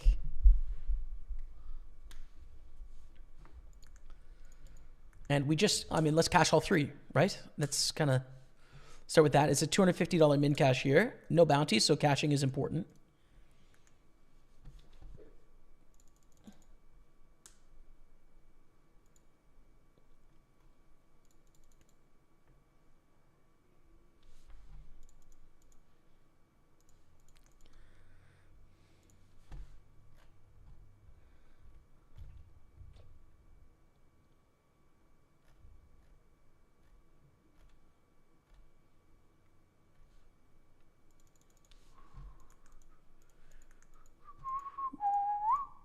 We're all in, 2 off the money, shortest stack. Mr. Bands, my brother, Matty Ice in the big blind could bust us out here. But no. Sulia Bedafogo is going to try and come for us. Not for you today, my friend. That's a set. Send me those 83,000. Kick rocks. Okay, quick break chat. Pokerstaples on Twitch, YouTube, and Facebook. We're going to be back in about 4 minutes. Triple bubbles right now. Stay with me and enjoy these highlights. There, like our hand's pretty decent, so it's okay. And we limp call this one. If they go for the rip, it wouldn't be my first choice, but like we kind of have to with A7 against Jack 8 of hearts. This is a hand that I think can check back for what it's worth, just because it's really playable. Come on, let's go. Ship it, Dottie. We take it down. This 109. Yes, it's not a huge field, but it's nice to win a tournament, dude. $900. Let's go, baby. Let's go. Oh, it feels good to win a tourney, man. Now we're raising up ace queen in the main event. That's good. Raise, call, and a squeeze all in. This is brutal. Reason being is like we're definitely doing well against this, but we don't want to risk 60 blinds when this could be a slow play. I don't think there's enough of an edge here, so we fold. Open ace 9, get a call in the big blind. Ace 7, 3 on the flop. Rainbow. Dry board. Nothing going on. Bet a quarter is going to be the default play here. They have so many auto folds. We have a big range advantage. We're going to go for the small bet here. We take it down simple. Maybe Padraig Harrington. We're going to see bet with our gut shot. This is an interesting hand to double and triple barrel. The thing when they flat in the big blind is they don't. It's really unlikely that they have aces or kings or ace king. They could have nines. They could have ace 9, right? Our queen 10 is a reasonable hand to bluff. But our other options would be queen jack, queen 10, jack 10, and then 8s through deuces are all options to bluff here, right? Ace on the turn is a really bad bluff card. We're trying to bluff a king or a 9 when the board pairs. I think we should check. We should check. We also probably want to bluff 8s through deuces more so that we unblock queen jack, queen 10, and jack 10 in their hand, which is definitely going to call flop with a gutter to the nuts, etc. So I give up the story here. Lose to king 10. So shove is close, but I think call is better with queen 9 suited, so we're going to call. We flop a gutter and a backdoor flush draw. Pretty decent flop here. Gets a hijack raise. So hijack's going to have a bunch of suited ace-x and some offsuit ace-x, like ace 10 plus, every suited ace. They're going to have a bunch of broadways that have gutters. They're going to have some suited connections, but really a lot of stuff hits here. They bet half pot. I think we need to call with the backdoor flush draw on the gut shot. If we didn't, I would think about folding queen 9 because they chose such a big bet size. But with that backdoor flush draw, I think we have to. They call, river's a 7. Now, do we want to bluff here? We have one of the best bluffing hands. I think we need to. It sucks because when they check back, they have so much ace-x that can just call this river. But unfortunately, they also have king, queen. They have king, jack. They have queen, jack. They have little pairs that bet the flop. There's too many hands there that we can get to fold. We have to bet. This is one of those spots on the wave, right? Where it's like we have to bluff, but we also know that over 50% of the time, we're just losing our bet. But it's still, we're getting a good price on the bluff there. So we have to do it. And, well, the wave sucked. Whatever. We just continue on. We fold the 10-6, keep going. I'm a relatively new football fan. How many people we got on the Facebook stream? I think like 100 or so at the moment. 140. Kings against 10s for 4.8 million. Come on, let's go. We're still in this, baby. 10's no good, Maya. Let's go. 10s. We see, this is interesting because it's almost like that 9 spot where you actually start to flat some pairs, not 10s, but like with 8s, you probably call here, which is interesting. But with 10s, we're all in, and I hope that we didn't run into it. Good luck. Let's go. This is our moment. Now, 11 blinds without a suit think we just jam.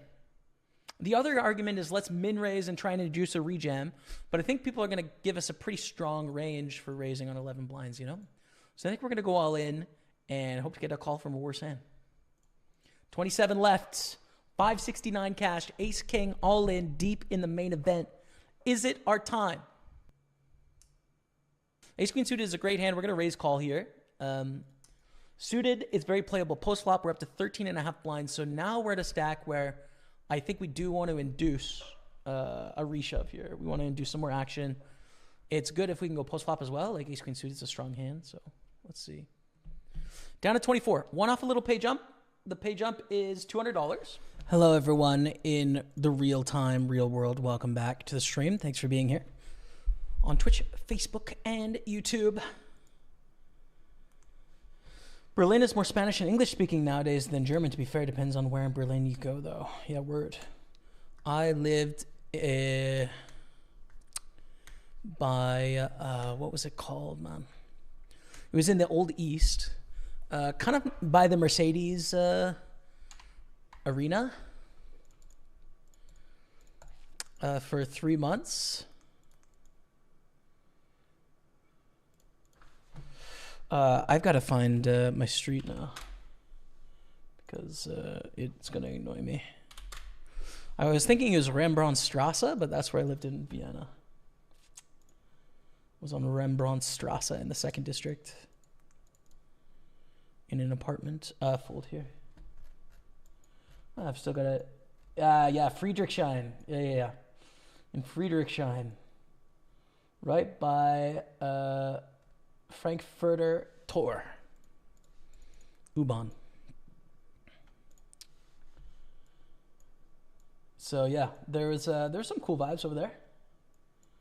Would get breakfast often on what was the cool street?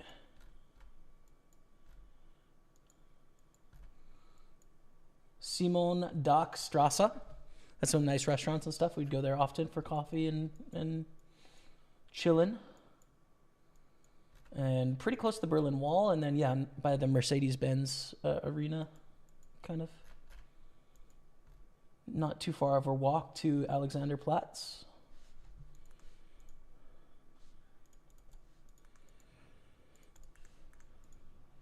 The 9 deuce, the 10-9 as well. I'm writing a fantasy book. Do you read fantasy? I don't really, to be honest, Anthony Walton. Maybe at a different stage of life.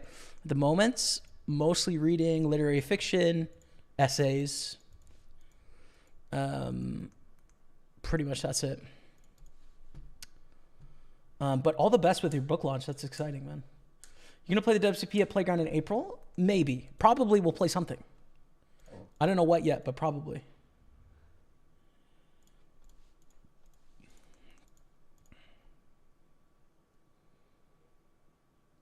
I don't mind to check back on the bubble here. I think it's a good idea with this hand. Oof. Worst turn in the deck, though. And we've got to dodge the 4 aces, and that's the worst one. The ace of spades. Pot bet. Yeah, fold. I don't know. Like, tough luck.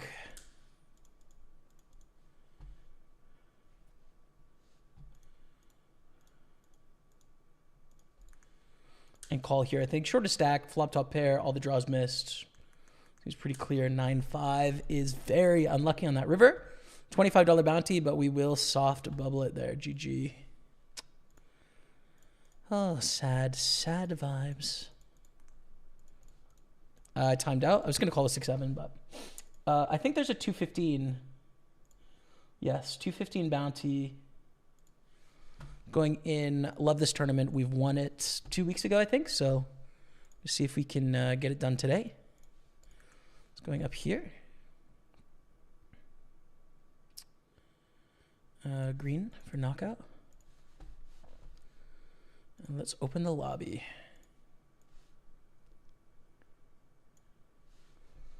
There we go. And 215 on the live hand viewer. Sorted. One bubble, but we still got 2 alive here. So we have a 2x pot shove. Wow.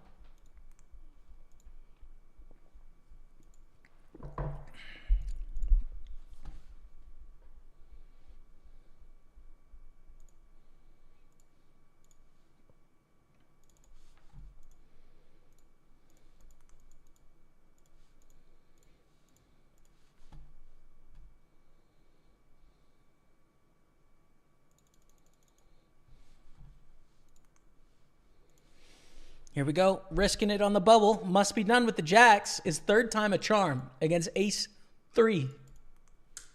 No, we lose again with the jacks in the bubble. Just kidding.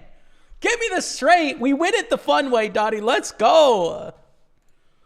So sick. 263. Come on, chat. Cam chat, ka-chat.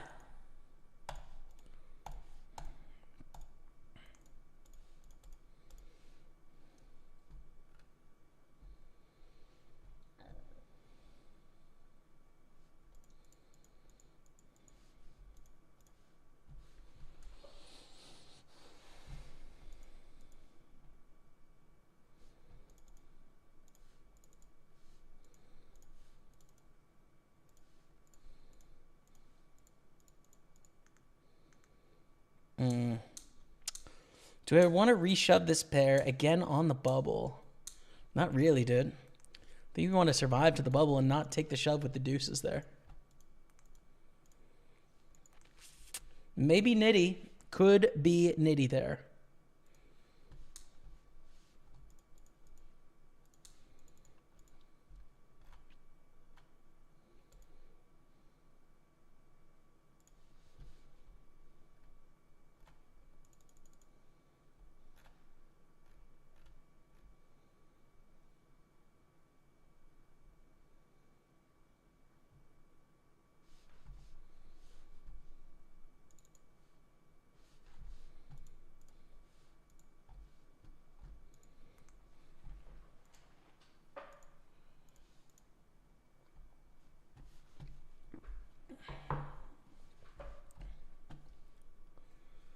Up for hand reviews? Yeah, man. Send it in whenever you like, man. For sure. The 4-8, ace, queen, suited, and kings. Whoo! Sheesh. Oh, we just jam. They're both very short. We don't get the min raise to induce. They're too short, man. It doesn't make any sense. We're just all in here. Hopefully we get a call, though. We're on the bubble. 250 is the min cash. First place is 1,300. That would be nice. Take that. I would absolutely take that. How do you find the inflation in Montreal? So things are definitely more expensive. It's a little weird for me, dude, because I haven't really been eating at any restaurants for several years, which is where inflation is most noticeable, probably, right? Is like tipping and restaurants. Groceries are definitely more expensive. My rent is egregious. So yeah, it's definitely expensive, but like I'm fortunate as well, you know? So it hasn't affected me much. It's affecting a lot of my neighbors and the people of the city and creating general lack of happiness and unrest. I still think living here is incredible, though. Love it here, so. Still think it's a very special place. And,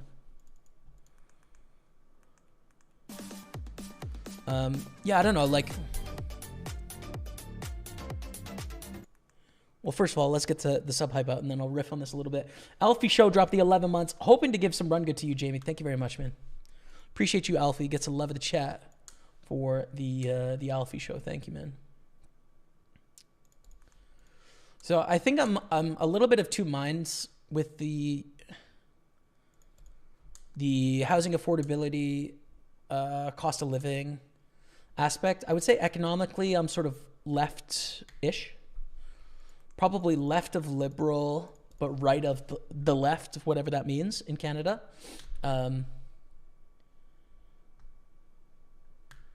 So I'm generally in favor of things getting better for lower income people and worse for higher income people based on the status quo is like kind of where my economic politics would lie.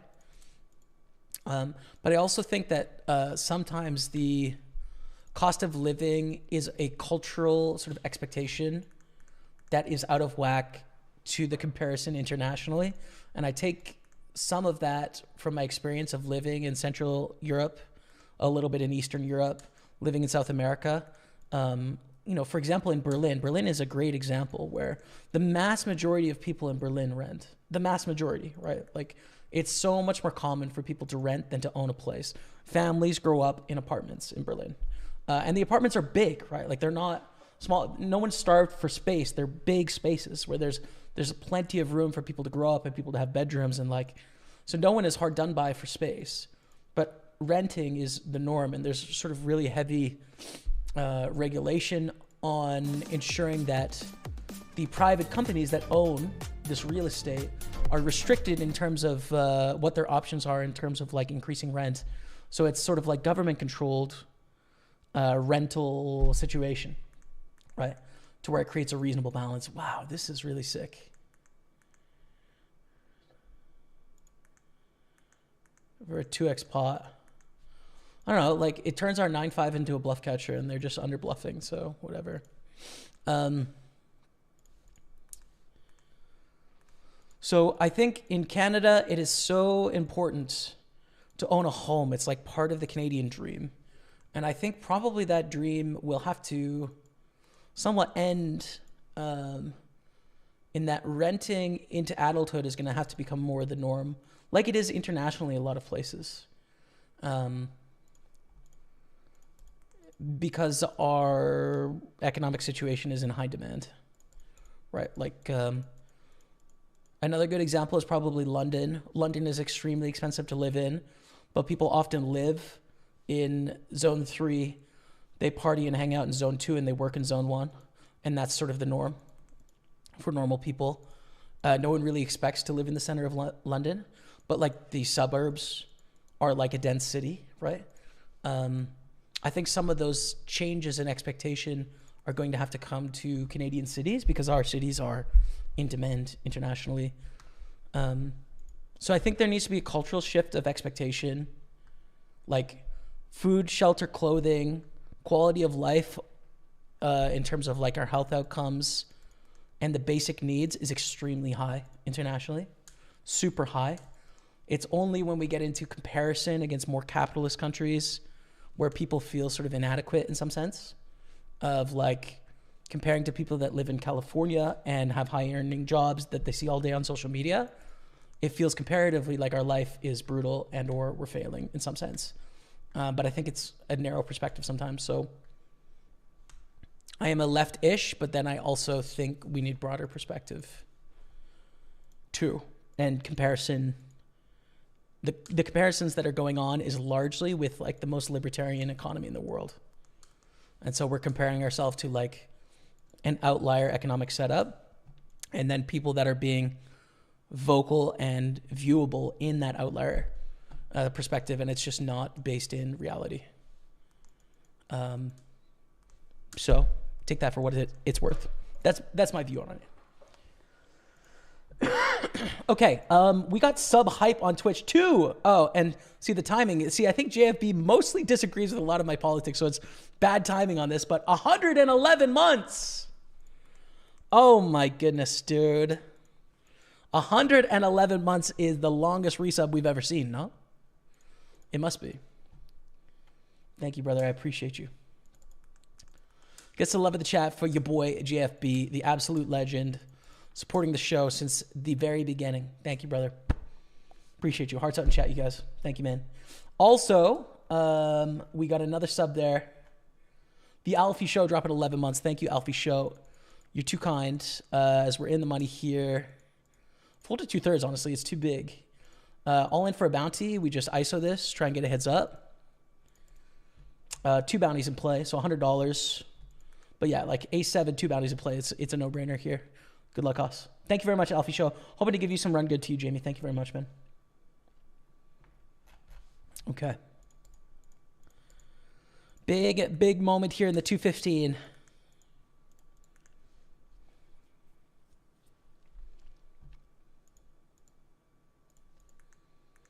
A7, 5-7, Ace-8, 4-10. 5-7 is the big side pot. They hit a 5.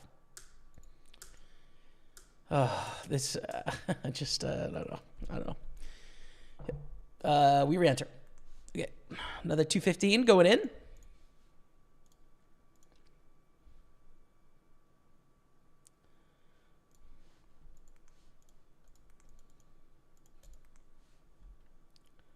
Where in South America did you live? I actually didn't. I lived in Central America, Costa Rica. And I visited Panama City as well. So Costa Rica, a few spots, West Coast, East Coast, San Jose.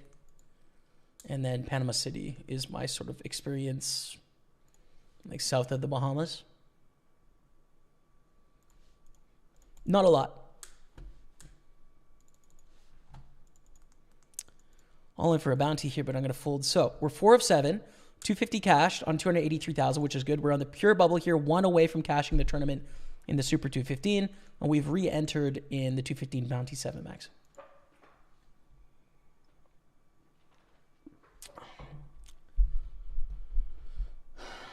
Scott Valaski says, what's it like living in a country with no free speech?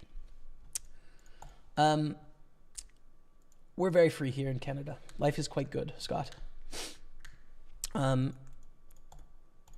I like our setup.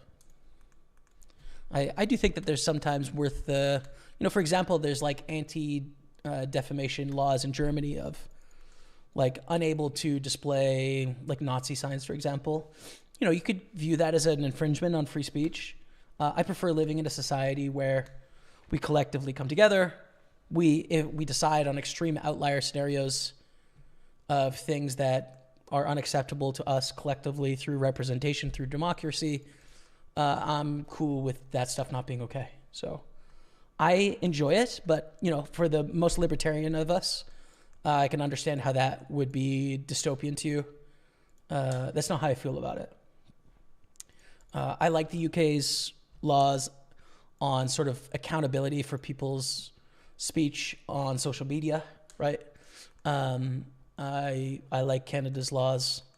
I like Germany's laws. I'm in favor of that as opposed to sort of like the complete libertarian approach. But of course, like democratically sort of elected representation of those laws, not passed down through like a dictatorship or whatever. It needs to be democratically determined from my point of view and what kind of society I like.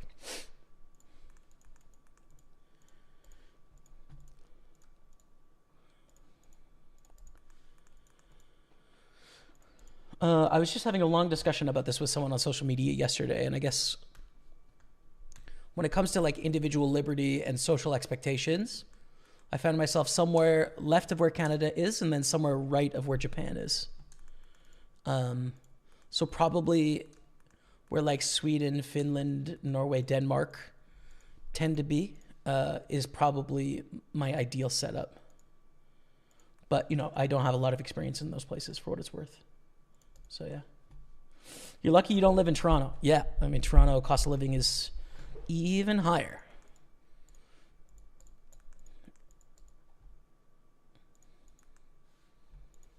Tough luck. Tough luck for the people in Toronto, dude. It is tough.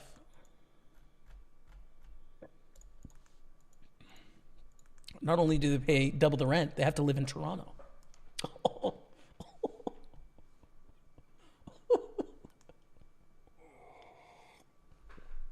Go Leafs or whatever. Moving on.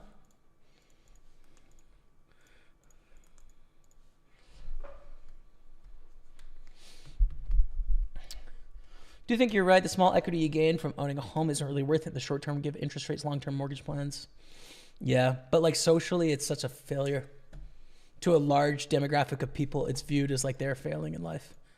So I think that the social reality needs to catch up with the economic reality in some sense of the Canadian dream, the Canadian expectation of a good life needs to broaden.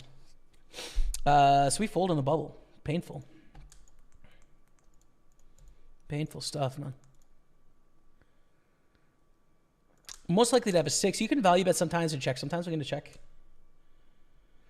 We do need to broaden. The perfect solution doesn't exist, but the best case is usually a hybrid solution. Yeah. Yeah, I agree with you for sure, man. I think it's just a trade-off, right? Like you can go full libertarian and you're trading off certain things. You can go sort of full socialist all the way to communist, and then you're trading off certain things. I think the most productive conversations is where people can at least recognize the trade-offs of both scenarios, right? Can see what is given up in a full market solution, can see what is given up in a full sort of centrally planned solution, and find somewhere that is reasonable for the population, right? But it like usually just gets ideological, those discussions, right? Like people are unable to see the pros and the cons of the various setups. It's just like, this is the obvious solution, and kind of not very fruitful, those conversations, right? So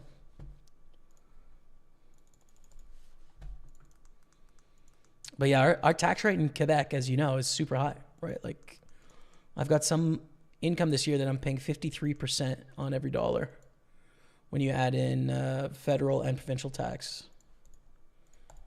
And so that's pretty high. But like Montreal is an amazing place though. Like the infrastructure, when it comes to public transit, when it comes to like just the city setup density,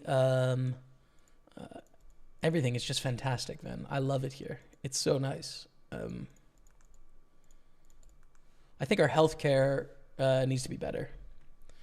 Next to that, I'm pretty much completely content with life here, and I find it exciting. Call with queens against sevens in the 55 bounty. Keep it clean, Dottie. Yep. Oh, no. Just no, dude. Oh, how cold can we run? So sick, man. So sick. Do you ever read financial stuff from Dave Ramsey? No. I've seen a few clips of his. I think some of his, well, you know, like who am I to say? I think some of his stuff is good advice. Some of it is bad advice. I think it's very practical for the vast majority of people, but his philosophy does seem to be carry no debt ever, which I think in a low interest rate environment is incorrect. And then also I think his expectations of stock returns are unrealistic. There's a really great Canadian YouTuber that is a financial analyst. His name is Ben Felix from PWL Capital. I've watched so many of his videos that I could do his plug at the start of the video, which is data science, academic research backed financial investing. And I think his advice is better. It's more quantitatively backed, right? Like it's a good example of leverage, right? Dave Ramsey takes like sort of a zero tolerance stance on leverage. But if you look at the academic literature in low interest rate environments, it actually mathematically is advantageous early in someone's financial investing career to lever up about 20%. Mathematically works out better. That's a social convention of people are like, oh no, you're going to lose your house. Don't ever touch this stuff, right? Like very black or white. They're very quantitative based in terms of their sort of like financial planning. So I like watching his videos, and some of the stuff I've seen from like Plain Bagel, Ben Felix, some of the Americans as well. Graham Stephan, Andre Zick, Ben Carlson, like a lot of those finance YouTubers. There's been some reasonable arguments against some of his ideas that resonate with me. So I like some of his stuff. Some of the stuff I don't like, I guess, is my view on the guy. Gray Street dropping the 46-month resub. Gets a love of the chat for your boy. Gray Street, I beggeth your forgiveness. You already have it. What did you do?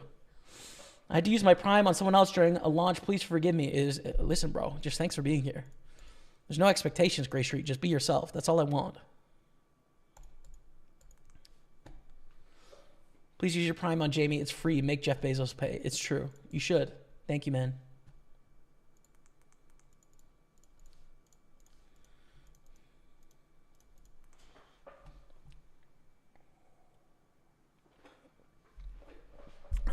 What's up, Jamie? Hello, Andrew. Morbarak. What's up?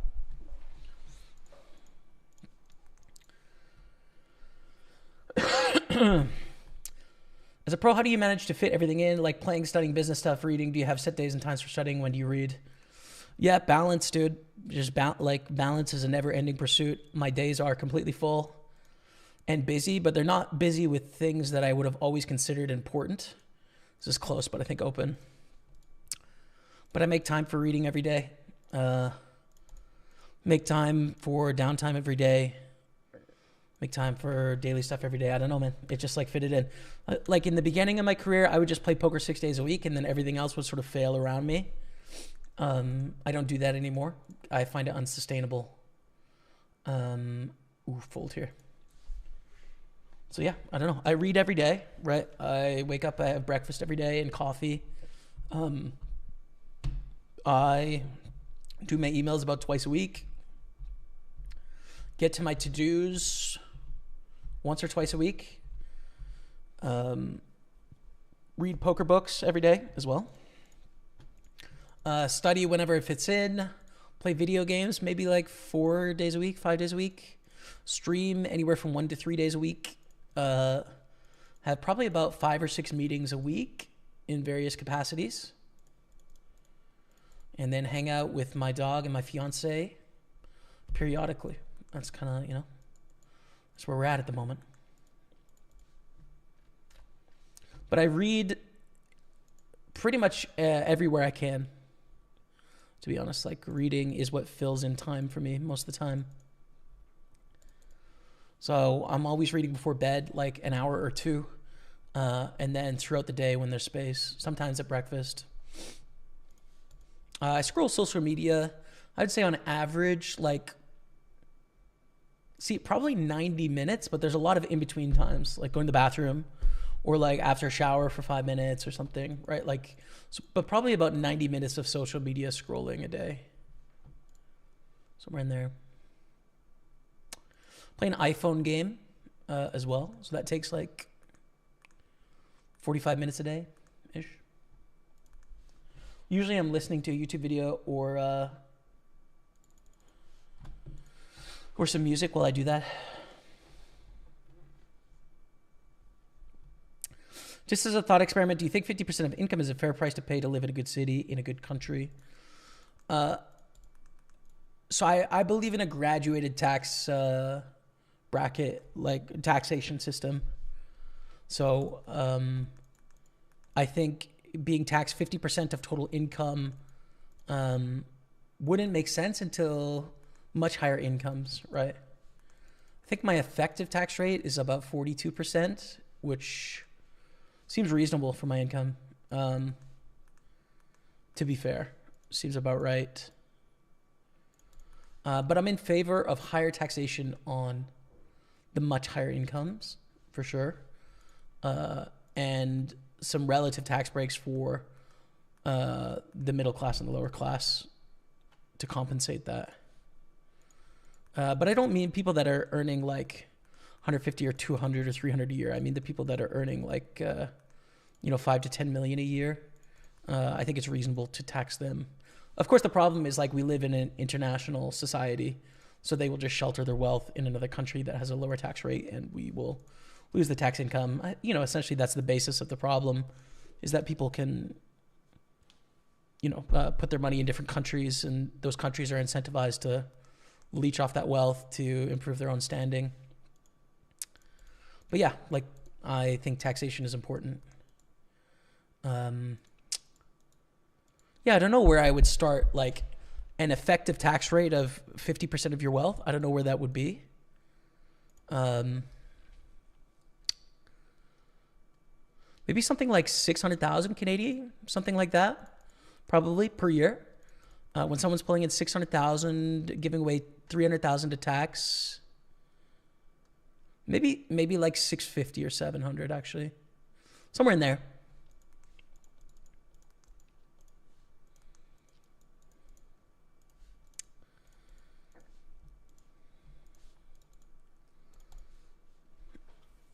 Would be my best guess, but I would need a lot more data to actually come up with like a cohesive income tax plan. I definitely like being a little bit more granular with it as well. Like for example, I'm a big fan of taxing like economic expenditure. So taxing gas usage, taxing luxury goods, taxing meat consumption. As a big meat eater, like I'm definitely in favor of paying a environmental tax for the tax that puts on the rest of us. Like sort of getting a little bit more granular in terms of cause and effect and paying tax at the source, to me makes a lot of sense. So it gives people options to live life cheaper if they'd like to, but still do whatever the hell they want to, just paying the extra tax. Of course, socially, that doesn't go over well and that people think it's unfair, but I think they're definitely wrong. I think like a carbon tax is a great idea. It's like, hey man, drive as much as you'd like. You just have to pay X amount to offset your effect on the environment for everyone. But I mean, keep 15 cars running around the clock if you'd like to. It's your choice. It's just like pay the adequate amount to offset that is, to me, like a great system.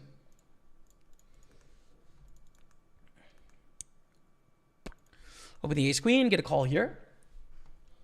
This effing guy again drops the 12-month resub. Thank you, man. Time flew by like lol. Good luck tonight, dude. Thank you. This effing guy again. Appreciate you, brother. Thanks for the support. We're going to bubble this tournament, dude. I got 22,000. That sucks.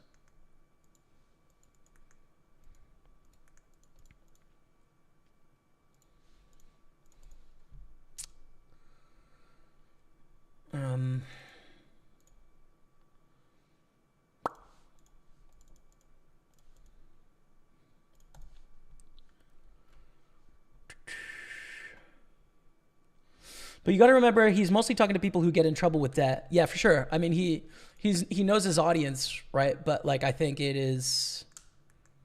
being pampered a little bit, right? Like he is speaking in generalities instead of specifically. So I think his advice to his general audience is good, but to like a quant, he could be like, well, no, because this. And so I don't know. I feel as if my quantitative ability is enough to be specific. But, I have a lot of experience in like poker, which is managing money and understanding risk and variance and standard deviations from the mean and stuff like that, right? But, so yeah, I wouldn't say he's bad or anything. I just think there's exceptions to his advice that are theoretically incorrect. I don't know. That's my take.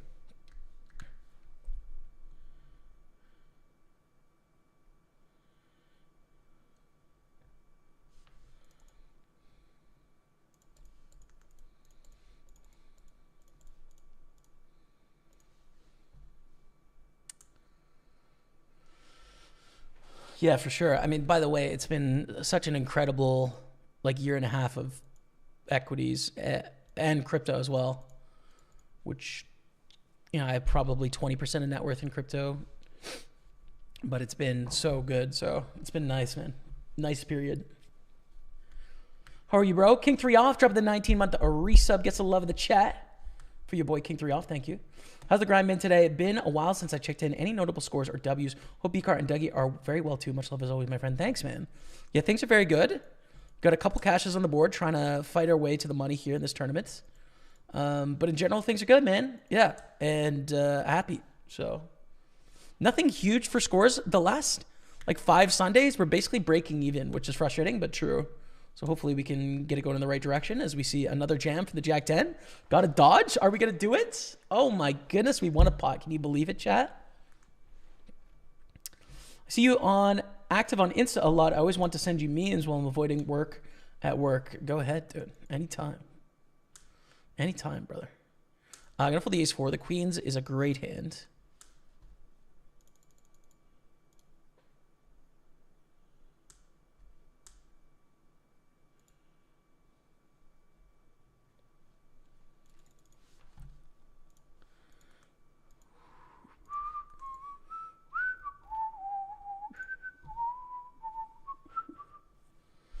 I struggle with routine. I think it's something I need to work on. I used to read and work out every day, and now my routine has totally slipped. So it's an interesting one with routine. There's periods of life where I want to be really specific about my routine, where I needed to deploy some willpower to really get myself to do stuff. But most of the time, I would much prefer to live a more bohemian sort of life, to be honest. We ran out of straight. We bust here for 322, and we're all in with the eights for a bounty. 8 A7, huge side pot here. 9's going to win this pot. We're going to win the whole thing. Let's go. Come on, chat. $125 bounty. Let's go, baby. 213,000 chips. Let's go, baby. Now we're on the bubble. We got to call off with ace-6. Can we survive against king jack for 50,000 chips to out-chip this opponent? No king, no jack. Oh, so sick. It's a $226 bubble. Okay, 322 is the cash there. Pure bubble, the 215. Lovely. So yeah, I don't know, man. I go back and forth on the routine. I like being a bit more in the moment recently and doing what it is I want to do at the time.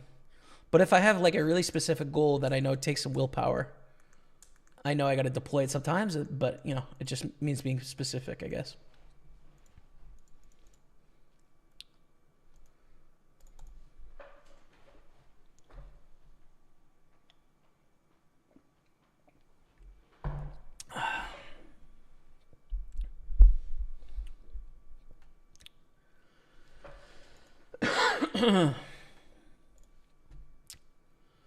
Tax on meat eating, carbon tax is BS, and climate change is BS, Jamie.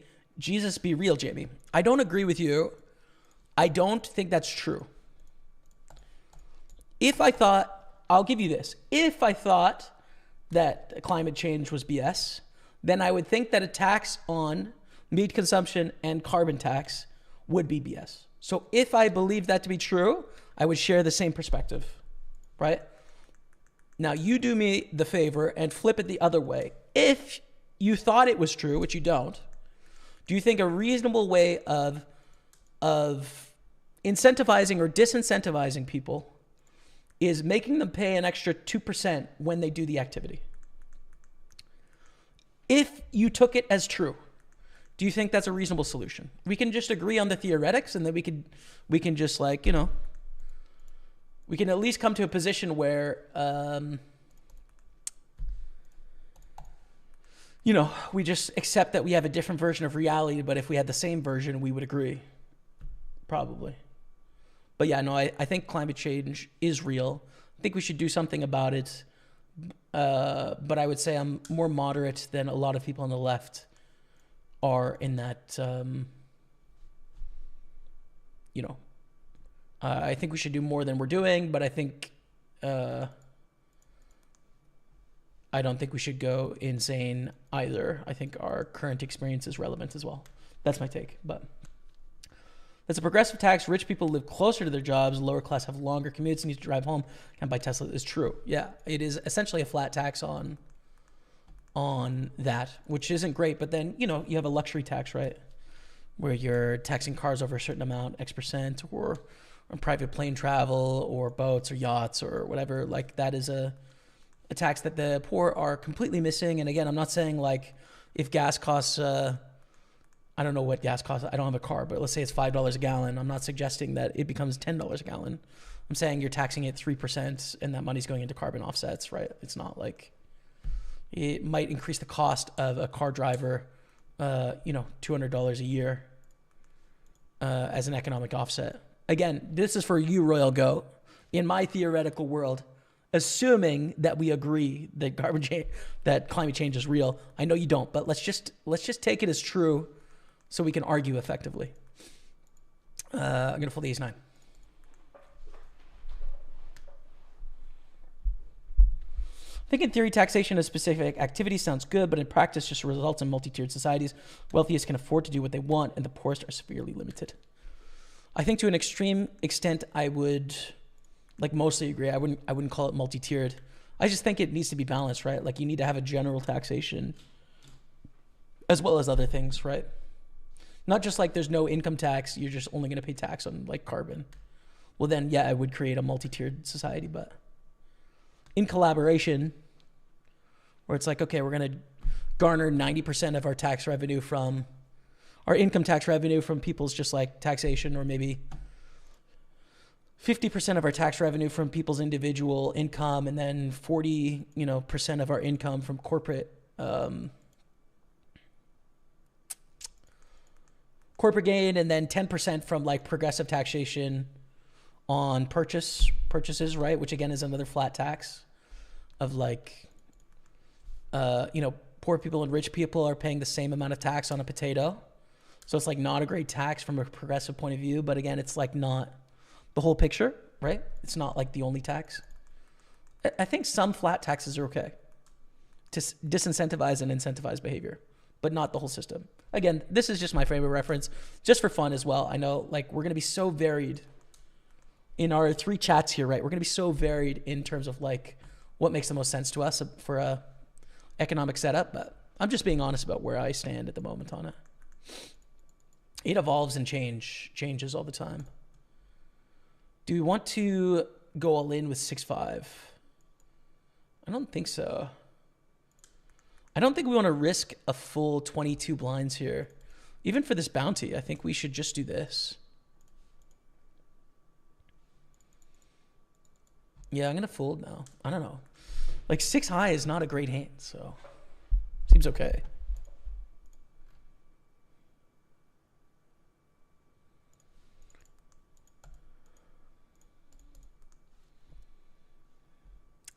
What's up, Chris Mosier? How is the Sunday grind? Any big cashes yet? Nothing super big. We've got some decent small ones. 4 of 22, 1 of 9. Pretty good spot in the 1 of 9 Sunday party as well, actually. Good stack in the big quarter. So yeah, things are okay. Nothing to write home about yet, I'd say.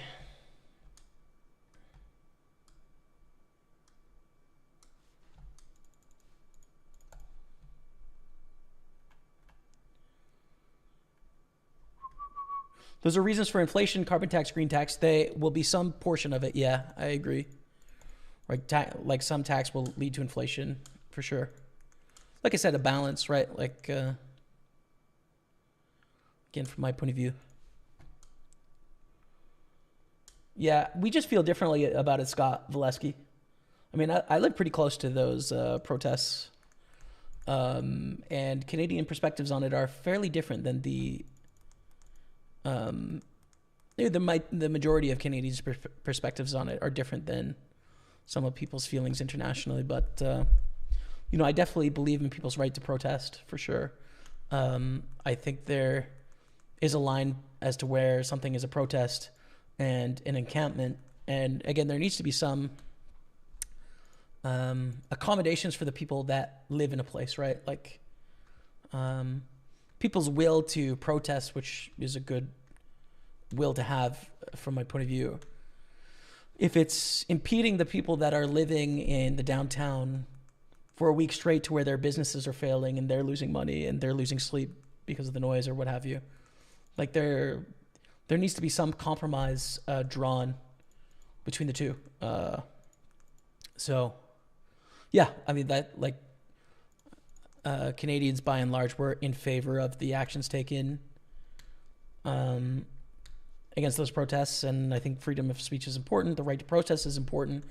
And by the way, like I disagree with the truckers' thesis, right?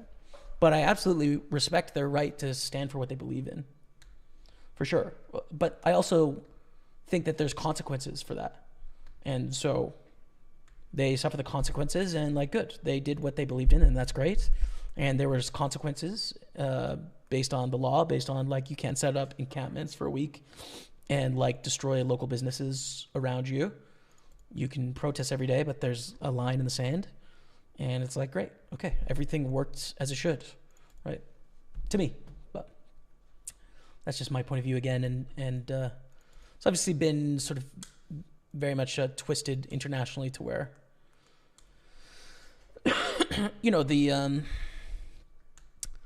some South American governments use it as an example, and Eastern European governments use it as an example of tyranny.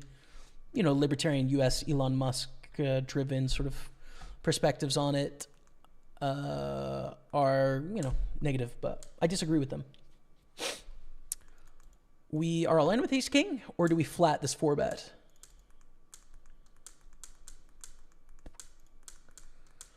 I mean, if we flat, it's not like we're folding, right? 150 with like 180 back. I think we're just all in here.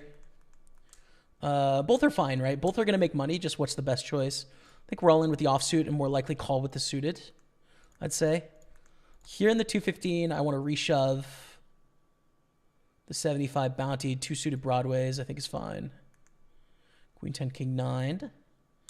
Ooh, got to dodge the straight flush. Let's go. Printing. We're in a great spot in this 215 bounty. It's going to be 1,500 to like 2K up top, something in there. Canada is also one of the richest in natural resources. It's true, yeah. Population can actually be the ones with the least amount of income tax. Unfortunately, our country is ran by special people. But anyways, let's keep poker talk. Yeah, man. Like we view it differently, but it's true. We are very rich in natural resources, which will benefit us for a long time.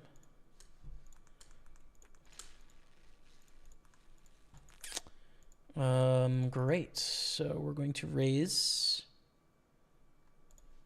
this and basically not fold. $50 bounty in play, but I think it's worth getting.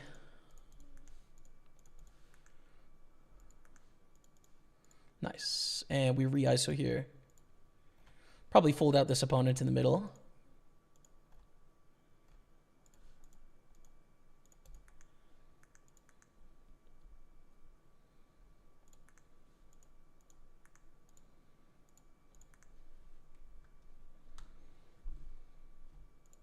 Sevens, fours, 8-5. No. Oh, no. Damn. I get third place in this hand. We're still fine. We still have a lot of chips, but yeah, that was for 100 in bounties and a lot of chips there. Anyways, moving on. We chip up to 470 here in the chip lead. Matty Ice is in third. By the way, we're going to fold the 8-5 suited. Another people bear the brunt of your solutions sound fascist. I don't think that's a fair representation of my views, but fair enough. Okay, Jamie, Google David Bellamy. I'm not going to do that. I'm interested in playing theoretics with you, the Royal Goat 79. As if this is reality, what would we do about it? I'm not interested in researching our realities. It is not worth it. Let's play the game of theoretics, not the game of what is true. Then I can do you. I can chat with you.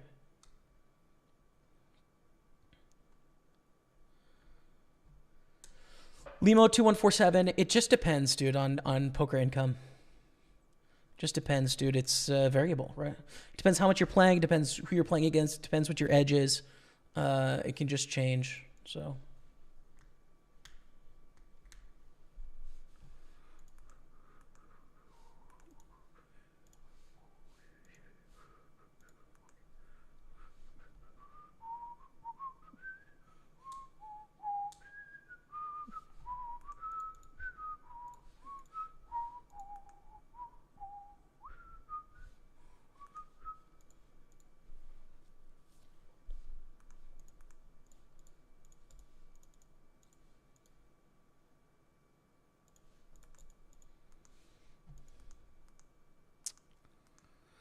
How do we want to play this? We have a gutter to the high straight and top pair. Blind versus blind. Theory's just going to call here. We should probably do that. I don't love the bet sizing, and we're not going to be able to like pick off the bluff here on the river, I don't think, if they are bluffing. So, yeah, a bit uncomfortable, but we'll call and then fold the river probably.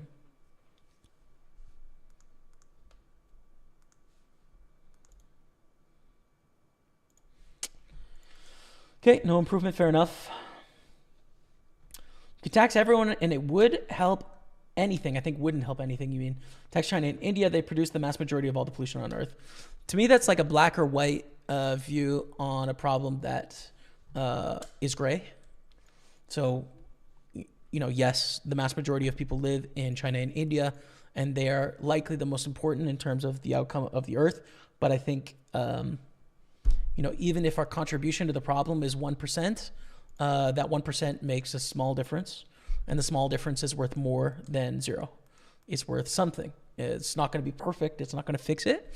But it is a small part of the collective solution. So yeah, I don't think you can view these problems black or white. Again, from my philosophy of how I look at the issue. I'm doing my very best to like emphasize here again that like these are, you guys know this is just my view. I'm not saying my view is right. I'm just telling you what my view is and giving you the arguments for why I think it's right. I obviously think it's right. That's why I have these views, but I can be wrong for sure. And I don't mean to give off the impression that I'm infallible in my thinking or anything like that.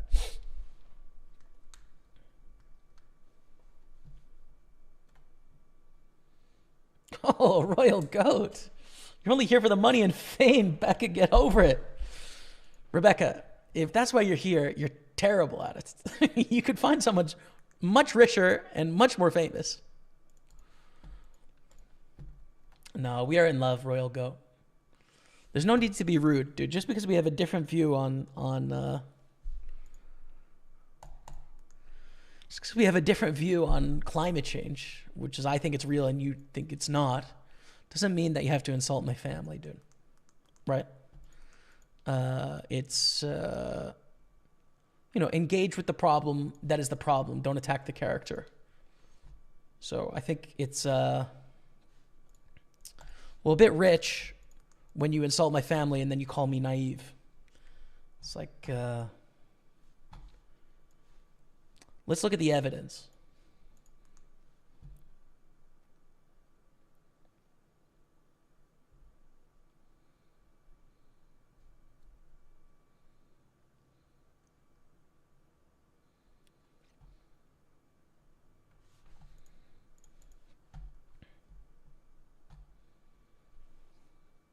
He's the reason we can't have nice things. It's okay. Listen, guys, you're gonna, we got hundreds of people here, dude. Hundreds. Some people are going to be rude sometimes when you got hundreds of people. It's okay. It's fine. Listen, we're having it out with a very emotional, divisive topic. It's okay. We can all get together at the end of the day and be like, hey, oh, you're such a righty, you're such a lefty, whatever. And we can have a drink and get over it. It's fine, dude. It's fine, chat. It's okay. We don't have to take it personally. It's okay.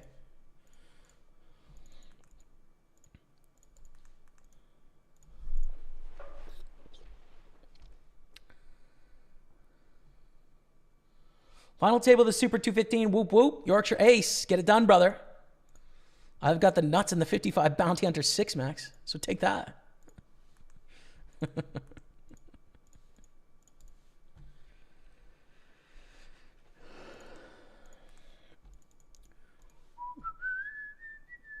Good luck. Thank you, Merrick Chapman. Thank you.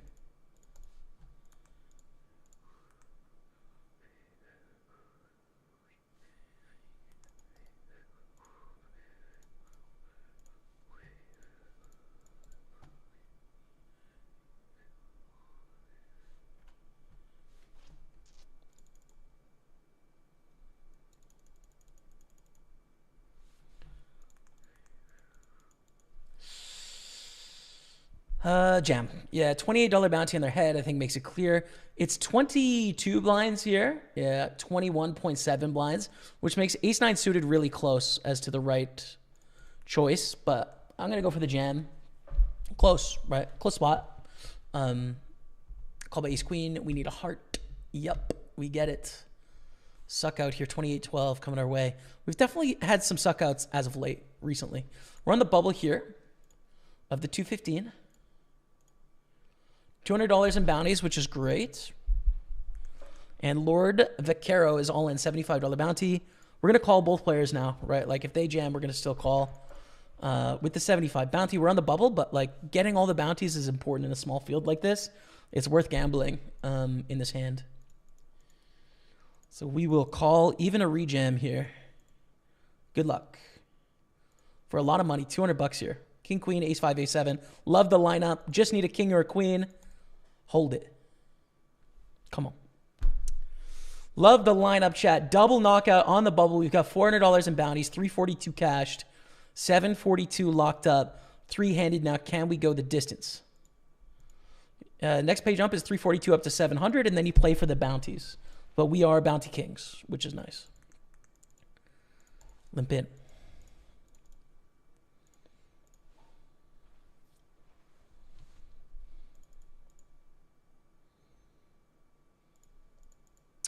Limp call, check folds. Moving on.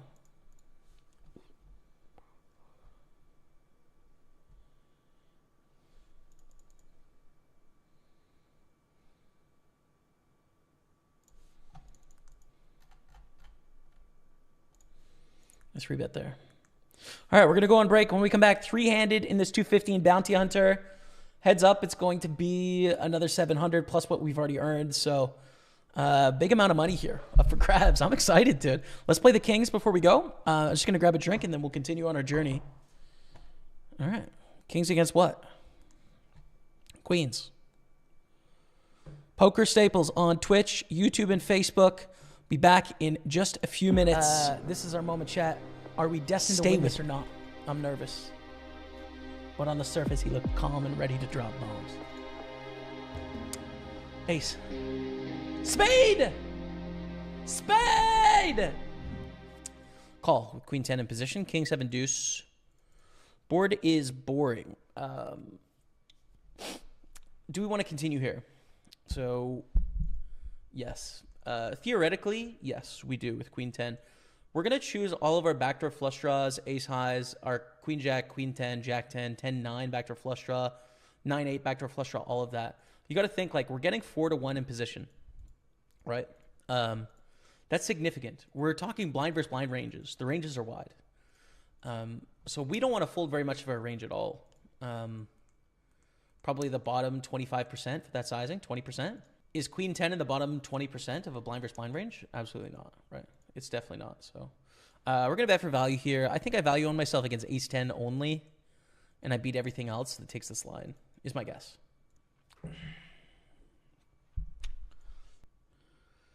Ace 6, cool. And 7's in position on the button. So I think call is the answer. We definitely don't want to jam. It's too many blinds, right? It's 41. But we can call it position, hopefully see a flop. The thing that sucks about this is they could squeeze behind us, which makes our hands not very fun. But that doesn't happen, thankfully. We see a 10-10-4 flop. Pretty good flop for 7s, right? We're happy with this. If it checks to us, I think the default is a small bet. And if they bet small, we just call and see a turn. And good. Okay, turn is a 9. Another overcard to our pair of 7s, but not a super likely card. They check. I think you could do both here, but I'm going to check. There's benefits to both, right? Like betting folds out some hands that have equity, like a king queen, you know. Might get value from a few ace highs. And they bet block on the river. I think we call here, right? Getting 4 to 1 odds. We need to have the best hand 20% of the time. I think they can block bet worse hands here. Even ace 4, ace 3 sometimes. Yeah, I think it's call. Jacks. Fair. Fair enough. Raise, call, squeeze. Now this is it. This is our moment, right? This is everything. This is where we figure out if we're going all the way or if we're going out. Big pot. We're all in.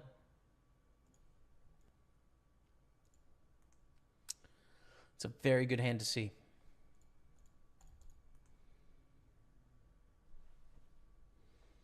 Come on, chat. 1.3 million, baby. Let's go. 1.3 million, baby. We're going the distance. Let's do it. Call. High card. Let's go. Trip 6 is in the main event. Some short stacks here. God, do I bet? Like, probably, right? It's like pretty draw heavy board. 6x is like my board. Checking, we're just going to check through so often. I think we just bet here. And thankfully someone gives us action with what's very likely to be a diamond draw or slow played like aces or kings. I'd prefer the aces or kings, obviously, over the diamond draw, but, you know, either would be fine. It's okay. And this is probably a flush draw based on the tank. So my prediction is aces, flush draw, trip 6s, and we scoop. That's my prediction. Aces, flush draw, We scoop.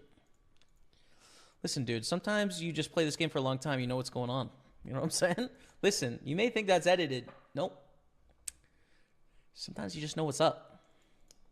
Sometimes the story is just like 2 on the nose. 1.8 million, baby. Let's go. You want to see a good flop? It's a good flop, but it's really hard. We are back in action, chat, and we are 3-handed in this 215 bounty. We won it 2 weeks ago. Can we win it again today? First place is $700, and then, but you have to add the bounties, right? And bounty is double this amount and double the other person's amount. So for your heads up here, it would be $650 plus what you've already earned, which would be $700 plus your bounties, which is $400. So yeah, big prize pool up for grabs. We're gonna check with the ace-5. Not a big prize pool, you know, a small prize pool, but it would make a big difference in our day if we win here. So we're gonna see if we can. Thank you all for hanging out. Check down with ace-5. We could try and bluff like ace-7, ace-8 here, but check, and I'm glad we did.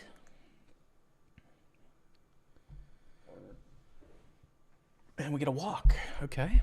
Oh, this is red. Sorry. That's what was wrong there, dude. Red felt. We're 1 of 16 and 11 pay in this one. Soft bubble, 190 left, 167 pay in the Sunday party.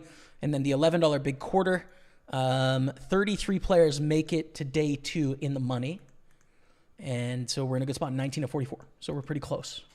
I'm going to fold ace-8. Kind of close. You could 3-bet here too, but we're second place in chips. So I like folding better. Oh, we got Matt Weiber. 107-month resub. Thank you, Matt.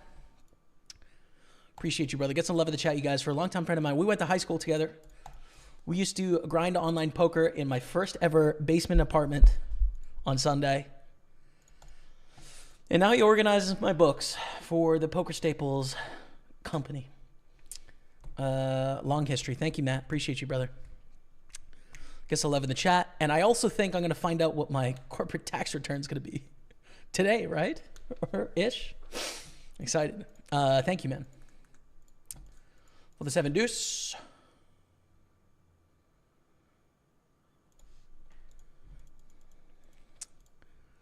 I have a couple things that I want to buy. Nice stream, JS. Thank you. For another stream here.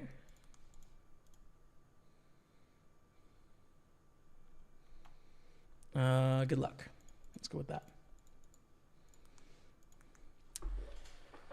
One thing is I want to buy a new phone through my company for some equipment because I haven't upgraded in a very long time. I was going to do that. And then second, personally, I want to buy a piano for my house. I'm going to wait for my personal tax return for that, though. So it'll be like May or something. King, queen loses to ace, jack. Tough luck.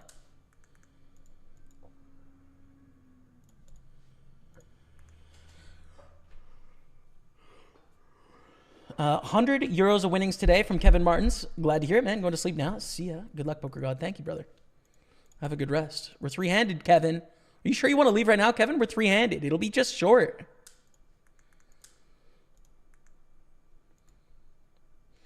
Poop 34, I made the first break. This is in your 215 with exactly starting stack. Could have done something productive for an hour late reg and be in the exact same position. And a huge bluff that got through, so I feel good about wasting my time. I'm glad to hear it. Listen, it's just all part of the journey, dude. You're going to win this tournament tonight, Poop 34.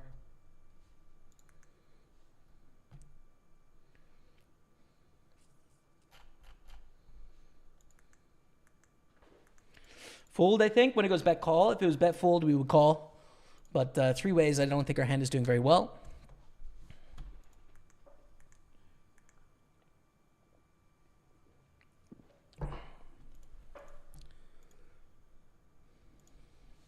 Bet raise. Nut flush against second nut flush. Wow. So 421. Do we cover this opponent now? No, we're basically tied. We obviously want the other way completely. Sick fold by me. We're tied for third, but we're all very close together in chip stack. So let's battle it out to the conclusion.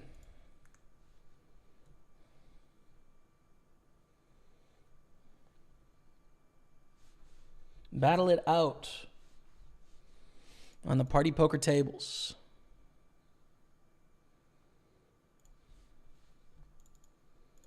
Raise jam folds.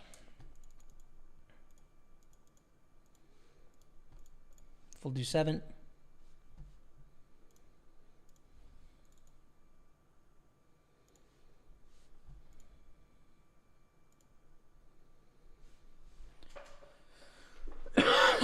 Excuse me. Here we go. Ace king suited. Soft bubble, 13 off the money, but we're ready to gamble with this one. It's a great clip of calling the hands exact. That was a pretty sick one, right, Kibby? Pretty sick hand. I remember that. That was nasty.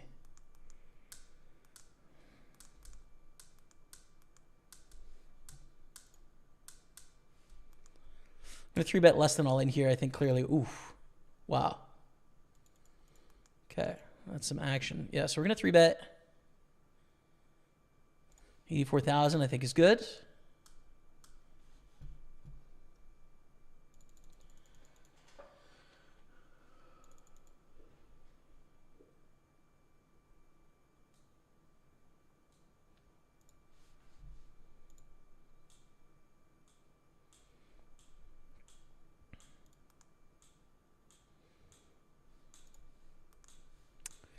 We may soft bubble this. Heart. GG. Bubble the 109 Sunday party. Bubble the Super 215. Brutal. $50 bounty, but the end of the road there. Good luck, everyone. Dang it, man. That sucks. All right. Onwards we roll in our 3 tournaments remaining. We are first place out of 14 in this 55 bounty. It'll also be 7 to 9K, I think. Yeah. Matt's in 4th, by the way, so it could be a fun showdown. We want So Bolade Fogo to win this pot, but no. Goes the other way.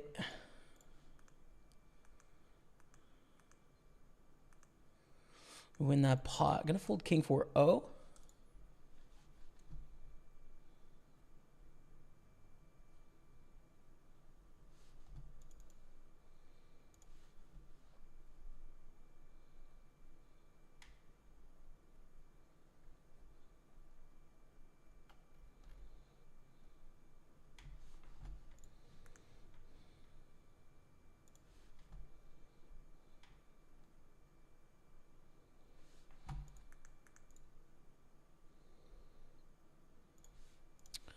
Defend with 10 deuce of diamonds. Start with a check. Do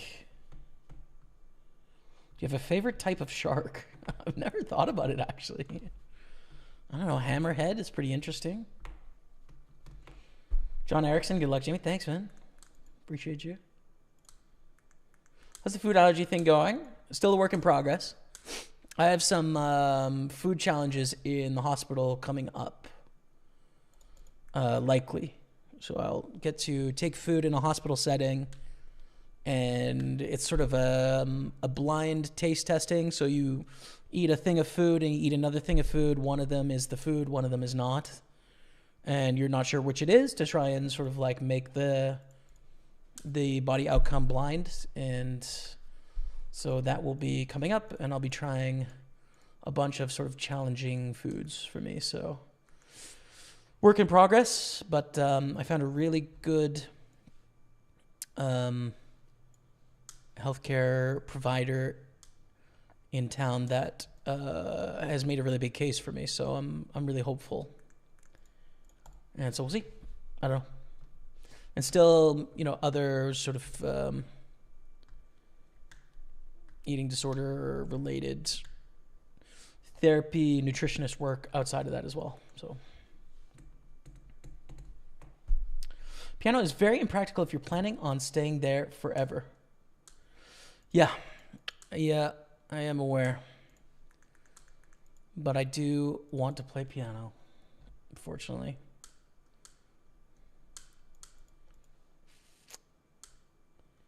But yeah, it's a big expense and a pain, in that moving it around is a huge pain. You need piano movers specifically as well that specialize in moving pianos. So it's expensive, but I played piano growing up a bit, and I haven't had one in my life since I left home, and I found myself wanting to play pretty regularly. So, yeah.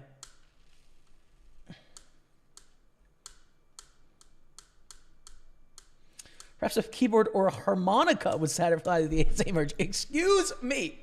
A harmonica? Get out of town, dude. Kick him out, chat. A harmonica. Oh, God. Beethoven's rolling over in his grave. Harmonica.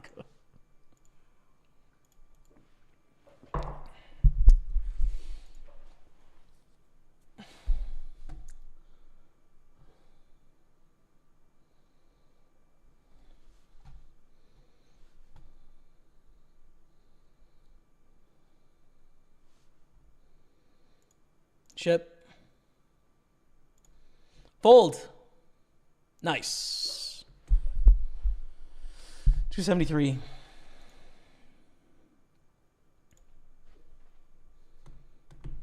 Still here. Thank you, Kevin Martins. Don't leave until this three-handed's over. I mean, it'll be over soon, dude. It can't last forever. Open the king deuce suited.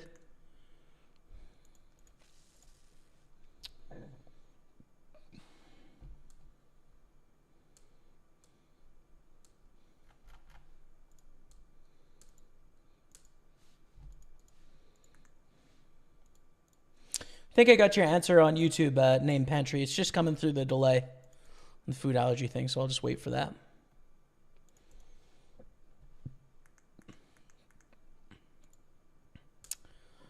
This is awkward. Limp call, probably ace-2 suited here.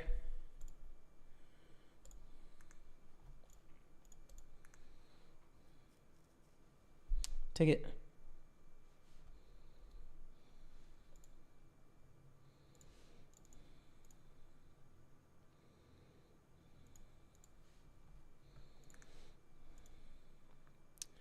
We're 6 off making the money here as well. So I'm going to put this in the bubble felt. 33 make the money, 39 left. We have kings. Hey, Name Pantry dropping the sub with the prime. Gets a love of the chat for Name Pantry. Call.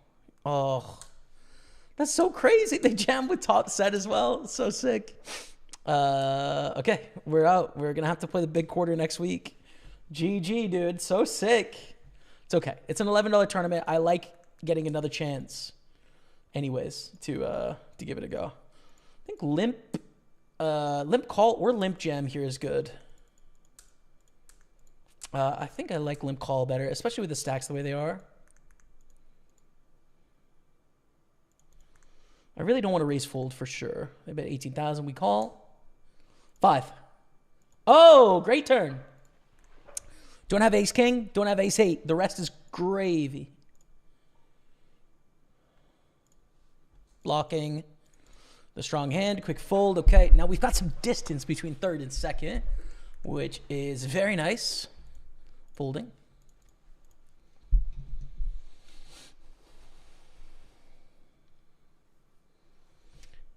Thank you for that prime sub, Name Pantry. Appreciate you. Pocket fives.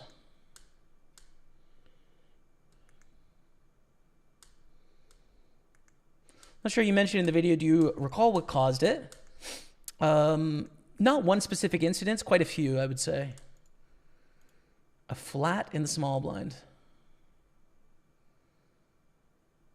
We pretty much need to jam here. This is a wide opening range. This flat is either the nuts or a fold. Like, they're never just calling sevens here, right? So it's like aces or kings or like so many broadways that are going to fold to the squeeze. So we have 50,000 dead. And winning bounties heads up is really important. We just got to squeeze this. Nice. So you take it down. That's huge. That is huge. Up to 421. Yeah, the RFID, complicated. There's an extensive, like sort of poor food history in my life. From very young to older. Went on some extreme, diets in my life. The most extreme, the ultimate sweat, where I lost 120 pounds in 12 months. Under a lot of stress. I witnessed my brother have an anaphylactic allergy with about 2.5 weeks to go in that bet in a foreign country. That was quite difficult. And then a lot of external circumstances of just life being unsustainable for a lot of different reasons. I'm going to fold this, I think, with sixes. But yeah, all of that sort of contributed to this specific behavior around food.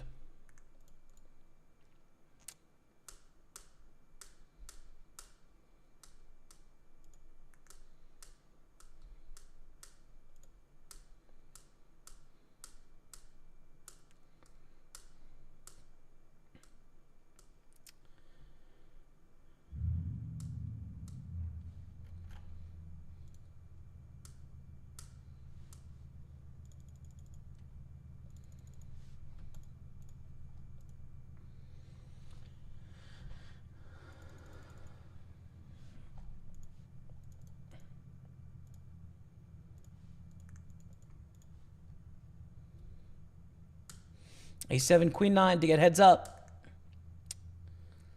Ooh, double up for K home. So sick. We continue on, and we are chip leader once again.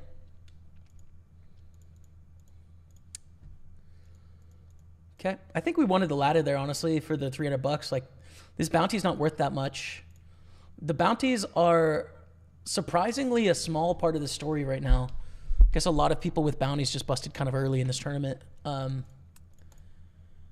Yeah. I mean, it's still a decent chunk of change, right? Like, we have $400 in bounties, 342 in the prize pool, so 750. But it's not going to be an insane amount for the win, right? It's not going to be like 3.5x. It's going to be like 2.5x probably. Rejam ace jack. Oh. Cooler into the jacks. We need an ace. We are in last right now. We're not out, but we are in third. Very unfortunate.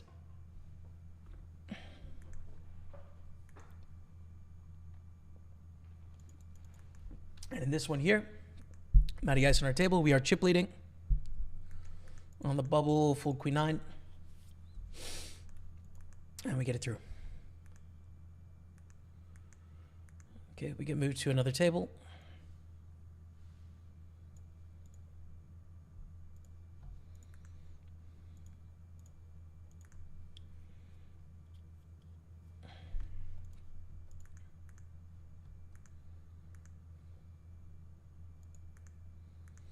All in with jack eight suited. Not a great hand, but we do need to pick up some chips. Clearly in third, 7 blinds, got to do it.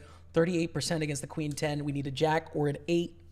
That's good. No 9, no 10. Actually, 10 is fine. Just no 9. Oh, no, wait. No, we definitely... 10 would have been bad. We had a pair of 8s. Okay. 234,000. We're still in this thing. We kind of are now back to tied for third. We can still win the tournament. Let's go. Should be over soon, Kevin Martins. Thank you for sticking around. Very soon, dude. It just won't take long. Just will not. This is a senior. Wow. Okay. And a total flip. K Holm in the lead, second, third. We've all been in first, second, and third in this this little battle we got going on, which is hilarious, I think. Fold. Even against a min raise, though, we can jam here. If they jam, sucks. Nice. Okay, rolling. Nice. Ooh. Yeah, raise folds. Ugh. Don't want to jam, but like, ugh.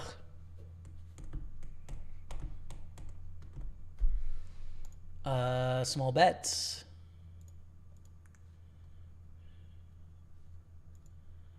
So Snap call, deuce on the turn, check. Check, check, check, check, check. Bad river. Completes a lot of the straight draws or gut shots to either a pair or better.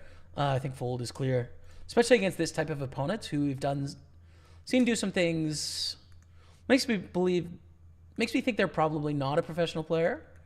They could be, but like they've taken some lines that I wouldn't take. In which case, I don't like bluffing on the turn there. I think it'll lose money. But in theory, you're going to bluff on the turn there.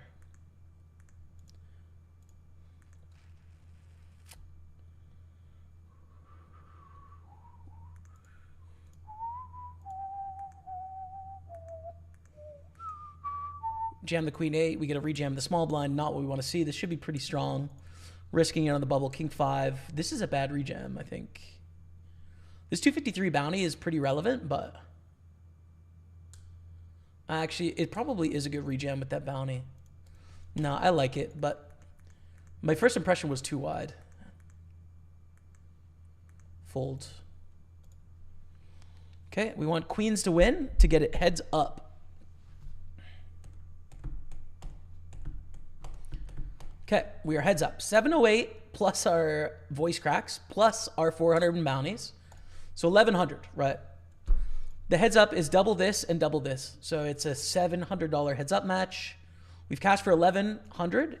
We're either going to cash for 1800 or 1120. That's what the heads up is for.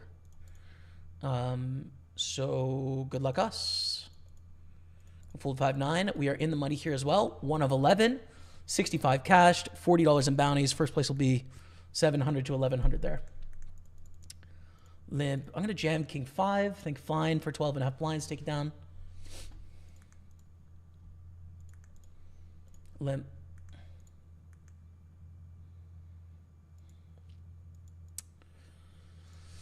There's better flops, but we bet.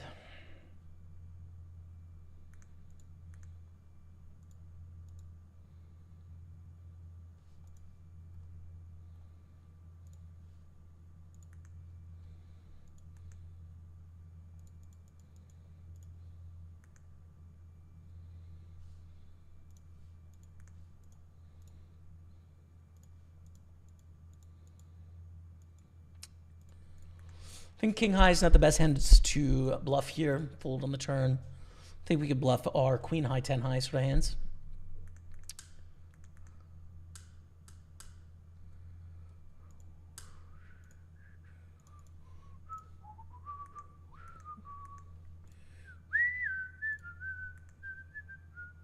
Eight's a good turn. They're probably not going to bet 30,000 on the flop with an 8.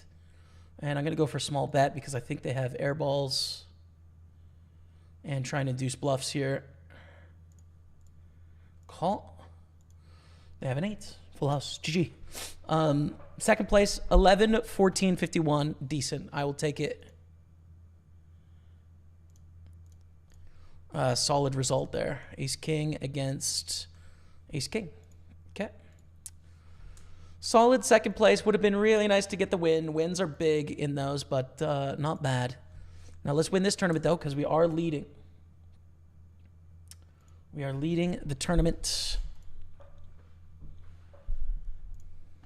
Let's get the victory. Thank you for sticking around, Kevin Martins. Have a good sleep, man.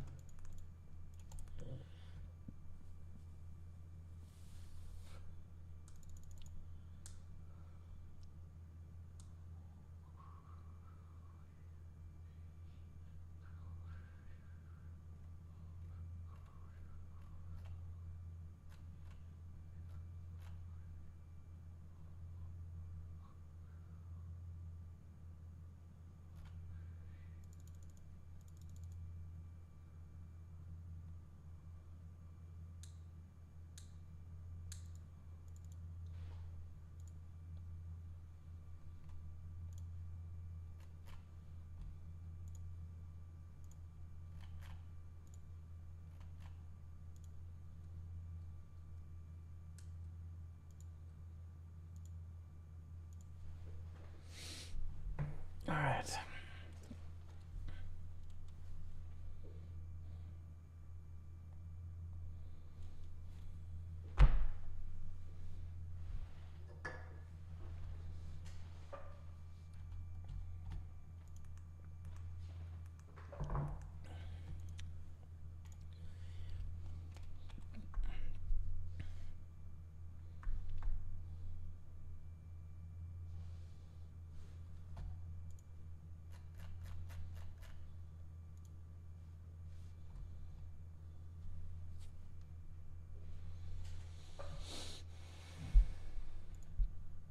Hope so. I'm tired. Thanks, man. Thank you, dude. Appreciate you sticking around. Always remember that.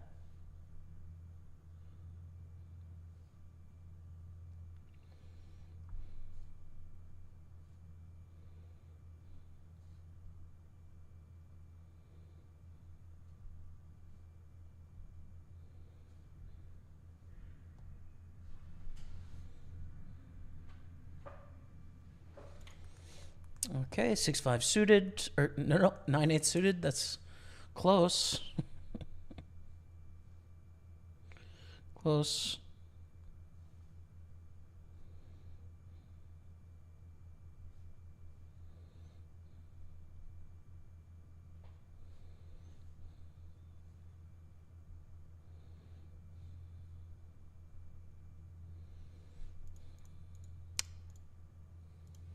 No, I don't like it with the stacks the way they are. Do not like it.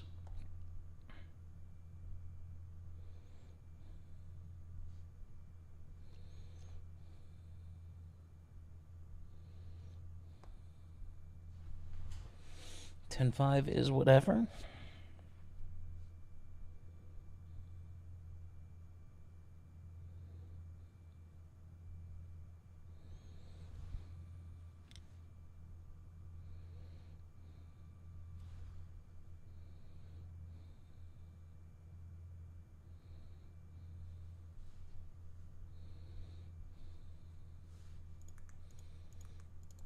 Well, the 10-5. Thanks for bearing with me, chat, as I'm just recollecting myself after our bust out.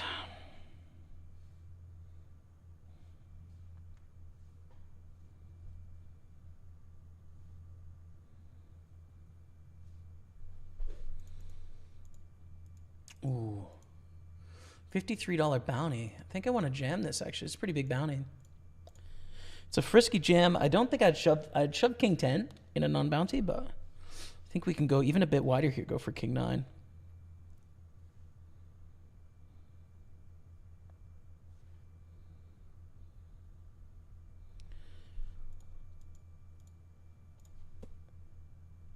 Nothing there worthwhile.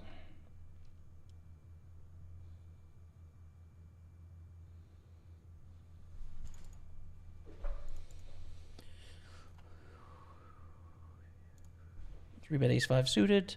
Beautiful hand.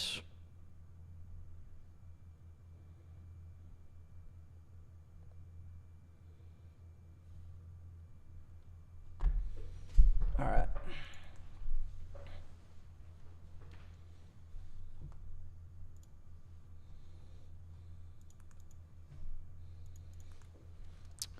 In the lead, Matty Ice unfortunately just busted in 10th place. GG, Matty.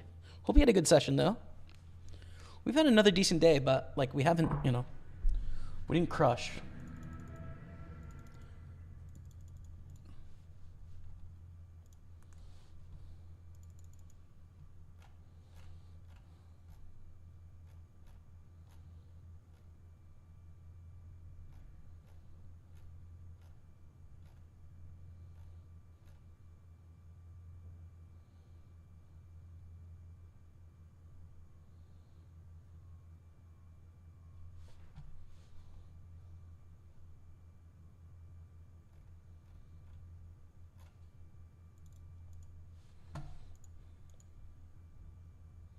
Fold.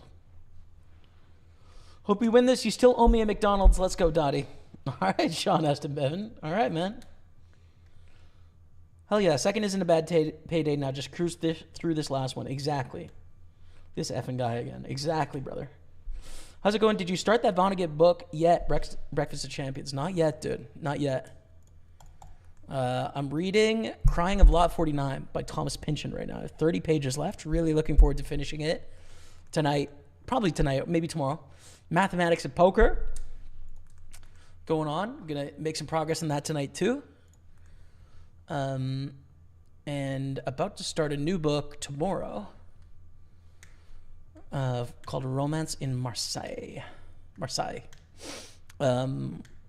Rebecca and I did like a book club for February, the month of love, dude. So we've read 5 books. And then I also have a poker book club. So it's been a very busy month. But March, I'm feeling the vibes. Here's something, dude. I really need a World War II book. Like, it's been a long time. I've just got the urge, dude. I need to dig in with something World War II related. So I'm thinking a World War II novel first. Maybe Catch 22. Already read Slaughterhouse 5, so can't be that. I don't know. Yeah, I don't know. We'll see. I'm in the mood.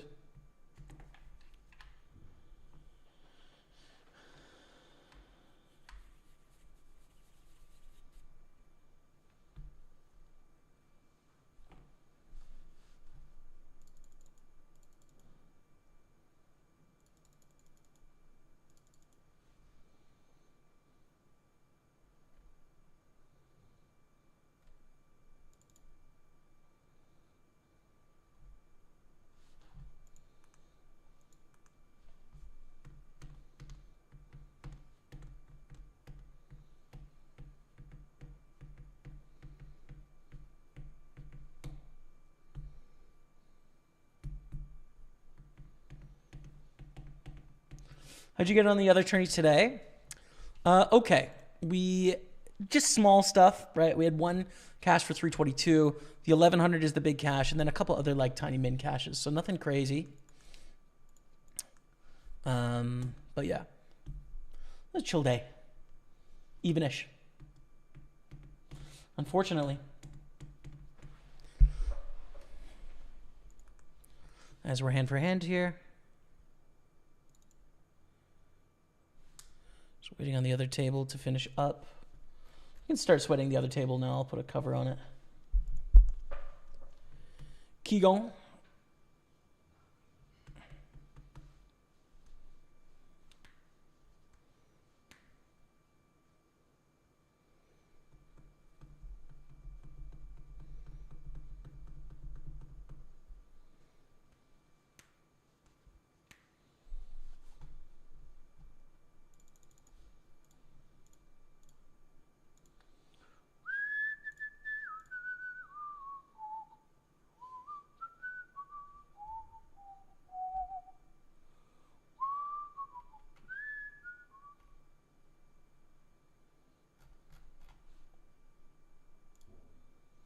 What a great day, though, man. What a great day of poker, dude. We've had about 500 viewers all day, which is awesome. Thank you all so much. As Keegan now has 855,000, takes the lead. We're on the final table bubble of this little 2K guaranteed 55 bounty.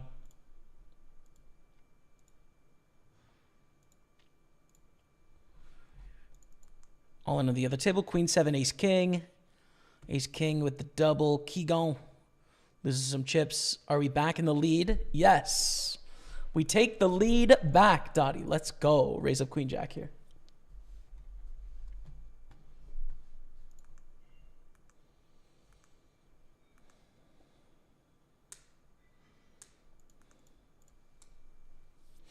Holds the all in from Otto.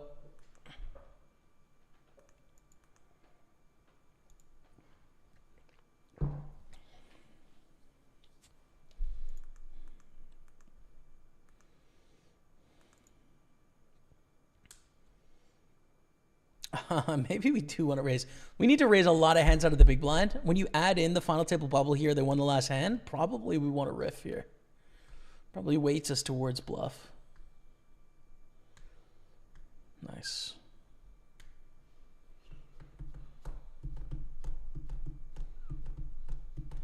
If it folds to us, we jam.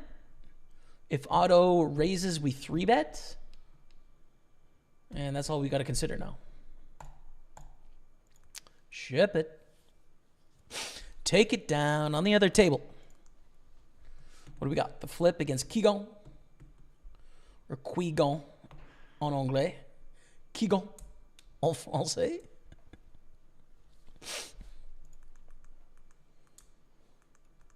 Beauty.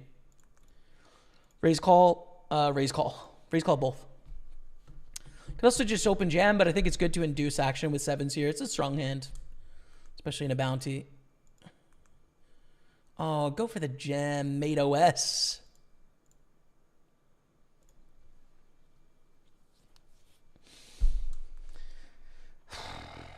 Okay, C-bet, take it. Read Dune before watching part 2. Yeah, I've never read Dune. I don't have it either. I don't read a lot of sci-fi or fantasy. I think Dune is sci-fi. I really hardly read much of it at all. I do have Run. some on my shelf though. Matty Ice! Mr. Matty Bands, my brother Matt Staples, drop of the raid. Welcome everyone tuning in to the channel. If there's anyone on my channels who hasn't checked out my brother Matt, he streams on Twitch, so YouTube, Facebook, check him out there. His name is Matt Staples, and you'll like him, I think. Thank you, Matt. Appreciate it. We are 8 left in this tournament, trying to win all the bands. And we brick the flop so hard. I'm going to c-bet theoretically too much, but it's fine with the final table bubble, I think.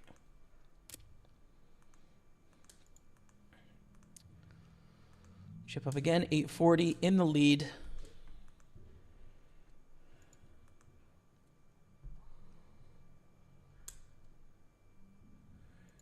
Thank you, Matty. Appreciate it, brother.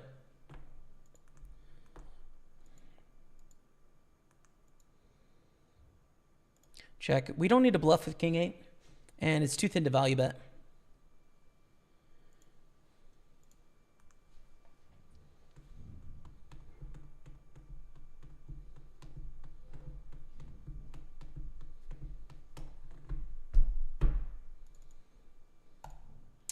Bet, check, I think, is the way here.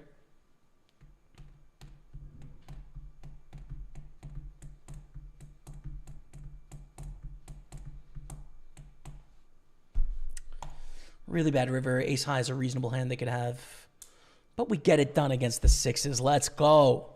Chip lead extended. 900,000. Ship it if it folds to us. Fold to a jam here. Fold to an open here. Because the open on the button, it's really close, I think. Oh, they fold. We fold though. They jam.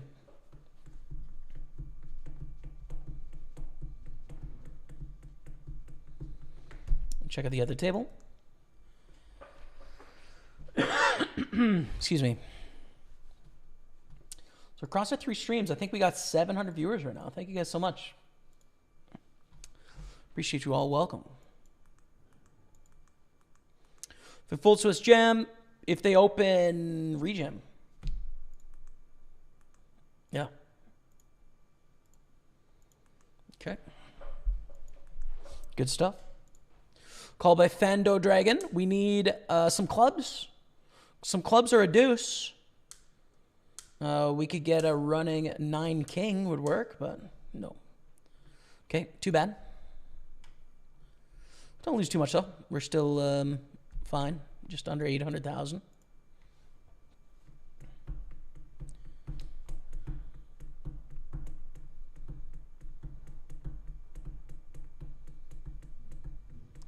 How many hours do you grind poker nowadays? It sort of depends what's going on in the week, what the schedule looks like and stuff like that.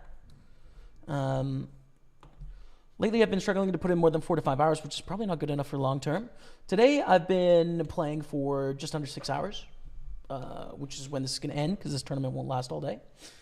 You know, I think there is no right or wrong answer. It just depends what your goals are, right? So you have to just like figure out what your theoretical win rate is. And if you need to make X amount of money, there's going to be X amount of hours that's going to take, in theory, right? With variance.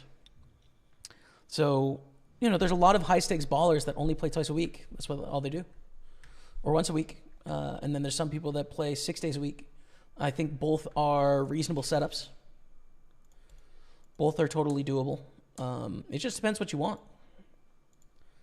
So don't beat yourself up unless you're working counter to your goals.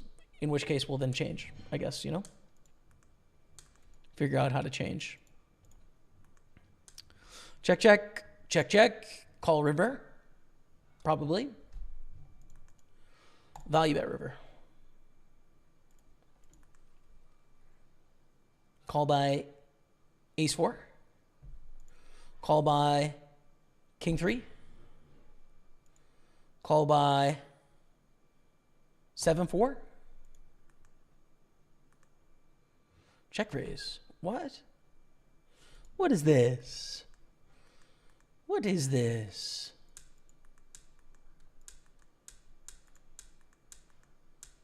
Doesn't make a lot of sense. I don't know. Probably just call. I don't really know what it could be. Like, it could be a triple check with, like, King Jack or something, but it doesn't make a lot of sense. 10-7. Yeah, I don't know. Like, they did get paid, but the problem with taking this line, I think, is you just get paid the same amount if you just bet turn and river. And they're making an assumption my betting range is going to be too air heavy, which is a big assumption for the check bet line, to be honest. But, you know. C'est la vie. We all get to make choices. Sixes knocks out the threes. We are down to the final table.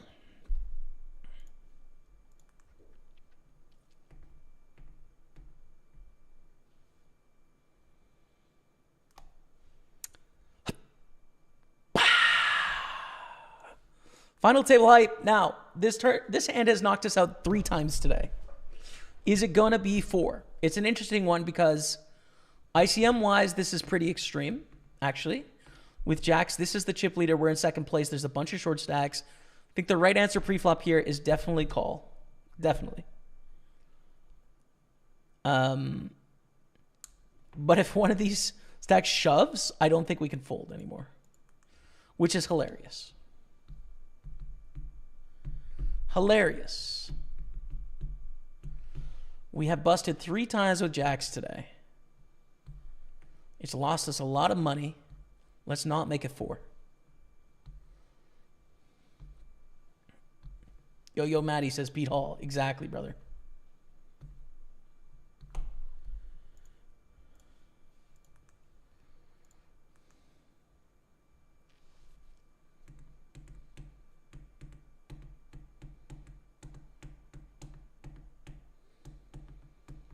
We're not folding. Let's see what happens. Okay, nice. They fold. So it's good. We don't have to risk everything. Jacks against ace queen. Big flip for a $60 bounty and all these chips. Oh, we win the flip in the most entertaining possible way, if we're honest, dude. We're in the lead. 924,000, 94 in the prize pool, 99 in bounties. Call 200. And let's just win this tournament. Why not us? Could be us today. What a sick way to win a flip. Some may say the sickest.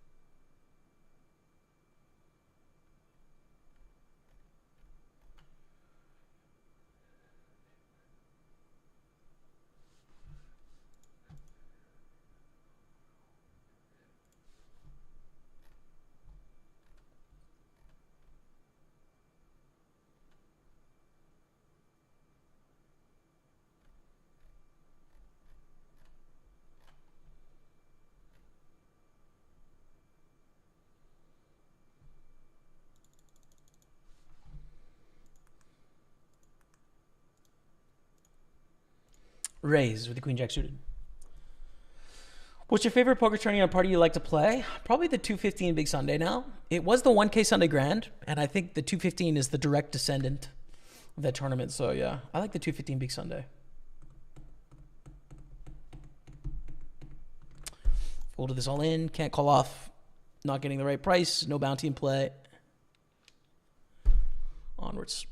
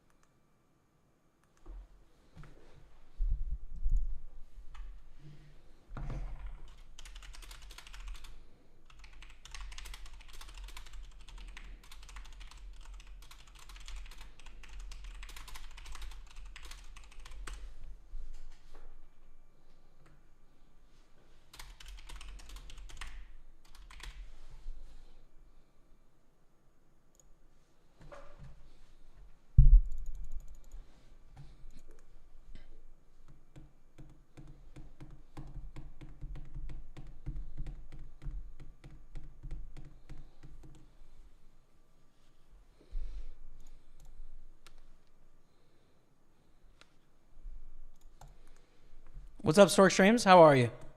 We're 6-handed in this little 55 bounty. Should be anywhere from like 700 to 1,000 for the win. And we just got second in a 215 bounty. So it's been a decent day. Decent. We'll take it. We will take it, seeing if we can go all the way.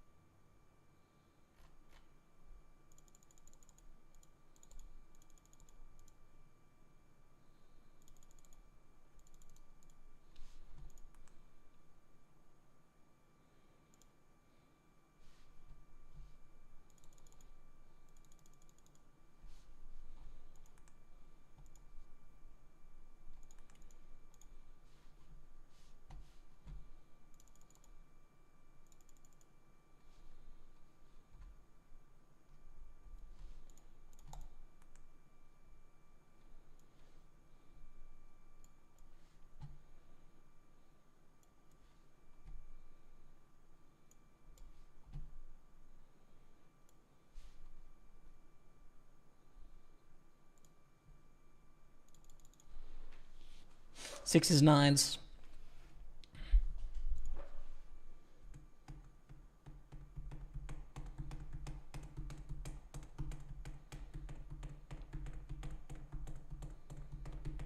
Down to 5. 116 in the prize pool. 5 left. Can we take it down?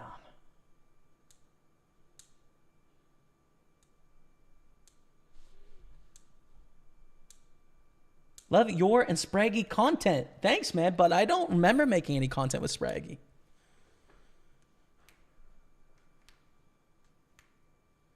I don't remember.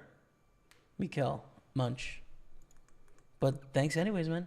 Oh, you just mean in general you like me and Spraggy. Well, thank you very much. Do we want to defend with Queen 7? Oh, probably not. Not a lot of upside. 10-5, $67 bounty.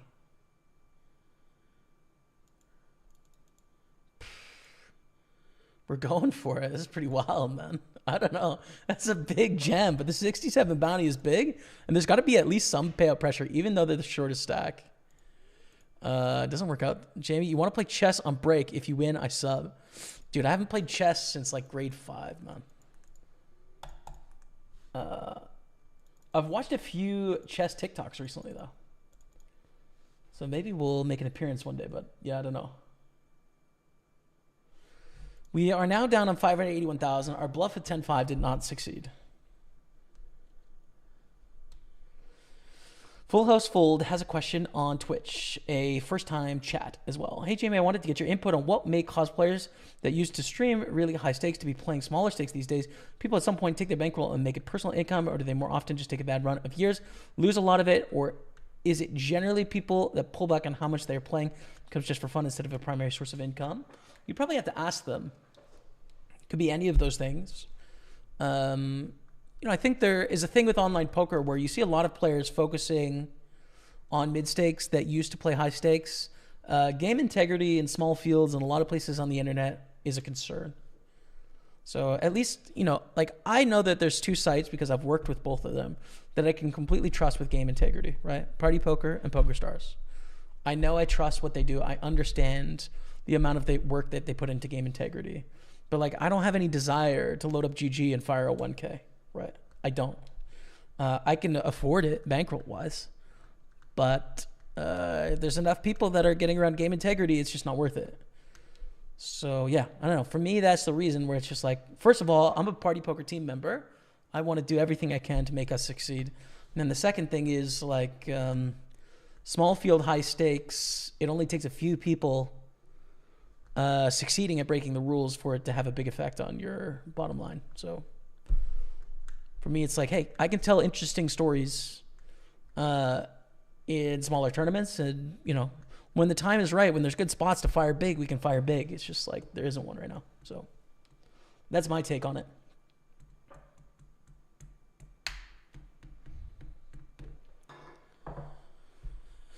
That's my take.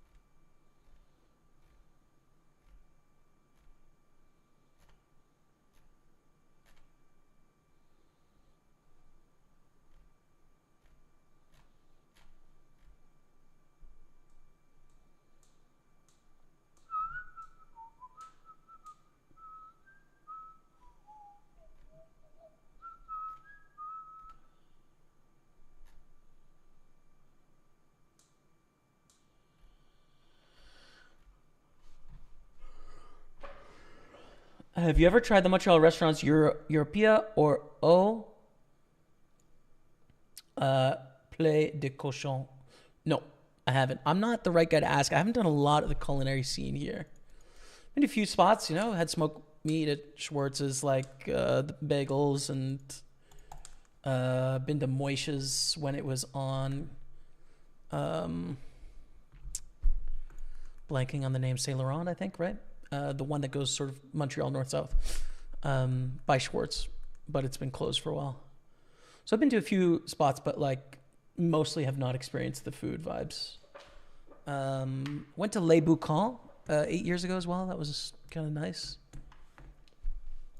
Yeah. And I live quite close to Foie Gras. Pretty close. So I know that's one people talk about as well.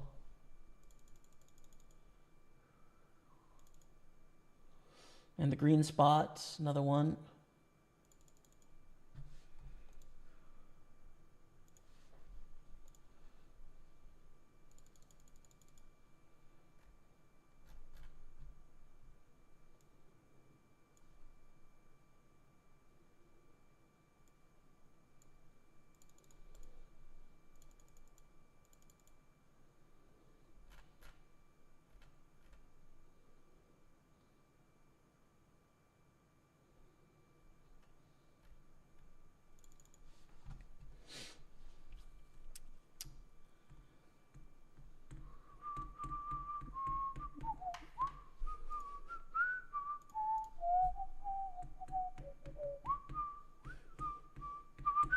Consider staking too. Yeah, I could do that for sure.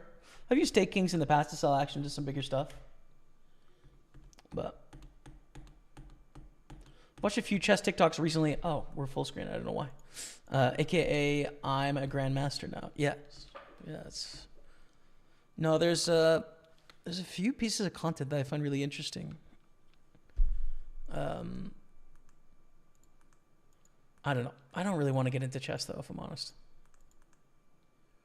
Maybe at a different stage of life. I just find myself busy enough, dude. Got a lot going on. Plenty,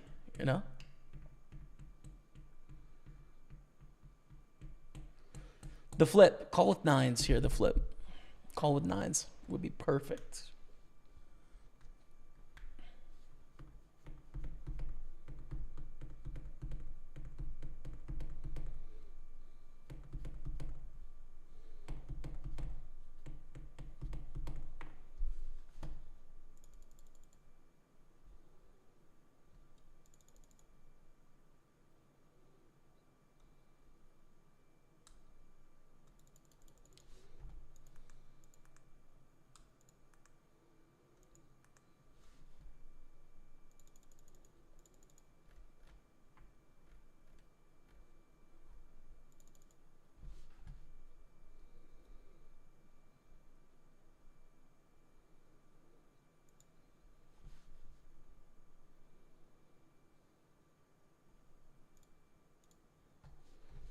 Oof.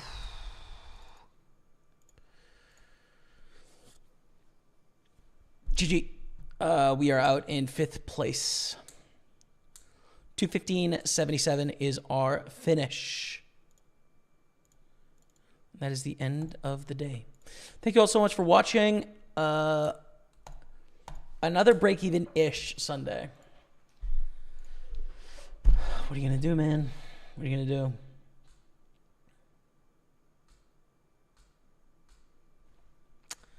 Here's what it is. Hopefully we have some good results. We lost a lot of big all-ins today in big spots. 3 busts with jacks. Just lost that flip. Just didn't run well in some of the big spots. Don't get me wrong. We sucked out a few times too, but I think under EV 100. So yeah. That's what's up. Thank you all so much for watching. I'm definitely going to be back next Sunday. Potentially some other days this week as well. Friday's got a decent chance. Saturday's got a chance. So follow wherever you're watching. I'd appreciate that. Especially on YouTube, we're so close to 100,000 subscribers. It'd be huge for me. Thank you. That's it for today. Until next time, we'll see you later. Goodbye.